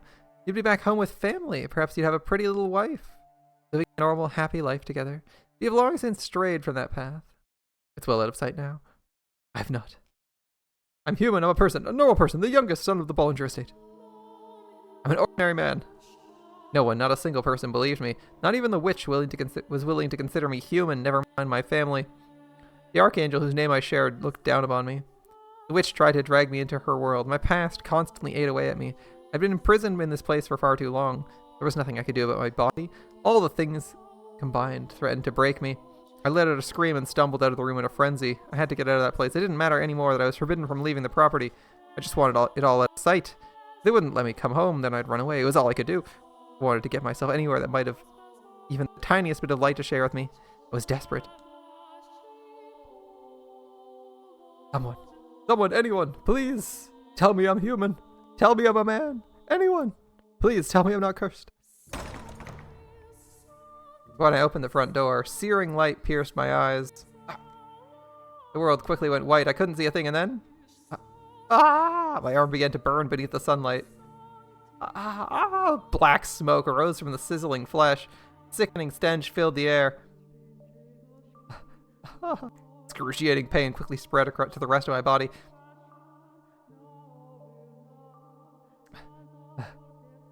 Why am I... Water. I slammed the door shut, restoring darkness. Gasping and groaning, I trudged back into the house in search of water, which I'm sure the witch Morgana observed with a great deal of pity. I don't think you're in need of any water. Take another look at yourself.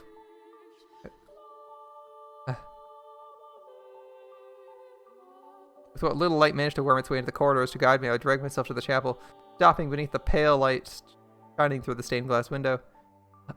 Ow. I wasn't burned. In fact, my skin hadn't even turned the slightest bit pink. There was nothing wrong with me as far as I could see. Where did the pain come from then? The distinct stench of burning flesh. This is your doing, isn't it, Morgana? I know what you're experiencing. It happened to me too. Sometimes enough emotional distress and despair can cause physical pain. The mind and body are more tightly linked than you think. Your mind is far more damaged than you know. You poor, poor thing. You have my sympathy, my dear.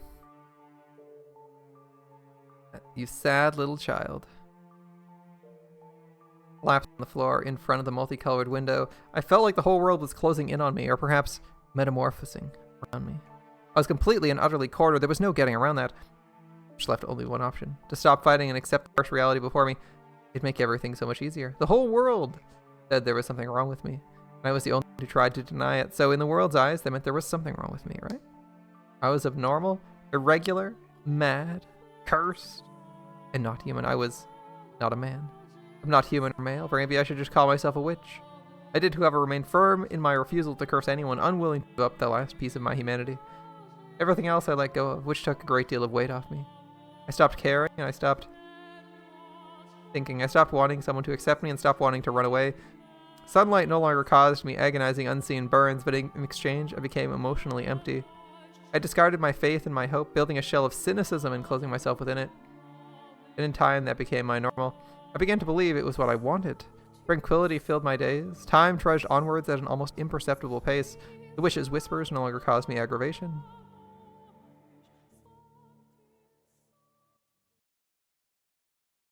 The witch should be asking you to do this for her own benefit somehow, right? There's no way you'd be this insistent. Essentially, nothing of note happened over the next 2 years. At one point, a man with an unusual disease stumbled across the mansion while wandering through the forest. There's a little more to be said about that, for nothing at all could have convinced me to care about someone else. I spent much of my time sitting before the fireplace. I'd covered the stained glass window with drapes, loath to even think about that damn archangel. Staring at the dancing flames, I was able to forget the passage of time, watching unblinking as the red and orange tongues flicked back and forth. They seemed to spread outwards from the fireplace, consuming me. Whether by the raging infernos of hell or the cleansing fires of purgatory, the thought of being swallowed up and burned to ash by a massive conflagration was quite pleasant. The visions never became reality. Tell me, Michael, what are you thinking of right now? You don't want to curse them. See? Looking at yourself, Michael, look how you're living. Really want this life? Have you ever thought about dying? Michael, would you like to die? That's right. That's the right answer. God has said taking one's life is a sin after all. That's good, Michael. You made the right decision. And I shall be there with you until the very end, my dear friend. Honestly, part of me did desire death. I just didn't have enough energy to take my own life. My mind and spirit were too far decayed.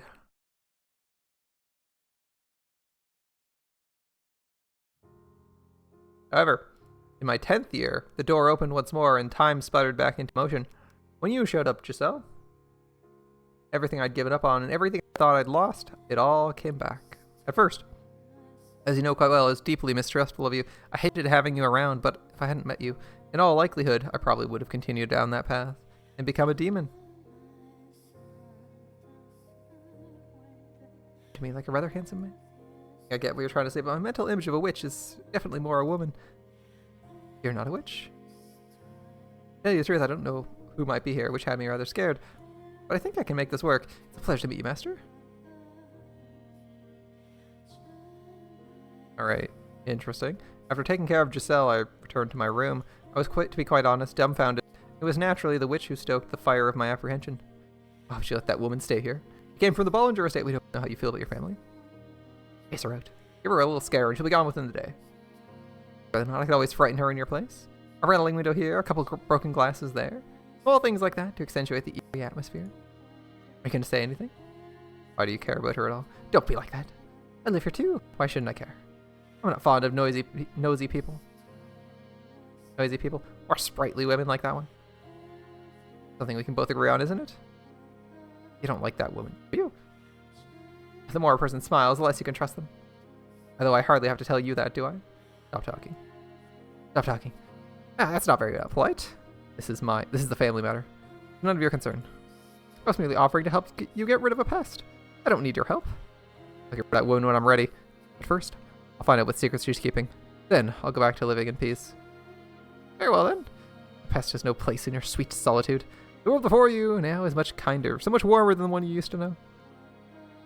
Well, good luck then. If you need a helping hand, don't hesitate to ask. Oh, and by the way, you've changed, my dear. I like you so much better like this. I always hated how much you reeked of human. You were blessed with a body like unto God. You were personally created by his hands. I could only dream of having what you have. But you only wanted to deny it. Now, though, you act the part much better. A saint resurrected by the closest living thing to God. Perhaps this too could have been considered a miracle. Morgana, yes. You're a deranged, delusional woman. I thank you. Thank you, my dear. Deranged and delusional. Giselle was a woman who smiled a great deal. Her jade eyes seemed to glimmer every time she made a new face. The more she smiled, the more vibrantly she spoke, the more suspicious I became. I couldn't trust someone who smiled that much, especially not a woman, and the way she kept trying to get friendly with me didn't help that impression at all. I had a hard time believing she honestly wanted to get to know me. I couldn't help but think she was trying to fish for information. Anyone who tried to get close to me had to have some ulterior motive, like Anne, who only had done so to satisfy Mother. Perhaps my mistrust could have been considered paranoia, but even 10 years later, flashes of that nightmare would still come back to me from time to time. That's fair. It would take more than a few attempts at being nice for me to trust this stranger. I'm not gonna judge them for that paranoia. That seems completely justified. Eventually, I came to the realization she was hiding something, and I convinced myself it was out of guilt. So I wrote Mother in search of something I could use to tear her down to get her out of here. I should have listened to Giselle rather than Mother of the Witch. I don't know why he wrote to his mother. His mother's crazy. Now this sounds even more stupid. This is like listening to the witch. Like, let's be real. I know she's the only person that responds, but like, dude, if your mom's like lost her freaking marbles and thinks you're cursed, and you don't think she's right in her mind, why would you ask her for advice on what's on the property of someone else that she also had banished and sent to the same place you live? Like I would assume she thinks she's cursed too. Or at the very least, she hates her for some other related reason. Like, so sus. Oh my goodness. Seems like a bad choice, but I guess they don't have anyone else they can talk to, so... You know, maybe they're trying to get something. I should listen to Jealous. But I had conflated her with Aimee in my mind, so I was unable to see where the truth really lay. I was only able to perceive her as malicious. So instead of her, I put my faith in Mother's words, despite Mother never once doing the same for me. I know, right? Crazy. Your mother won't even believe you. Like, your mother is not a reliable source of information. But, okay. I guess you don't have any other sources, so whatever. That's the best cope I can come up with, right? My beloved daughter, Michelle, I deeply regret having to put you in this situation. I never wanted to let that woman get anywhere near you. She is a witch, a terrible, sinful witch.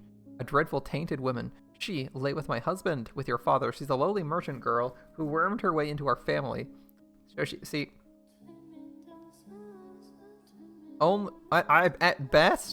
at best, we could maybe go with this. This is a fact, right? I'm trying to figure out what I should take if I know nothing. She's a witch, a terrible, dreadful, tainted woman. She lay with my husband, with your father. She's a lowly merchant girl. Okay, I would honestly not believe any of this. I would believe that she was accused of witchcraft. That is what I would take from this so far. She could exploit your father for money. Yep. She committed a grievous sin, the sin of adultery. I don't know if this is true or if she just has a thing against her.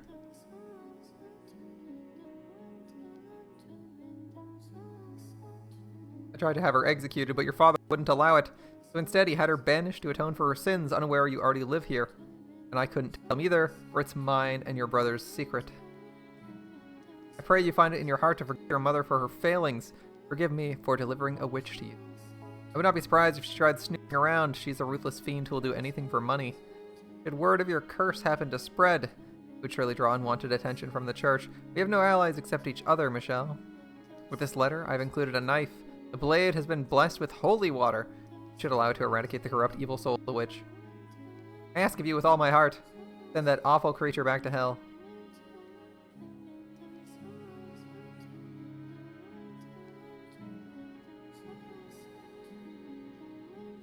It was storming that night. See what I mean about See what I mean about his mom being unhinged? Honestly, the first half of the letter came out... Like, let's go back. Okay. The first half of the letter sounds kind of believable, right? Like, maybe down to, like...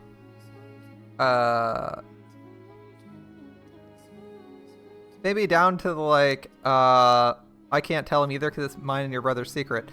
Right? That part, okay, kind of believable. Then she goes on this rant and is like, please murder the person I sent here. I'd be like, the fuck? What are you... Okay, what is wrong with you, lady? Let's figure shit out. This is where you start asking questions, right? I included a knife blessed with holy water that should allow you to eradicate the corrupt evil soul of the witch. Like, you're like, okay, so my mom thinks... let's think. My mom thinks I'm super cursed, but I know I'm not. And she insists on it, even though it's been like 10 plus years that I'm super cursed and can't come to the house. And she'll imprison me. She imprisoned me, you know, had me tortured, all that good stuff. Okay. And she thinks I'm cursed. And then, okay, makes sense. But I'm not cursed. And this lady here, she says, is a witch with a corrupt evil soul that you need to eradicate with this knife she's given. You're like, I do not believe this. This would be like the easiest press X out. We were like, okay, the bottom half is clearly false. We need to figure out what's going on. It was storming that night. Erratic claps of thunder ripping through the sky. Giselle let out a panicked scream, shoving me back. And the look in her eyes kicked into emotions I thought I'd lost. I knew that face. I knew that scream. The face had once been mine. I'd screamed with that same utter despair at the world. Back to the way things were. Finally, it's quiet again. I'm honestly surprised she stayed as long as she did. In a way, her tenacity is rather impressive. Not many would persist for so long in the face of such obvious disinterest. You know, no one would try to get friendly with you without good reason. Information about you carries considerable weight outside these walls. The look on her face then. Was that really her just putting on the act as I revealed her skin? I think she's afraid of you. You're mistaken. That's how people behave when their sins are brought to light. She was screaming now. You look genuinely terrified. You knocked my hand away. You're not going to let a woman scream cloud your judgment, are you? A woman can make a weapon out of anything. Tears, a smile, fear. The day she arrived, you recognized her smile as fake. Surely you aren't going to fall for this. I'm not falling for anything. I just feel like I know that frenzied panic. Something doesn't quite add up. Just nothing, my dear. In fact, what perplexes me is why you didn't simply kill her when you had the chance. Are you afraid of the sight of blood? The blood of your tormentors has no more worth than that of a wild boar. If sliced her throat without a second thought, although I suppose that would have made quite the mess. Now that makes more sense. You weren't afraid of hurting her. You merely didn't want the burden of having to clean up afterwards. How very like you. Come now. The woman's finally gone. It's back to the two of us and you don't want to talk? Silence, please. As you wish. I'll celebrate your accomplishment in silence, my dearest friend. I imagine she's out there, half buried in the cold earth by now.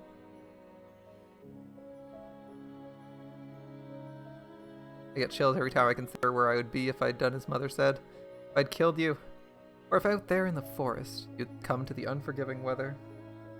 Life had never given me much in the way of good fortune. But you coming back, you being alive, was absolutely a blessing. I'm done. I can't take it. Through this whole world. You don't have any idea what I went through there. How hard it was to keep myself together. So, I do understand. I know very well how difficult and painful it can be. For no one to believe you. For no one to accept you. I know far too well what it's like to want to scream. You're done with this whole damn world. I truly do. That day, for the first time, we saw past the surface. We got to know each other as people. It wasn't anything more than a single small step. But for us, it was like we'd moved a mountain. Still remember how the light felt as it shone through the windows we opened together. It didn't burn, and while it might sound melodramatic, I feel safe in saying that it was probably the gentlest light I'd ever felt in my life. Following my reconciliation with Giselle, I started turning back into my old self. Well, that's not quite correct. I felt a comfort and peace with myself I'd never had before. It may have been the first time I really was human. Having someone else around began to feel normal. It was something I was certain I'd never have. It was incredible. Though to someone else, our time together might have seemed frivolous and empty, our conversations meaningless chatter. I never thought the day would come when someone would laugh at something I said, and someone would smile at the sight of me. However, trivial, seeing Giselle smile made me happy. Darn it, where'd she get off to? Are you here? Are you in the daze? All the racket. Is something the matter? Oh, Master. Yes, cat.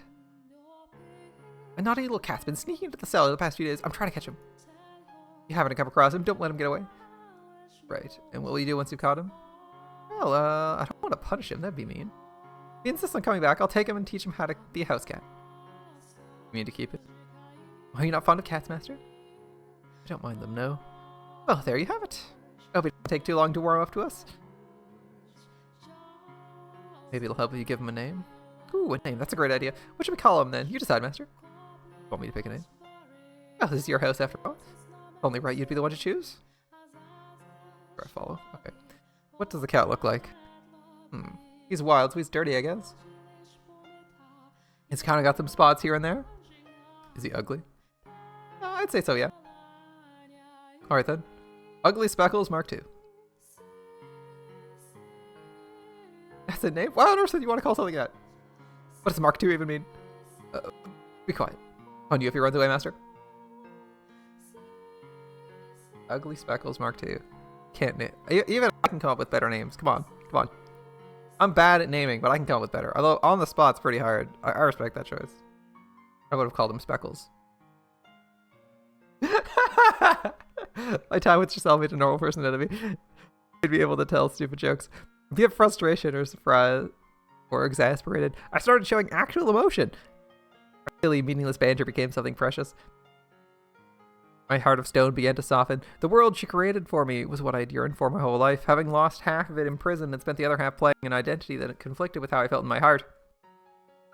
It was the first time I felt like I genuinely felt like I was allowed to be myself. You're not a kid. Don't be so picky. Not good for you. No. You make a mockery of the culinary arts. I heard quite enough, Master. Sounds like I'm going to need to put your taste buds through some intense rehabilitation. How about this, Master? Play a game. Taking an L. And of course, if you're open to it, doesn't have to end there. We can continue getting to know each other for years to come.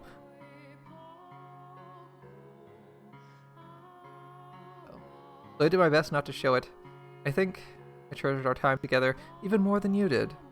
I'd latched onto it, desperately refusing to let go. I needed it, and I needed you.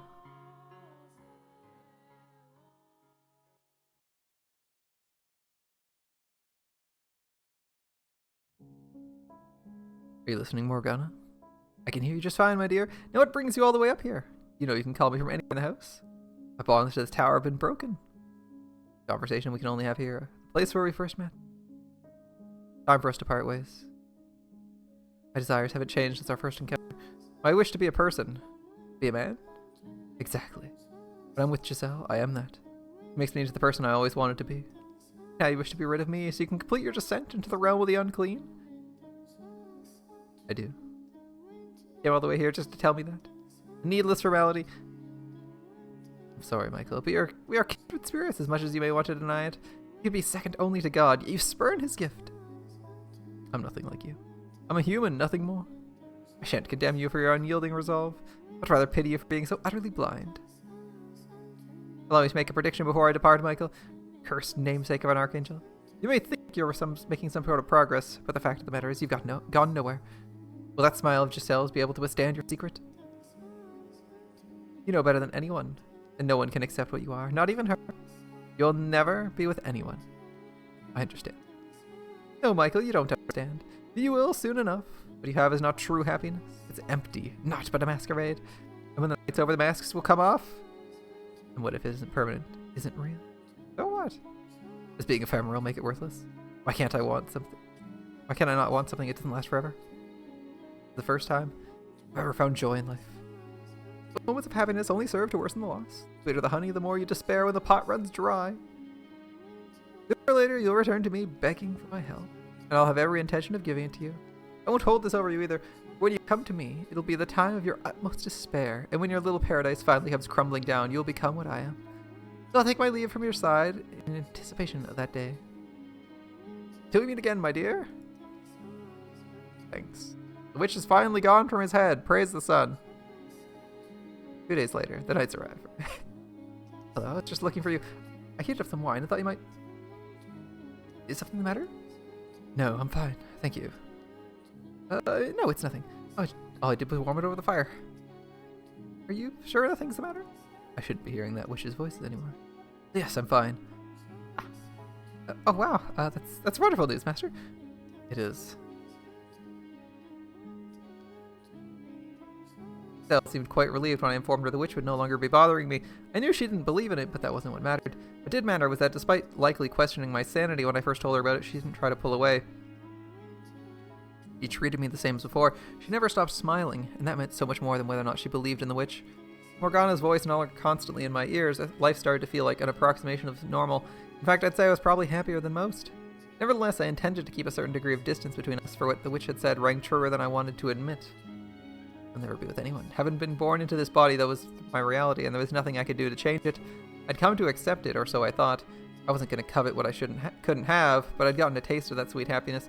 I started to develop great affection for that smile. As much as I tried to tell myself I was getting caught up in the moment, the feelings would pass in time. I found myself unable to restrain the swelling of emotions within me.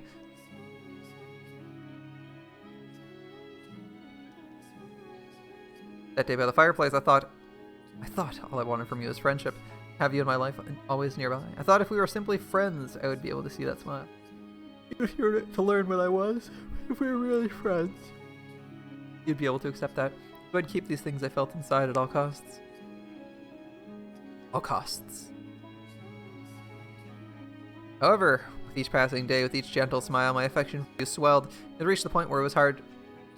As hard as I tried to keep it contained, all it would take was the slightest nudge for it to come spilling out. It made me desire what was out of reach. I was convinced I had changed. As its happiness had become my everyday, I had no right to any such thing.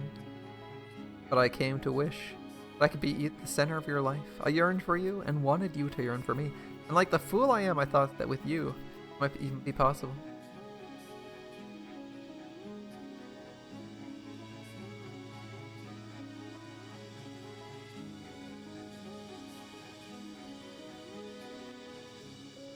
Honestly, it's no trouble. I mean, it just took me by surprise, that's all. I am pleased. No matter how it turns out, you drew it for me, Master. Whether it's good or bad is irrelevant.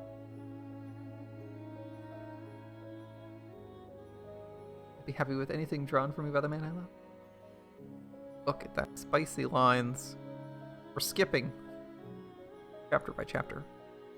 That one word set me into motion, for I had long since fallen deeply, utterly in love with you, and there was no escaping it.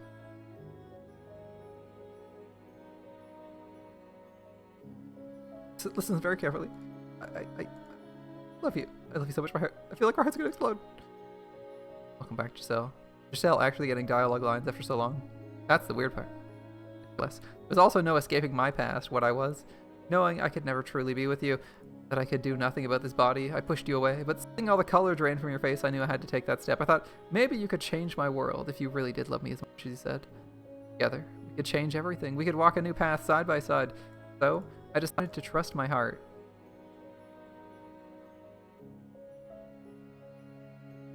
In heaven, I'm so happy I could cry. I like Giselle. Giselle's nice. I, too, was elated. Oh. Well, I'm sure you thought I was a kind-hearted man, that my love for you is pure and chaste. I wanted to be that for you, but beneath the surface lurked indecent desires. Despite saying I didn't want to hurt you, that just having you by my side was enough. My desire bubbled up with the warmth of your skin. I wanted to let that heat take over and let my hands run free. I could feel it burning inside me. I longed for intimacy, not just emotionally, but physically. I wished I could lay you down on my bed and satisfy those desires. I wanted to make love to you, but fortunately, it was not possible. I didn't have the ability. No matter how hard I try, my body lacks the capability to be one with you. I can pray and I can long. I can wish all I want. My body will never be what I want it to be.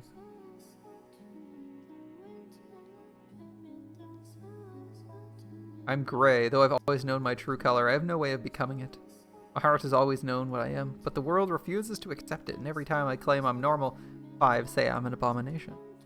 Would it really have been too much to ask? For me to be born normal, to let me be who I truly am? Is that really so much to ask? Things began to change when I learned my father Antonin had passed away. George's would, I assumed, be busy preparing to take his place. And what if what he had said was true, then I would be welcomed back to the estate. I'd no longer be a demon child, but a member of the Bollinger family once more. Deep down, though, I couldn't completely believe it would actually happen. After 11 years in exile, I had no idea how they felt about me anymore. Would they even remember a promise they made so long ago? Fear that they wouldn't threaten to consume me, but Giselle, as she often seemed to, put my mind at ease. No matter where I go, you'll be with me, Michael. It's true, I'm nervous not knowing what the future holds, but not in a scared something bad might happen kind of way. It's more a jittery, excited anxiousness. I'm confident the two of us can overcome anything, no matter what obstacles may come our way. Together we can create an even more wonderful future. Could I believe her? Could I have faith in her wonderful future? She'd always be there with me. That we'd return to the estate and finally move on with our lives. That together we could create a future. That wasn't a question. I wanted to have faith. I wanted to believe as much as she did. I wanted to believe, even if I was gray, I could have a normal life together with her. She rescued me from the depths of hell. And now I wanted to make her happy.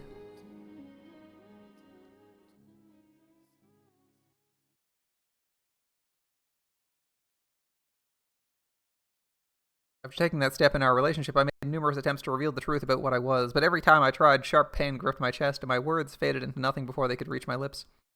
I knew if our relationship were to continue, I'd have to tell her eventually, but merely imagining her face twisted in disgust nearly crushed me. She was everything to me, and so as we prepared for our departure, I decided it was time to make some changes. It was time for me to break out of my rut. And what happened next depended largely on whether Mother and my brothers were willing to accept me as a man. The course my future took was in their hands, in their hearts. If they couldn't accept me, then I couldn't return home. I prayed from the bottom of my heart that things would turn out for the best, that my family would accept me for who I was, and that they'd accept what I had with Giselle. I decided I'd tell Giselle everything after I received their responses, and I hoped dearly she'd join me wherever I ended up. I couldn't provide Giselle the same happiness a normal man could, but if she and my family accepted me, well, I would do anything I could to build a happy family with her in my own way. And so, I sat down to write. Dear Mother, there's something I wish to tell you, something that means a great deal to me, so I ask of you, please hear me out. I ask of you, please accept it, Mother. I no longer bear any resentment for my present lot in life. Nevertheless, I would ask you to concede one thing, that I was never cursed, that I was always your son. I'm Michael, not Michelle. I found someone who I care for dearly, a woman. I love her with all my heart. I would like to spend the rest of my life with her. I do not wish for much, simply to have a quiet life with her, to go through our days together, man and woman. That is the one thing I want. Mother, I know you're aware. My body is no longer female. I am a man. My heart is male, and that I ask of you, please accept that. I have no grudge with you. In fact, I am incredibly grateful to you for bringing me into this world. With love, your dearest son. But rather than a reply, I received a visit from knights ordered to kill me. Riveroni. Michael, tell me, why do you think this is your fault? What is it? It's your curse. Curse. It isn't just the color of your hair and eyes, isn't it? More to it, isn't there? Nothing else, isn't there? You hear me, Morgana? Say something. Morgana, your predictions, they were right. I was a fool and you can laugh all you want. Say something, Morgana, where are you? Death to the unholy one. Death to the heretic. The witches. Won't you answer me, Morgana? Why can I not feel you there beside me? You said you'd help me when I came for it. Here I am begging for help. Please come back to me just this once. I know you're there somewhere. Before they break down the door. Michael, I'm alright. I'm alright. Okay, Michael, I'm not scared. You're here with me after all. Fine. Please hold me until it's all over. Stay with me, please. Michael, my dear. Why would you ever believe that fairy tale nonsense? Why would you ever think a wonderful future awaited you? Here you are now, wretched and pitiful. For that you have my sympathy. I will help you in your time of need. Finally speak. Michael? I can feel the despair emanating from you. You hate it. It kills you. This is how you're rewarded for fighting to be yourself. You know exactly who sent those knights, don't you? They rejected you. Rejected who you are. Hey, Michael, are you alright? Your family, unable to accept your body and heart, branded you a heretic and turned you over to the church? Yes, they did. You hear what the knights were saying? Accused you of being a witch. Taken my sins and placed them upon you. Come back to me, Michael. Come back to me, Michael. Hate them, don't you? You want to curse them, don't you? You want to kill them, don't you? I shall grant you that wish. Out of your hatred and despair, I shall make my own wish. And the wish shall become a curse upon your family's wicked souls. You grant my wish then, Morgana. Absolutely. Tell me what it is you want, my dear darling. Michael? Let your contempt flow free. Give me the names of those you want cursed. I want you to protect her. Excuse me. They find her. She could be accused of abetting a witch and executed as well, so please use your power to keep her safe. You said you'd grant my wish, did you not? That was not the wish I was hoping for. I know, but that's the wish I want you to grant. Morgana, offer me something in return. Such a disappointing wish will require a sacrifice. Step beyond the door, my dear, and witness ultimate despair. That's my plan anyway. So long as I'm considered a heretic and marked for death, my being alive puts Giselle in danger. Indeed it does. Yet here you are, shaking like a scared child. Of course I'm scared. There isn't a single person who doesn't fear death. Please keep her safe. You're the only one who can help me, Morgana. You have my word. From this moment I vow to protect her life. Thank you. Giselle. Hear me out, Giselle. I never thought anything good would come of my life. Never thought I'd find anyone who truly understood me, who'd be happy to have my love. And for that, I hated the world. I was in a constant torment, living in the shadows. But then a single ray of light shone down on me. You, Giselle, you delivered me from the darkness. I'm scared, Giselle. I'm terrified. I used to think my life was meaningless. It didn't matter if I lived or died. But now I can't stop shaking. Perfectly normal. I'm scared to death too, but what scares me most is losing you. Michael, please allow me to repay you. I said I'd do anything for you, so let me do this. I haven't given you anything. I haven't done anything for you. So give me one final chance.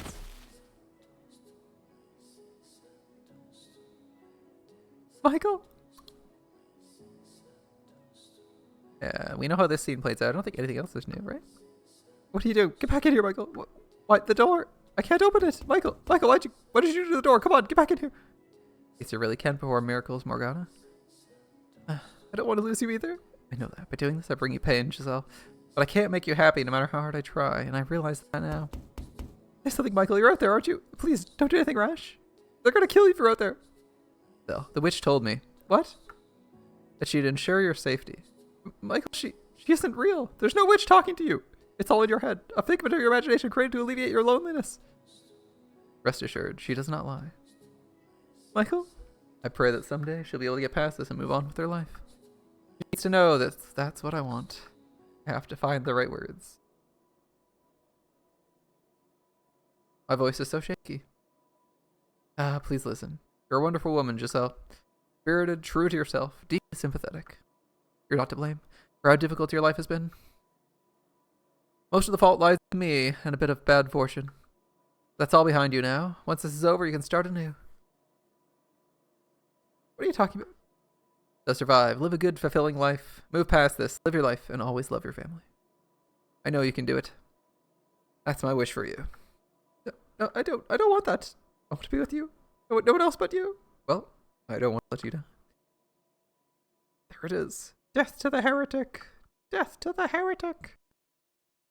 Get back in here, Michael. Open the door. It's my choice to live on without you. I'd rather... Your scars will heal. You'll find a nice man, have a wonderful family. Why? Because you have a good family. You have a mother and sister who love you. You're to be executed here with me. You'd be marked as a heretic as well. Your family would be condemned. I don't want anyone else to suffer that kind of disgrace. But I can't tell you that. I don't want you looking into why I'm a heretic. So this is where we part ways, Giselle. Thank you for bringing light to my world. Don't say that. The year we shared together and the month since our relationship blossomed have been the brightest days of my life. But if there's the next life, I hope you don't mind. I pray we're able to meet again. And this time, that we can find each other once more in another world. In a body that better suits me. Michael? Michael? Michael. I long thought I was prepared. I was doing something good, something I could be proud of. That I'd give my life for her with my head held high. But it wasn't long before I realized what the witch meant. What she warned me about when she had said ultimate despair awaited beyond the door. It is our holy duty as knights of the church to deliver punishment unto a heathen who made a pact with the devil. You're sentenced to death. Your body will be hanged upon the cross for 3 days and 3 nights, wherein your unholy flesh will be purified by the fires of heaven. Why? What are you doing here? I stared up at the night, eyes wide. It's my brother.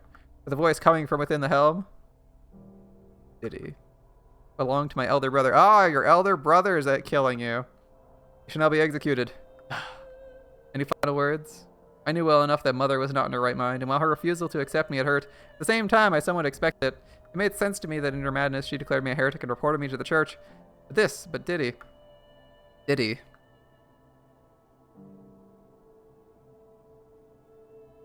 Men wield swords and fight against dangerous enemies.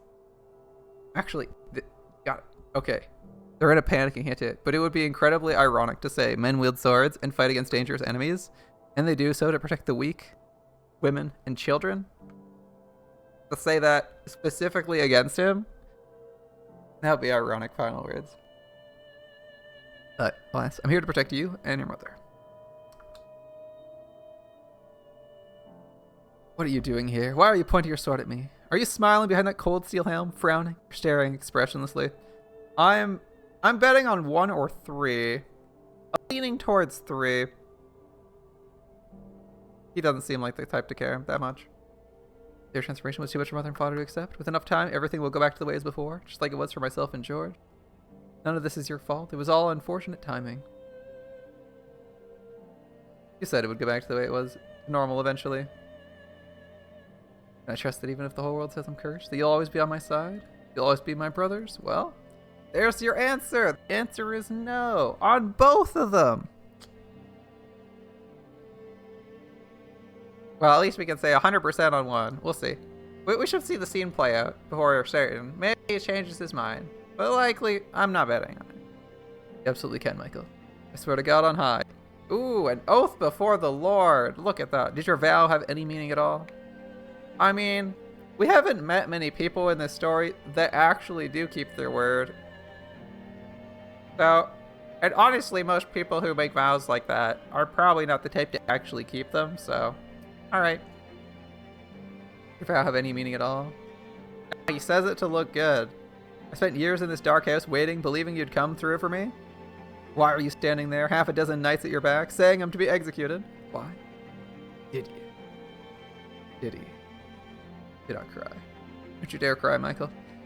You're standing here in front of this door as a man protecting the woman he loves. Anyway.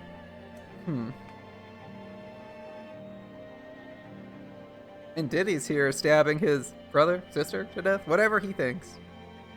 That he 100% knows, not only that he should be certain that they didn't make a pact. He should be semi-certain at least that they didn't make a pact with the devil. But you know, maybe he's just lying about that too. Either way, he's taking his mom's word, his mother's word for it, and killing him. So, you know, I'm not saying he's a nice guy, but you know, it seems like he's certainly taking the sold soul to devil. I don't know why he bothered saving you in the first place then, if he's gonna kill you later, but whatever. Man's like a willpower. Man has like 0 will of his own, I guess. You're standing here in front of the door as a man protecting the woman he loves. You mustn't cry. Who is it you're sensing instincts to death? Michael Bollinger? A demon child, naturally. Or a witch, perhaps. But why? Why? I'm not an angel sent from heaven or a demon child. What am I? What on earth am I? What are you? You're Bollinger. You're our family. That's all there is to it. See? He lied there, too. Considers him a demon child. Good job, buddy. I thought we were brothers. Our familiar bonds have long since been severed, cursed witch. See? Ah, now I see, Giselle. This world never had a place for me. I was never welcome here. You know what the best thing about Christianity is? Is that Diddy and his mom and your character's mom go to heaven. They get rewarded for this. So does Emma, because they're Christian. You get rewarded for this. This guy, our friend here, is suffering. He will get a lovely reward from God. He will get oh wait, he's a witch. He actually gets nothing. He goes to hell. Never mind. Sorry, he goes to hell. My bad. If you cope really hard and you go to like the 20th century or the 21st century, technically, they'd both go to heaven. And our friend here who died, what's his name? Michael? Michael gets a wreath. I feel like that's like the weirdest fucking reward, I gotta say. Like, can you imagine? It's like, alright, so, hello, we have 2 people at the pearly gates. We have, what's your name? Amy. Okay, so, we have like Diddy or whatever. We have like someone here. This person tortured you to death for fun. They thought it was amusing. But they, you know, about a couple years before that, they'd accepted God into their hearts. So, yeah, welcome to heaven. And you, oh, you're the person who got tortured to death. Well, that's unfortunate. And I know he kind of was having fun. Like, he ruined your life and a ton of other people's lives for fun. Yeah, be friends with him. But, you know, I feels bad. So here, have a wreath. Like, oh, yeah, thanks. Thanks. Thanks, asshole. Thanks, asshole. Like, just thanks. Under Catholicism, technically, it goes to purgatory for X number of years, which is the most anemic thing ever, either. Right, the part where, oh man, 10 years in purgatory must be rough. 10 years, a couple years in purgatory must be rough. But don't worry, he's rich, so he doesn't actually spend time in purgatory because he can buy, I just forgot what they're called. He can buy his family, or he could buy an indulgence and prepay so that he'd never go to purgatory.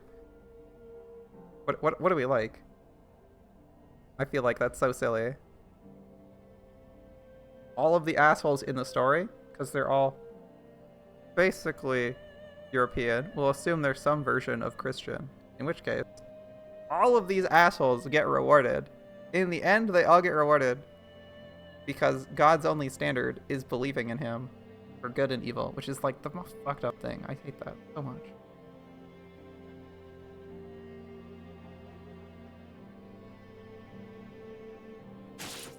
Kill him. Kill him. So many blades pierce my flesh. It is sword in my chest, lances in my arms and shoulders, arrows in both my legs. Wait, how did they get... Okay, I'm going to say this again. These are watchtowers, observation towers, have very narrow steps. You can, like, fit one, maybe two people up them. I've been in a couple. I have no clue how they got 5 people to stab this guy at the same time. Let alone firing a bow over someone's shoulder. I could hardly even tell what hurt anymore. But the pain from within was much clearer. My heart cracked audibly before shattering completely. Don't cry. Do not cry. Tears will only make me more pitiful. Don't cry, Michael. Don't cry.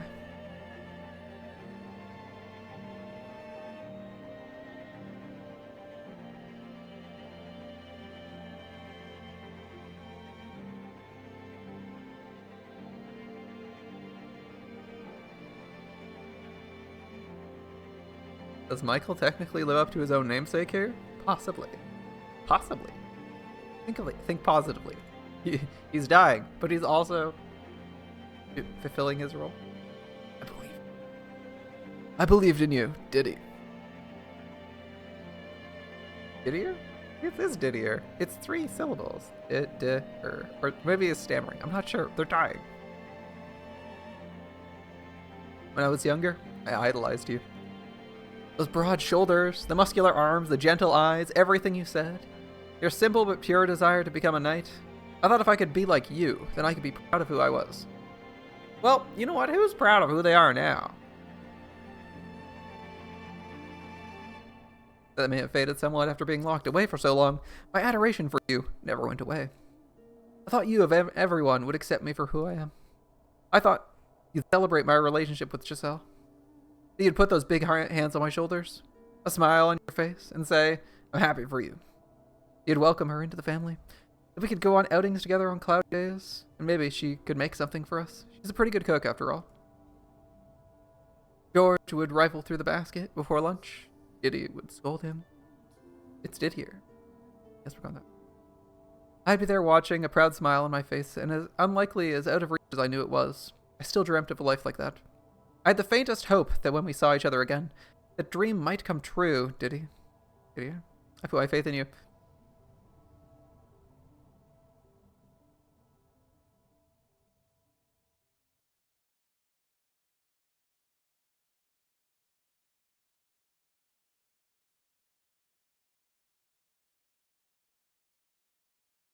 Don't worry, Diddy lived a good life.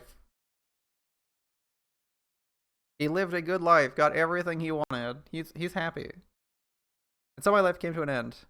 So did George. He probably a wealthy dynasty. It wasn't the end. I don't know if what happens next can be called my story, but memories of the events linger in my soul. After being pierced by Diddy's blade, I found myself looking down on my own corpse. How could I have imagined I'd be made to witness my own misery even in death? I watched as my eldest brother dragged me to the place of my crucifixion, and my soul, evidently still bound to my flesh, was dragged along with it against my will down to the nearby village. The knights have returned from their holy quest. We've awaited your arrival. How glorious it is to see you! Waiting for us there was a cluster of villagers. A large cross lay on the ground at the center of the square. Holding torches, they formed a crowd around the knights, several of them familiar faces. The men who had come to ransack the mansion were standing there, staring at my body in awe. The Lord's judgment's been delivered unto the witch of the cursed mansion by his holy servants. No longer shall we live in fear of the curse befalling us. Eternal peace is assured.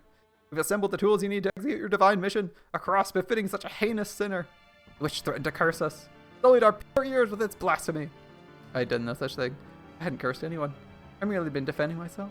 They'd been armed and outnumbered me, so I'd said what was necessary to chase them off. Our poor harvest and suffering at the hands of the greedy lord were all the work of the witch. Why then were they acting like I was at fault? Why was I the sinner? Why did I need to be judged? My soul trembled at the overwhelming fervor consuming the crowd. Their zealous desire to see judgment cast. So I prayed. I asked God to grant me the smallest of miracles, to let my voice reach my brother who carried my body.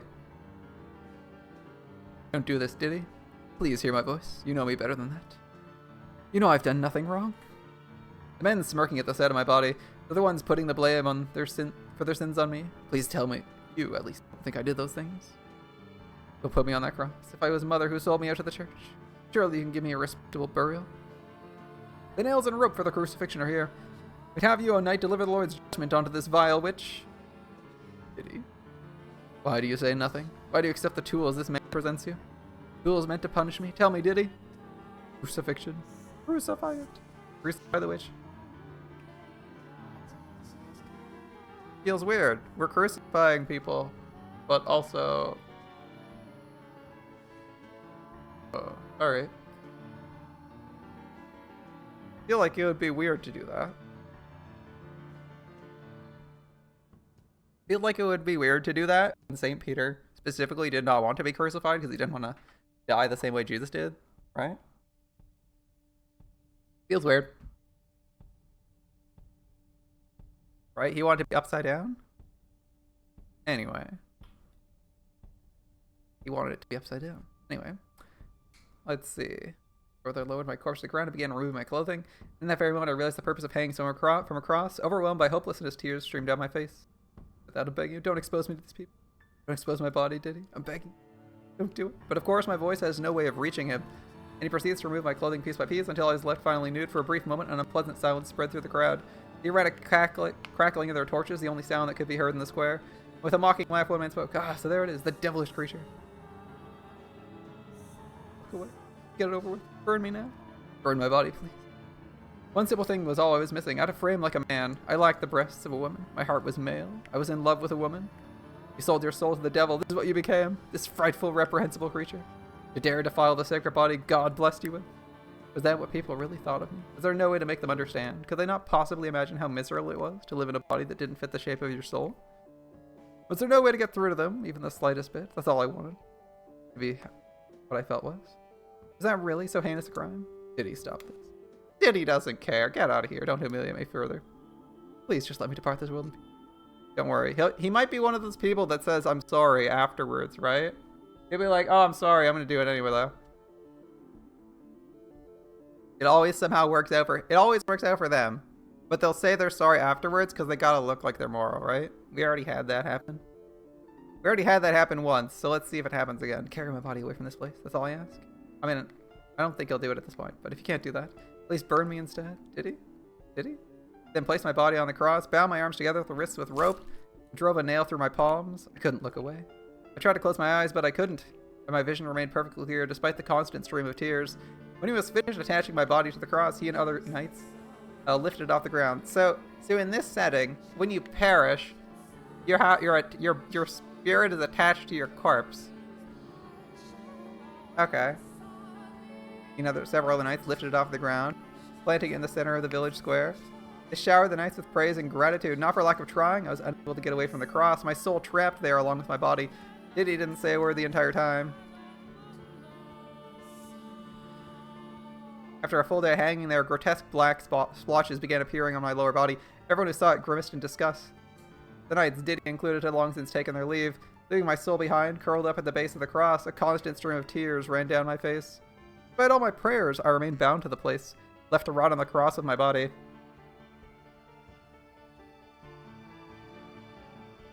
Passerby threw rocks or spat on me. Children laughed. Mother warned her daughter to always obey God's teachings. By 48 hours, black-feathered birds and maggots appeared to devour my rotting flesh. I couldn't imagine any less pleasant a sight than my own body decaying in the sunlight. Well, in this setting, everyone gets to see this, so, I mean... I guess it... Well, actually, you know what? He cares about light, because he commented on the sunlight. They'd never said anything like it was a gray ethereal haze or something, so it's not like he has nighttime vision. So yes, burying people would be better, because then...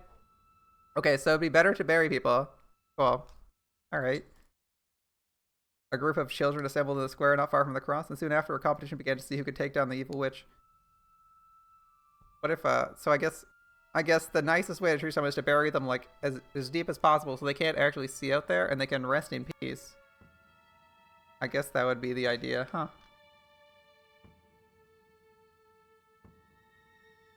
Got all the rocks they could find and started throwing at my corpse as hard as they could. The stones ripped through my decomposing flesh, exposing bits of bone. Eventually, they settled on a winner, the one who had torn off the most flesh, and went on their way. When they were done, birds flocked in to take their place. Third day and night came and went, and at sunrise on the fourth day, I received a visitor.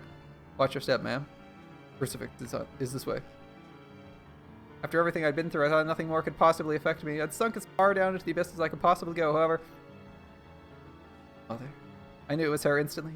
She was older and bonier than I remembered. She had bags under her eyes so dark they looked like bruises. Her once lustrous blonde hair had faded almost white, but I'd always recognized my own mother. What are you doing here, Mother? Father. The 13 years since I'd heard Mother's voice had grown raspy and weak, but there were still distinct traces of it. The woman who had raised me had stayed by my bedside when I was sick. Though I lacked a physical body, I felt a deep piercing chill at the sound of her voice. Father, this is not my daughter. I did not birth this accursed thing. I am her victim. For years I suffered at the hands of this witch. My daughter away from me, tormenting me endlessly. Trying to ruin me. A demon, or a demon. I despise you, foolish, hellish monster. You took everything from me. I could never bring myself to hate you.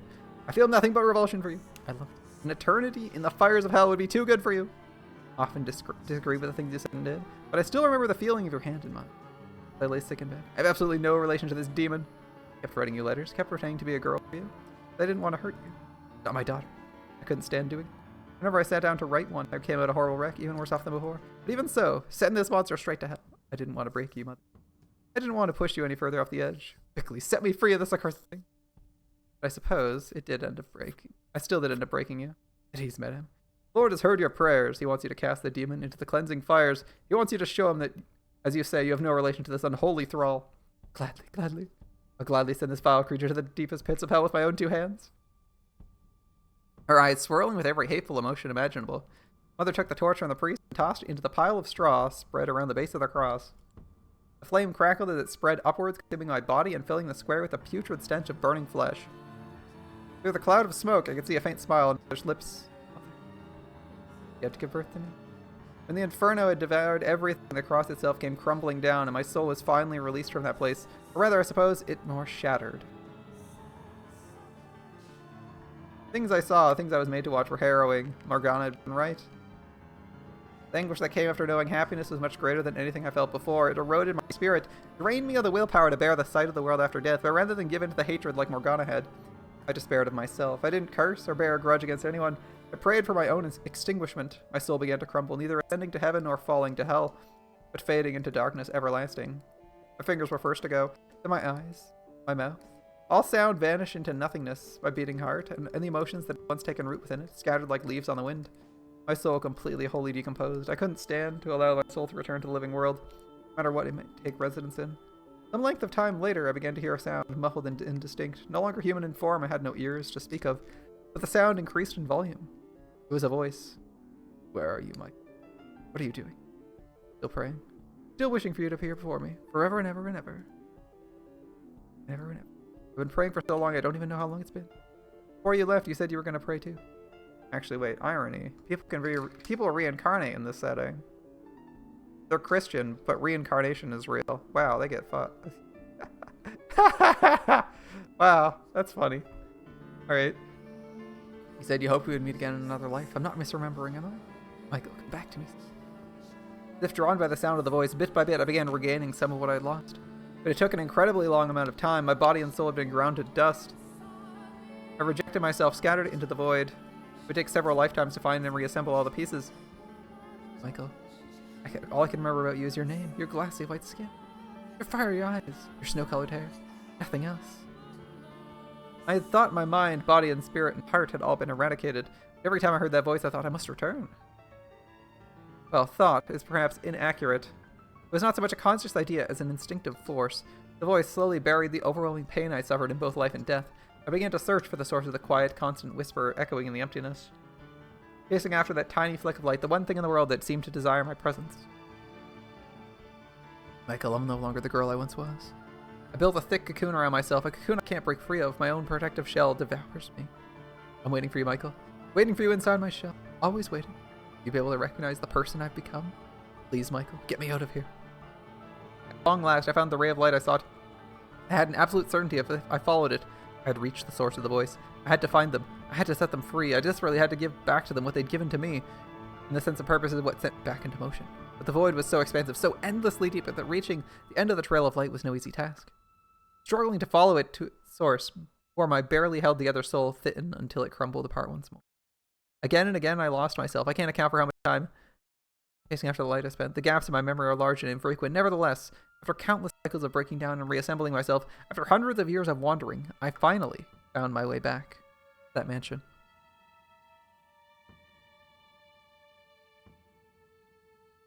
And when the two of us had our long-awaited reunion, neither of us were our old selves any longer. In my endeavor to return, I'd worn my soul down to almost nothing. I was but a vague shadow, completely devoid of memories. And that was the beginning. We meet each other anew, lost and broken, devoid of life.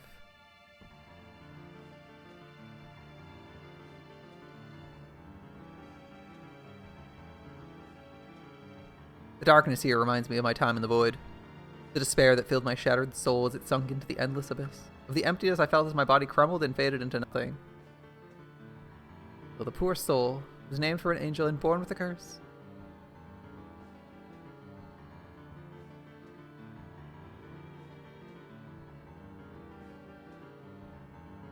Made to bear an unfairly cruel fate. I'm the only one who sympathizes with you, the only one who understands your pain, the only one willing to help you.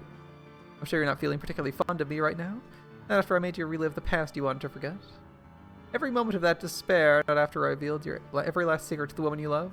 But you must face the truth, my dear. You put your life, your very soul on the line for this woman. Even she would not accept you. But as I've said before, that's the normal response. She has no words. She's no worse than anyone else for it. Simply aren't something any people can accept. You believe even if your family wouldn't, even if your dear brothers wouldn't, Giselle would be able to accept you for you. That she alone was different, that she alone was special. She alone wanted you in her life. Well, she alone would extend her hand for you. You never doubted that, did you? We haven't seen Giselle's perspective of these scenes, by the way. But Michael, hope exists to be crushed. The stronger you cling to that hope, the more you have to lose. You can hear that, can't you?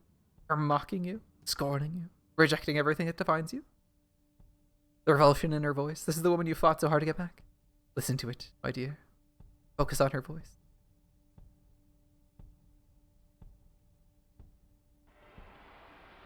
Gonna tessellate. Oh yeah, this is where I remember the game's in 4:3 and not 16:9. It didn't fill the screen. Stop, please. I don't want to hear it anymore. Make it stop. You blame her though. For hundreds of years she waited, trusting you, and you came back to her a woman more than once. If you think about it, you betrayed her first. No, stop. I didn't. Tell me, what was it like? How did it feel to be born and live as a woman? Spend your life insisting you weren't one, and your soul chose a female body to return in. All those gaps in your memory are from your lives is the white-haired girl. First there was a kind, mild-mannered, flaxen-haired boy. You, a woman, and he, a man, were joined in love. And then there was the deranged man-beast. By exposing your female body to him, you were able to temporarily contain his madness. And finally, there was a man obsessed with money and power. You were his wife, ever faithful, waiting patiently for him to remember his love. But your faith in the wrong person's love How can you expect her not to be disgusted? She was forced to watch again and again as the man she loved was reborn as a woman and had relations with other men. Would you like to know what you're doing right this moment, Michael? You're crying. Crying as you've done so many times before. Those tears, they wash away your dignity. Would you also like to know how you look right now, Michael? You've reverted to your final moments, both in body and in heart. Take a look at yourself, my dear. The body, incomplete, only partially male. The wounds still fresh and raw. Pierced by your brother, whom you trusted completely. The knights whose ranks you dreamed of joining. Even now, your blood still flows from those wounds. They'll never heal, not so long as you remain yourself.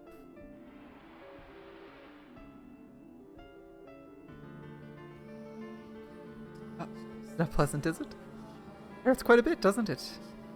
I did not inflict those wounds upon you, though. They're your own, and no one else can erase them. You've lost everything, Michael. Tell me, what do you have left? Robbed of your pride, your dignity, your life, your identity, your very existence. And the love you thought you still had? Well, she's gone and left you behind, too. And you still refuse to curse anyone? Why do you not take what you deserve from those who stole everything from you? You have a right for vengeance. I'm offering the means to have it. Curse them, my dear. I cannot curse anyone. You disappoint me, Michael. If that's what you want. And if you won't join me in my hatred, so be it. I accept we are not as similar as I once thought. As much as it pains me to do so, I'll release you. I'll even wish for your reconstruction into the body you desire. You shall descend into the mortal realm as a human man, never to set foot in this cursed mansion again.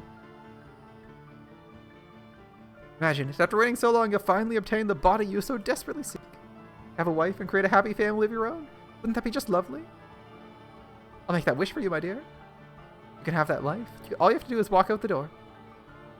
It's that easy. Just let go. Let it all go, Michael. I do not have any choices in this matter. I waited.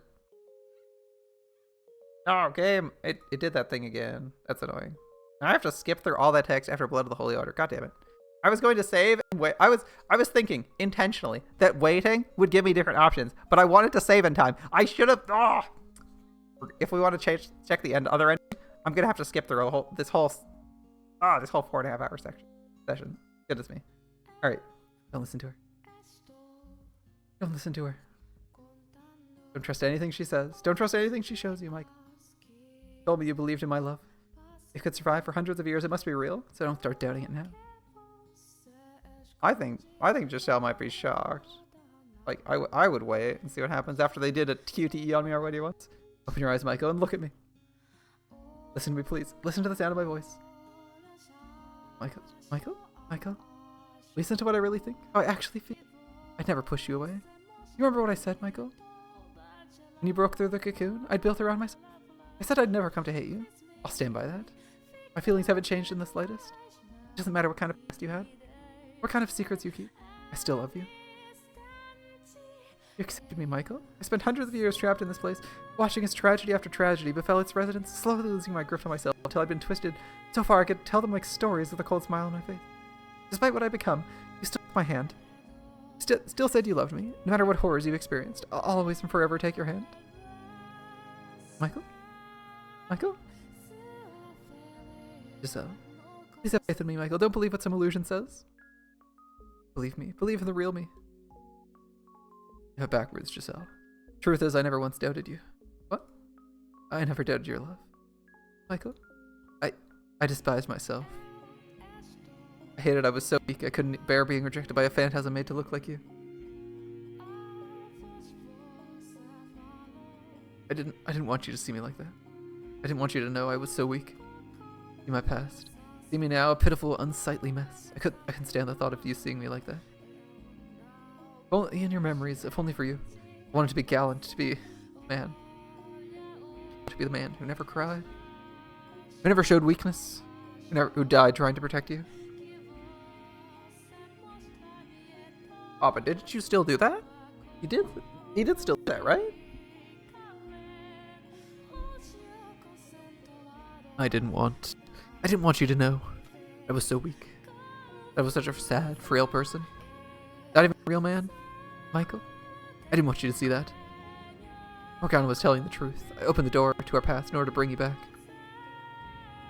But that wasn't the whole story. I kept details to myself out. Things that would make you look bad. There's no one as shameful and reprehensible as me.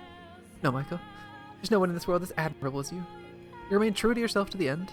No matter how bad things got. Day after day you fought all alone, despite being put through hell. You chose not to curse those responsible. Only once did you ever consider cursing someone. Your father. I remember that day very well. I was too stupid to realize it at the time, but you did that for me. The one time you wanted to curse someone was for me. Give yourself a little more credit. You did perhaps come off a bit inscrutable, but deep down you're truer to yourself than anyone. Your motivation is simple and pure, your heart full of kindness. Know that you're a wonderful, admirable man, Michael. Be proud of who you are. It doesn't change. It doesn't change how much suffering I put you through, Giselle. I was the white-haired girl. The girl in the portrait was me. It was all me. I came back more than once, showing up a woman, then disappearing again. Hurting you, unaware, pushing you away.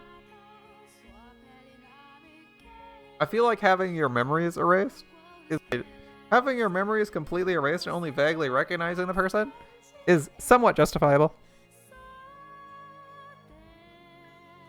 It's somewhat justifiable. She was even somewhat accepting that you didn't recognize her or her name when you first met her in this form too, right? But she's like, no, you're gonna find out and you're gonna call me my name. That's gonna happen this time. Leaving nothing but tragedy in my wake. I'll never forgive myself for what I did to you. Have faith in yourself, Michael. Follow your heart. I know it was a secret you didn't want revealed, but for me, I couldn't be happier to know the truth. It shows just how incredibly much you love me. Not only in life. Hundreds of years I spent trapped in this mansion. You spent searching for me. In that vast, empty, hopeless void, you heard my voice. Your love guided you to me. When you lost everything, your love for me still lived on. Even as it tore you apart, you kept fighting to make it back to me.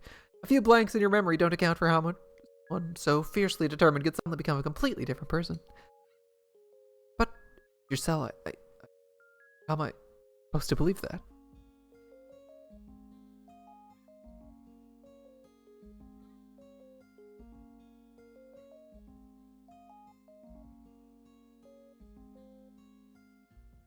How am I supposed to believe that wasn't me? But everything about us is exactly the same. You're not the white-haired girl, Michael. Have faith in your own heart and the things you stand for. Have faith in your true self. The person you are, the shape of your soul. Those may have been reincarnations, but not reconstructions, right? You were never the white-haired girl, and you never will be. You are, but aren't. I think that's more accurate. Remember when you first arrived at the mansion, Michael? I took your hand and together we watched dozens of different lives play out. Were your memories anywhere among them? It wasn't behind those doors you found yourself, but in the remembrance of the months we shared here. Was the white-haired girl anywhere in your memories? You're Michael, not anyone else. That doesn't change what my body... I know, Michael. I know what you are who you are deep down. I love you from the bottom of my heart. And I want you to understand that, to know how I feel. That we only shared our love for a month in life. It was enough for me to wait hundreds of years for your return. And you fought with everything you had to make it back to me. To get me out of here. You're the greatest man I've ever known. So, how is it you always manage to see straight through me, Giselle?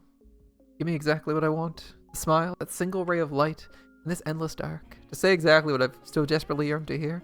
The words I sought for countless years. Almost like she saw a story detailing exactly that, or something. Crazy. So, I reach out for her, but she's begun to fade. Her outline hazy and blending into the surroundings, and all I manage to grab is empty air.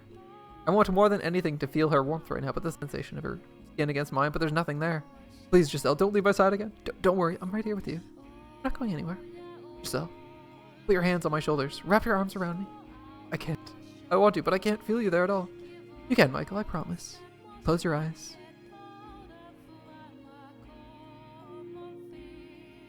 Now reach forward slowly. You can feel me there, can't you? My finger. That's my hair. These are my eyes. Here are my lips. Here's my heart, where I keep all the feelings you gave back to me. And my love for you. In body and spirit, I'm all yours. Can you sense me here, beside you? I think I can. Now hold on and don't let go. You know, kind of funny. We're like two awkward kids around each other, bound together by a love that was so amazingly powerful. Yet we only ever held hands a few times. And embracing is like some incredible achievement for us. And we're supposed to be full-grown adults. Kiss me, Michael. We never got the chance while we were alive. So, are you going to tell me to wait again? Not this time. Feel my way around the emptiness where she is. Her skin white but not pallid. Her slightly flushed cheeks dimpled by her smile. Her lips, which at times called me master and at times called me Michael. Her entire being. This woman who accepted me as a man, who even in death continued to bring me back from my darkest places. She's my everything. I feel a faint breath against my neck, and somewhere between the sigh and a giggle, I feel her warmth, which I thought I'd never know again. The soft touch of her skin. I envision her face before me, where I'm sure she is with her eyes closed, and I press my lips against hers. It's a quick, clumsy affair, just a little peck.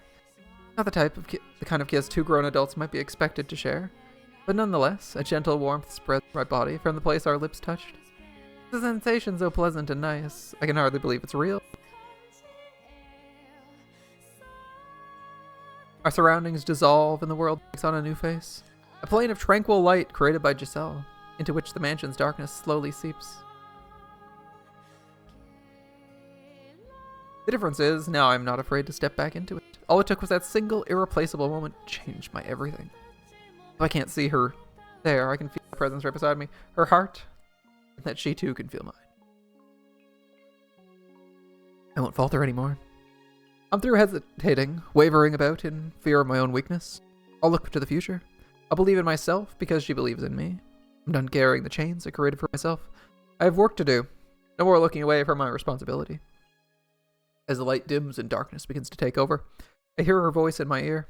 Michael, I ask you to lend your hand to someone. You set me free, and now I'd like you to do the same for her. It's something I don't think anyone else can do. Only you can rid the mansion of its darkness. I'm here with you too, so let's open the final door together. The true final door. If we can put an end to all this tragedy, I know we can. Now, off we go, Michael. Do not let go of my hand.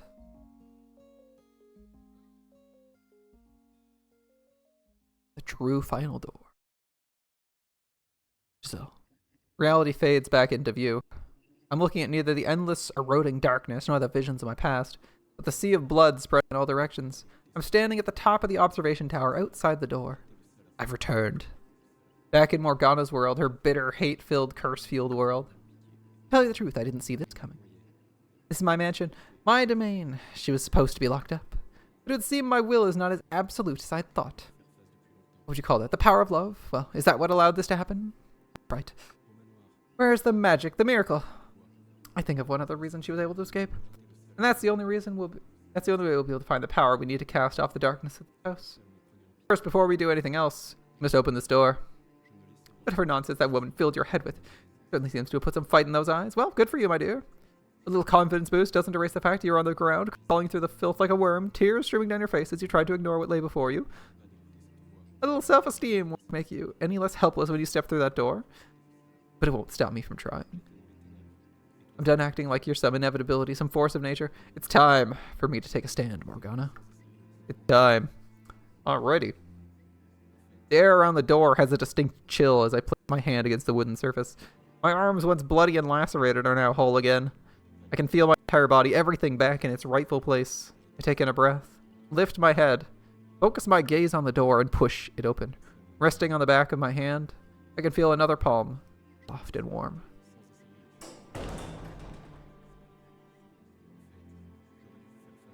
Through the single window sitting high atop the wall shines a ray of light. A black butterfly flutters within the beam. Its form is indistinct and wavering like a mirage as it slowly descends to the tower floor. And then from within the darkness a person appears.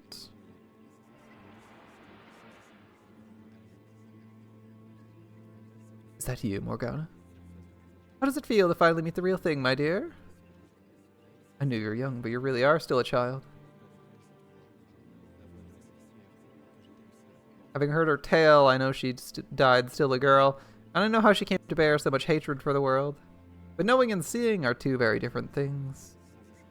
The sight of her bony adolescent body is a painful reminder that she never had the chance to know happiness, no adulthood before being robbed of her life.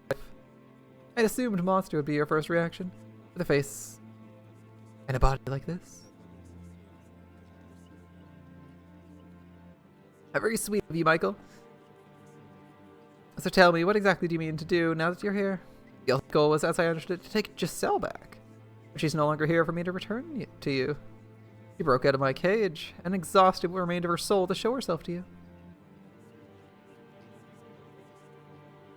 I cannot perceive even a trace of her presence any longer, so I presume her soul shattered, dissipated into nothing. No, she's right here beside me. That's so. You seem to believe as much anyway. It only makes her presence appear a bigger mystery. I know. You want revenge. I made you miserable while you were alive. I continued to torment you in death. You entrusted me with Giselle's life, and I used her for my own ends. You must despise me. Hatred fills you. You want to curse me, to kill me. My death could well mean the end of all this. Shall I grant you that wish? She flicked a finger. And the next second, a longsword clashed to the floor at my feet. Take the blade in your hands, and like the knight of old who executed the witch, pierce my heart with it. Do what should have happened then. You always wanted to be a knight, didn't you? Go on, pick it up. Show me your revulsion, my dear. Morgana, I do have a reason for being here. I came to save you. Did you hit your head on the way up? You came to save who? I spent so long trying to look away when I should have been trying to look deeper. To tell you the truth, your constant chattering in the darkness evoked more than annoyance in me. I empathized with your loneliness. I bear no hatred for you. It was my despair that brought you back to life, so that makes it my responsibility to end this. My own witch has given me all the redemption I need, my dear. Or should I be expecting another self-righteous lecture about how hatred does you no good? Brilliant, Michael, brilliant! You have an idea how absurdly presumptuous you're being? Trying to force your idea of redemption on someone who has no interest in it? The tale you showed me was the whole truth. Then I would have said you could revile those heartless men as much as you pleased. But I refuse to believe that's the whole story. The men I saw beyond the first 3 doors had genuine concerns and worries. They felt things, real human emotions, even if those things ultimately led them down a path of destruction. Wanting to do something nice for the one you care about, being disgusted at things you've done, hiding your urges from those around you. You certainly wouldn't call them good men, but they were real people with real conflicts. You're saying I'm lying? Well, I can't say I blame you. Who would believe a word the word of a witch? I don't think you falsified your account, Morgana. The tragedy, or grisly reality you described, I don't doubt any of it happened. You wouldn't be here otherwise. But I've learned something in my years. Reality exists for more than one perspective. Doesn't change what happened. The two-faced young man deceived me. The beast severed my arm. The greedy, power-hungry lord used me for his own personal gain. Events by themselves do not tell the whole story. Yeah, but like, you were a slave, right? We did see that part. Only when you take into account their circumstances, what they thought and felt, their perspectives, only then can you say you've reached the truth. Your point being? Are you going to march down to where their souls are and ask them for their perspective? Don't waste your breath. They'll only tell you what benefits themselves the most. We do it our way. We open the door to your past. And if I refuse? It's my domain, my world. It operates in accordance to my will. The door won't open unless I allow it to. Were you aware, Morgana, that I recovered my first memory in front of a mirror? You what? The same mirror Giselle used to practice her smile. And in all those hundreds of years, bits of memory came to reside within it. Every time she stood before the mirror, she had me in her heart. Next, I saw one of my own memories play out in my bedchamber. It was the first day after we opened the windows, when she let the morning sun into my room. It was a turning point in my life. And why are you telling me this? Because it means the world doesn't belong only to you. It's also hers and mine, and that's why she's able to break free. Your wish is without question the most powerful of anyone's here, and you have more authority over this place than anyone. There's no denying your position as master of the mansion, but Giselle and I, we too have influence over this domain. I was the one who resurrected you, she served as your guide, so the door will appear whether or not it's your will. Their souls reside here as well. They may spin convenient tales, but the memories ingrained on their souls can tell no lies. All the pieces are on the board. The door will open. Say the door does open. What does that change? Nothing does. Those men may have thought or felt can take back what they did to me. This rotting, broken creature they turned me into. I don't care what was going through their heads. They'll never have my forgiveness. My hatred is unwavering. My wish will not be undone so easily. Their souls shall suffer for all eternity. Before we begin, Morgana, let's get one last lingering question out of the way. And what might that be? Who the white-haired girl is? That's your lingering question? We've already established. That was you, Morgana.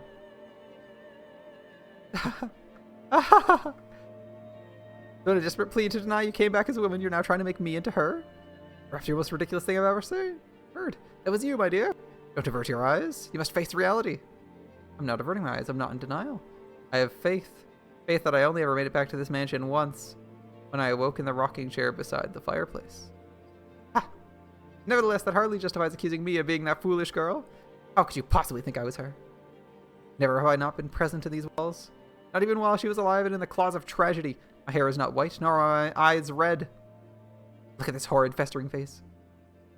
How could I ever become her? How your soul appears is irrelevant in this case, Morgana. I'll uncover the truth about you. Things even you don't know. And if I can show you that you are in fact the white-haired girl, in that moment your reality will be rewritten. You're so confident, be my guest. Find out for yourself just how little you're capable of. Blackness fills the observation tower once more. Hit me with the door. Morgana fades into the distance, leaving me alone in the dark stream. The darkness I've seen, felt, and been consumed by numerous times since arriving at the mansion. But this time I welcome it, praying that beyond it lies a truth with the power to release all from the house's grip. This next tale has no narrator. I won't sit back and listen as someone recounts the path of fate for me. I have to find the path for myself this time. I don't know what awaits me beyond the black, but no matter what it may be, so long as I have the power to provide redemption, I must never put down my sword. Now, let's open the door.